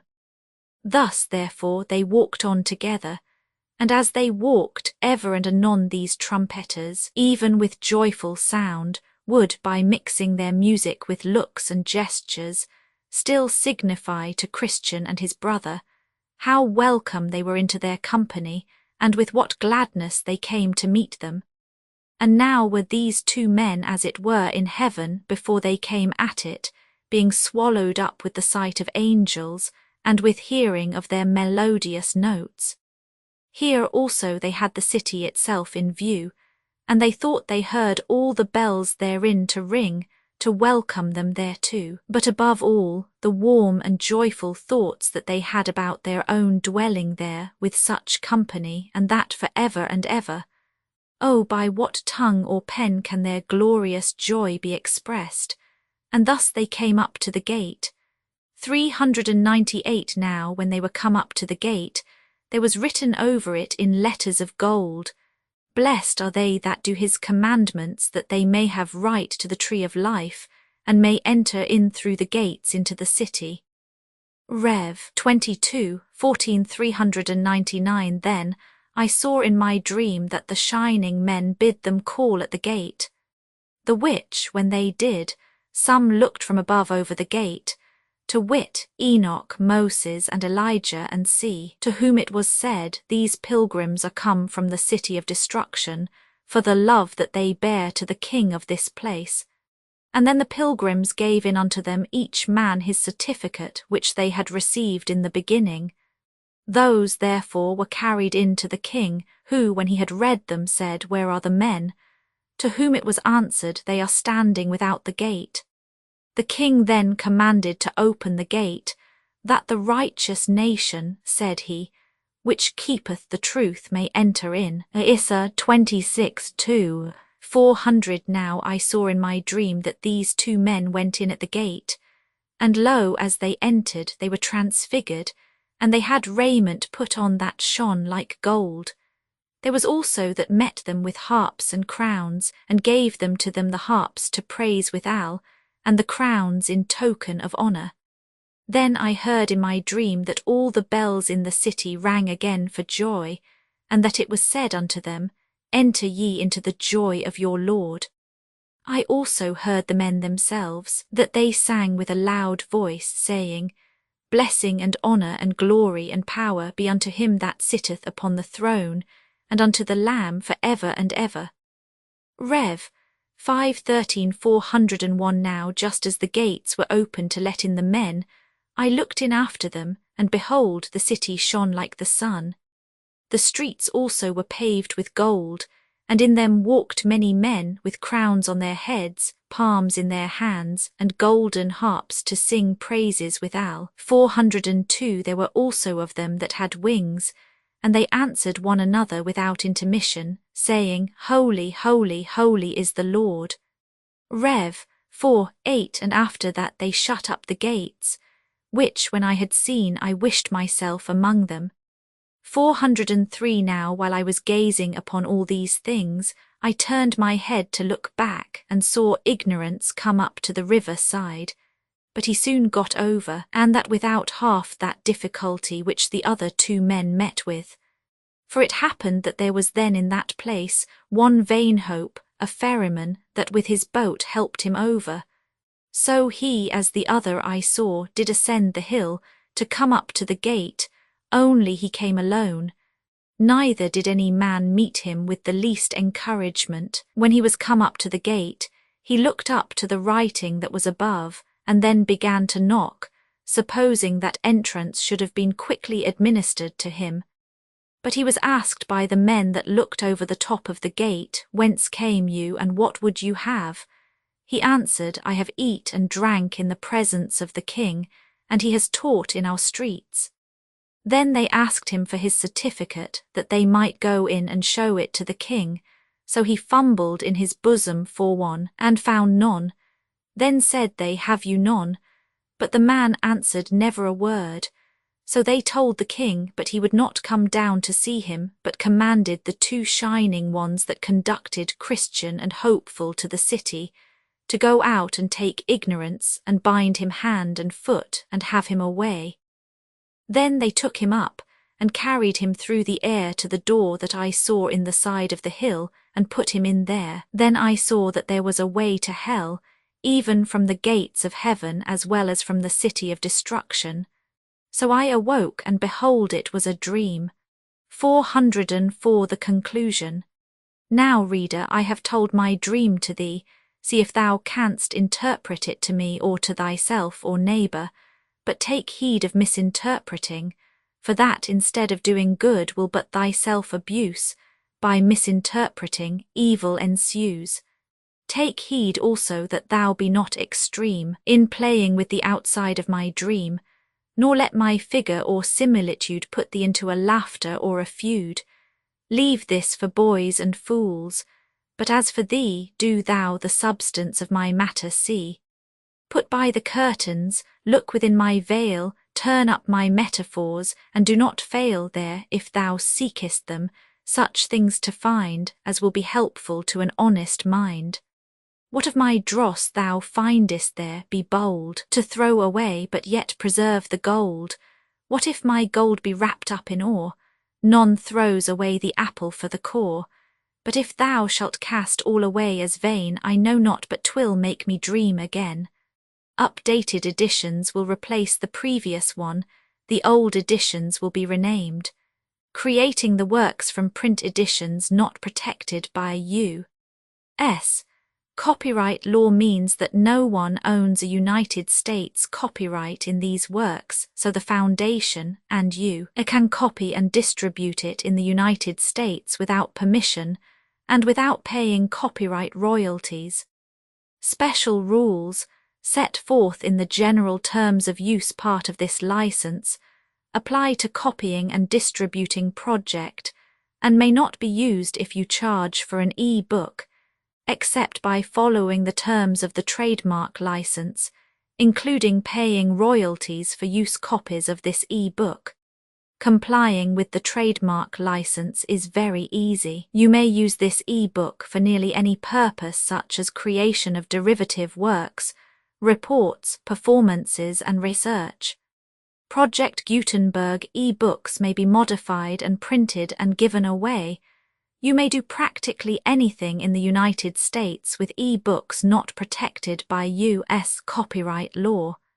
Redistribution is subject to the trademark license, especially commercial redistribution. Start. Full license. Please read this before you distribute or use this work. Distribution of electronic works by using or distributing this work, or any other work associated in any way with the phrase Project Gutenberg. You agree to comply with all the terms of the full www. Gutenberg.org/license. Electronic works. Electronic work. You indicate that you have read, understand, agree to, and accept all the terms of this license and intellectual property, trademark/copyright agreement. If you do not agree to abide by all the terms of this agreement, you must cease using and return or possession. If you paid a fee for obtaining a copy of or access to by the terms of this agreement, you may obtain a refund from the person or entity to whom you paid the fee as set forth in paragraph 1. E.8. Used on or associated in any way with an electronic work by people who agree to be bound by the terms of this agreement. There are a few even without complying with the full terms of this agreement. See paragraph 1. See below. There are a lot of things you can do with Project Gutenberg electronic works if you follow the terms of this electronic works. See paragraph 1, E below. Foundation or PGLAF owns a compilation copyright in the collection. Works in the collection are in the public domain in the United States. If an individual work is unprotected by copyright law in the United States, and you are located in the United States, we do not claim a right to prevent you from copying, distributing, performing, displaying or creating derivative works based on the work as long as works, in compliance with the terms of this agreement, for keeping the comply with the terms of this agreement, by keeping this work in the you share it without charge with others. 1d. The copyright laws of the place where you are located also govern what you can do with this work. Copyright laws in most countries are in a constant state of change. If you are outside the United States, check the laws of your country in addition to the terms of this agreement before downloading, copying, displaying, performing, distributing or creating derivative works based on this work or any representations concerning the copyright status of any work in any country other than the United States. 1. E1. The following sentence with active links to or other performed, viewed, copied or distributed. This e-book is for the use of anyone anywhere in the United States and most other parts of the world at no cost and with almost no restrictions whatsoever. You may copy it, give it away or reuse it under the terms at www.gutenberg.org. If you are not located in the United States, you will have to check the laws of the country where you are located before using this e-book, derived from texts not protected by U.S. copyright law, does not contain a notice indicating that it is posted with permission of the copyright holder. The work can be copied and distributed to anyone in the United States without paying any fees or charges. If you are redistributing or providing access to a work with the phrase Project Gutenberg associated with or appearing on the work, you must comply either with the requirements of paragraphs 1, E1 through 1, E7 or trademark as set forth in paragraphs 1, E8 or 1, E9, with the permission of the copyright holder. Your use and distribution must comply with both paragraphs 1, E1 through 1, E7 and any additional terms imposed by the copyright holder. Additional terms posted with the permission of the copyright holder found at the beginning of this work. License terms from this work or any files containing a part of this one. E5. Do not copy, display, perform, distribute or redistribute this electronic work, or any part of this electronic work, without prominently displaying the sentence set forth in paragraph 1. E1 with active links or immediate access to the full terms of the Project Gutenberg license. 1. E6. You may convert to and distribute this work in any binary, compressed, marked up, non-proprietary or proprietary form, including any word processing or hypertext form. However, if you provide access other than plain vanilla ASCII or other format used in the official www.gutenberg.org, you must at no additional cost, fee or expense to the user provide a copy, a means of exporting a copy or a means of obtaining a copy upon request of the work in its original plain vanilla ASCII or other form. Any alternate format must include the 1. E7. Do not charge a fee for access to viewing, displaying unless you comply with paragraph 1. E8 or 1. E9, 1, E8. You may charge a reasonable fee for copies of or provided that you pay a royalty fee of 20% of the gross profits you derive from you already used to calculate your applicable taxes. The fee is owed agreed to donate royalties under this paragraph to the Project Gutenberg Literary Archive Foundation. Royalty payments must be paid within 60 days following each date on which you prepare, or are legally required to prepare, your periodic tax returns. Royalty payments should be clearly marked as such and sent to the Project Gutenberg Literary Archive Foundation at the address specified in Literary Archive Foundation. You provide a full refund of any money paid by a user who notifies you in writing or by email within 30 days of receipt that he license. You must require such a user to return or destroy all copies of the works possessed in a physical medium and discontinue works. You provide in accordance with paragraph 1. F. 3. A full refund of any money paid for a work or a replacement copy if a defect in the electronic work is discovered and reported to you within 90 days of receipt of the work.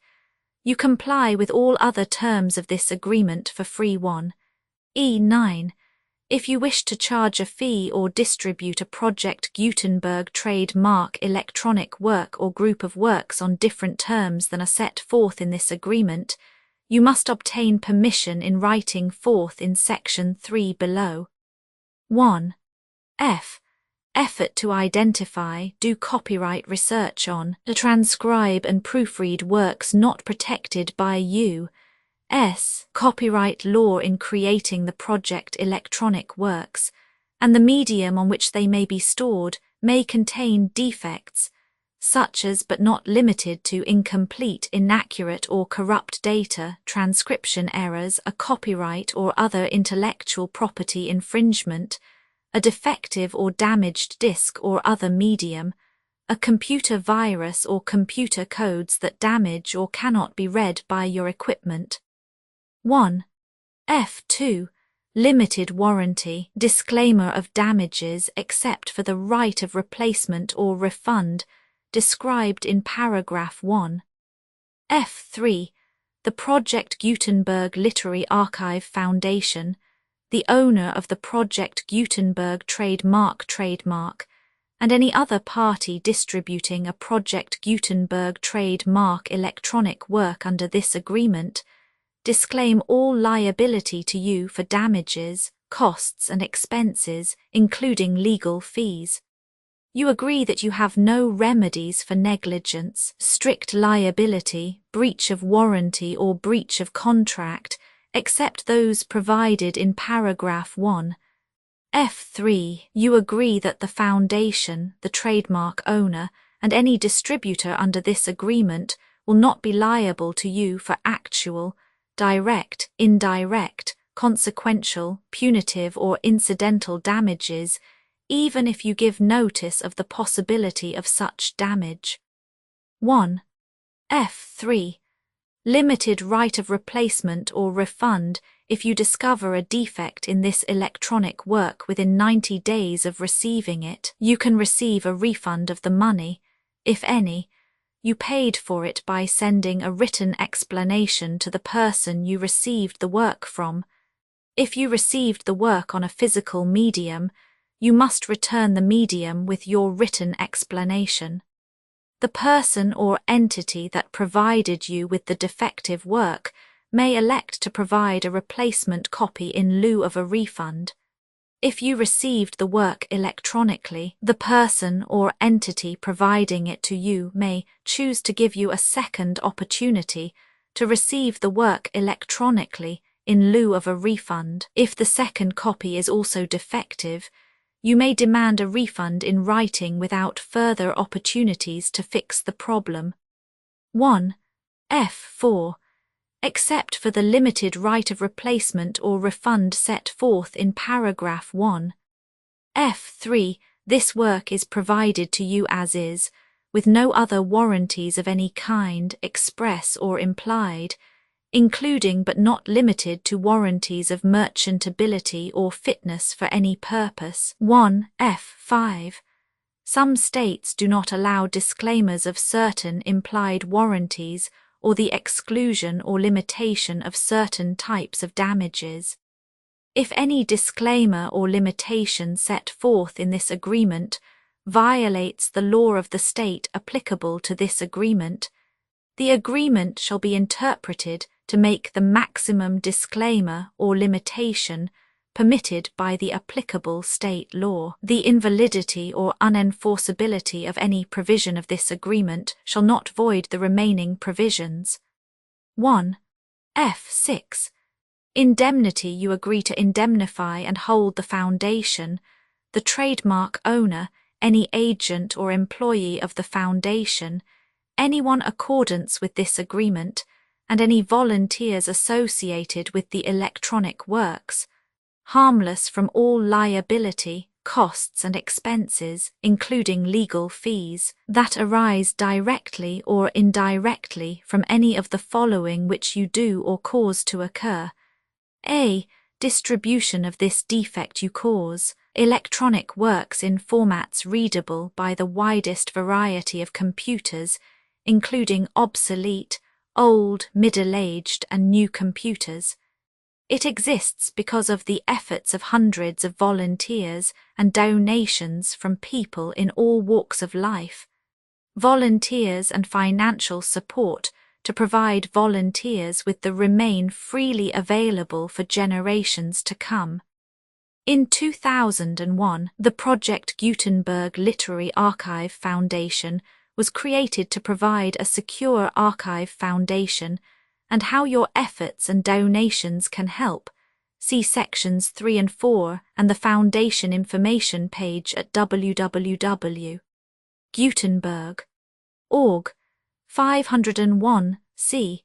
3. Educational corporation organized under the laws of the state of Mississippi and granted tax-exempt status by the Internal Revenue Service. The Foundation's EIN, or Federal Tax Identification Archive Foundation, are tax-deductible to the full extent permitted by U.S. federal laws and your state's laws. The Foundation's business office is located at 41 Watchung Plaza #516, Montclair, NJ 07042, USA, +1 862 621 to 9288.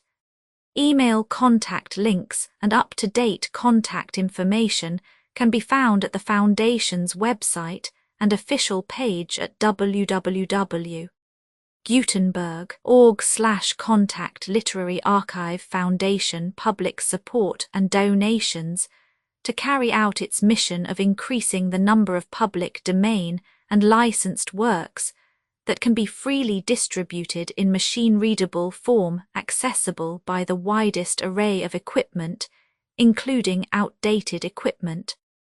Many small donations, $1 to $5,000, are particularly important to maintaining tax-exempt status with the IRS. The Foundation is committed to complying with the laws regulating charities and charitable donations in all 50 states of the United States. Compliance requirements are not uniform, and it takes a considerable effort, much paperwork and many fees to meet and keep up with these requirements. We do not solicit donations in locations where we have not received written confirmation of compliance. To send donations or determine the status of compliance for any particular state, visit www.gutenberg.org/donate. While we cannot and do not solicit contributions from states where we have not met the solicitation requirements, we know of no prohibition against accepting unsolicited donations from donors in such states who approach us with offers to donate.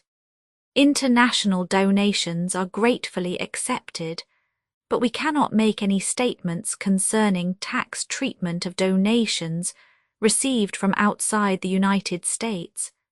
U.S. laws alone swamp our small staff, methods and addresses, Donations are accepted in a number of other ways, including checks, online payments, and credit card donations. To donate, please visit www.gutenberg.org/donate. Professor Michael S. Hart was the originator of the Project Gutenberg concept of a library of electronic works that could be freely shared with anyone. For 40 years he produced and volunteer support editions, all of which are confirmed as not protected by copyright in the U.S. unless a copyright notice is included. Thus, we do not necessarily keep e-books in compliance with any particular paper edition. Most people start at our website, which has the main PG search facility, www.gutenberg.org, Archive Foundation, how to help produce our new e-books, and how to subscribe to our email newsletter to hear about new e-books.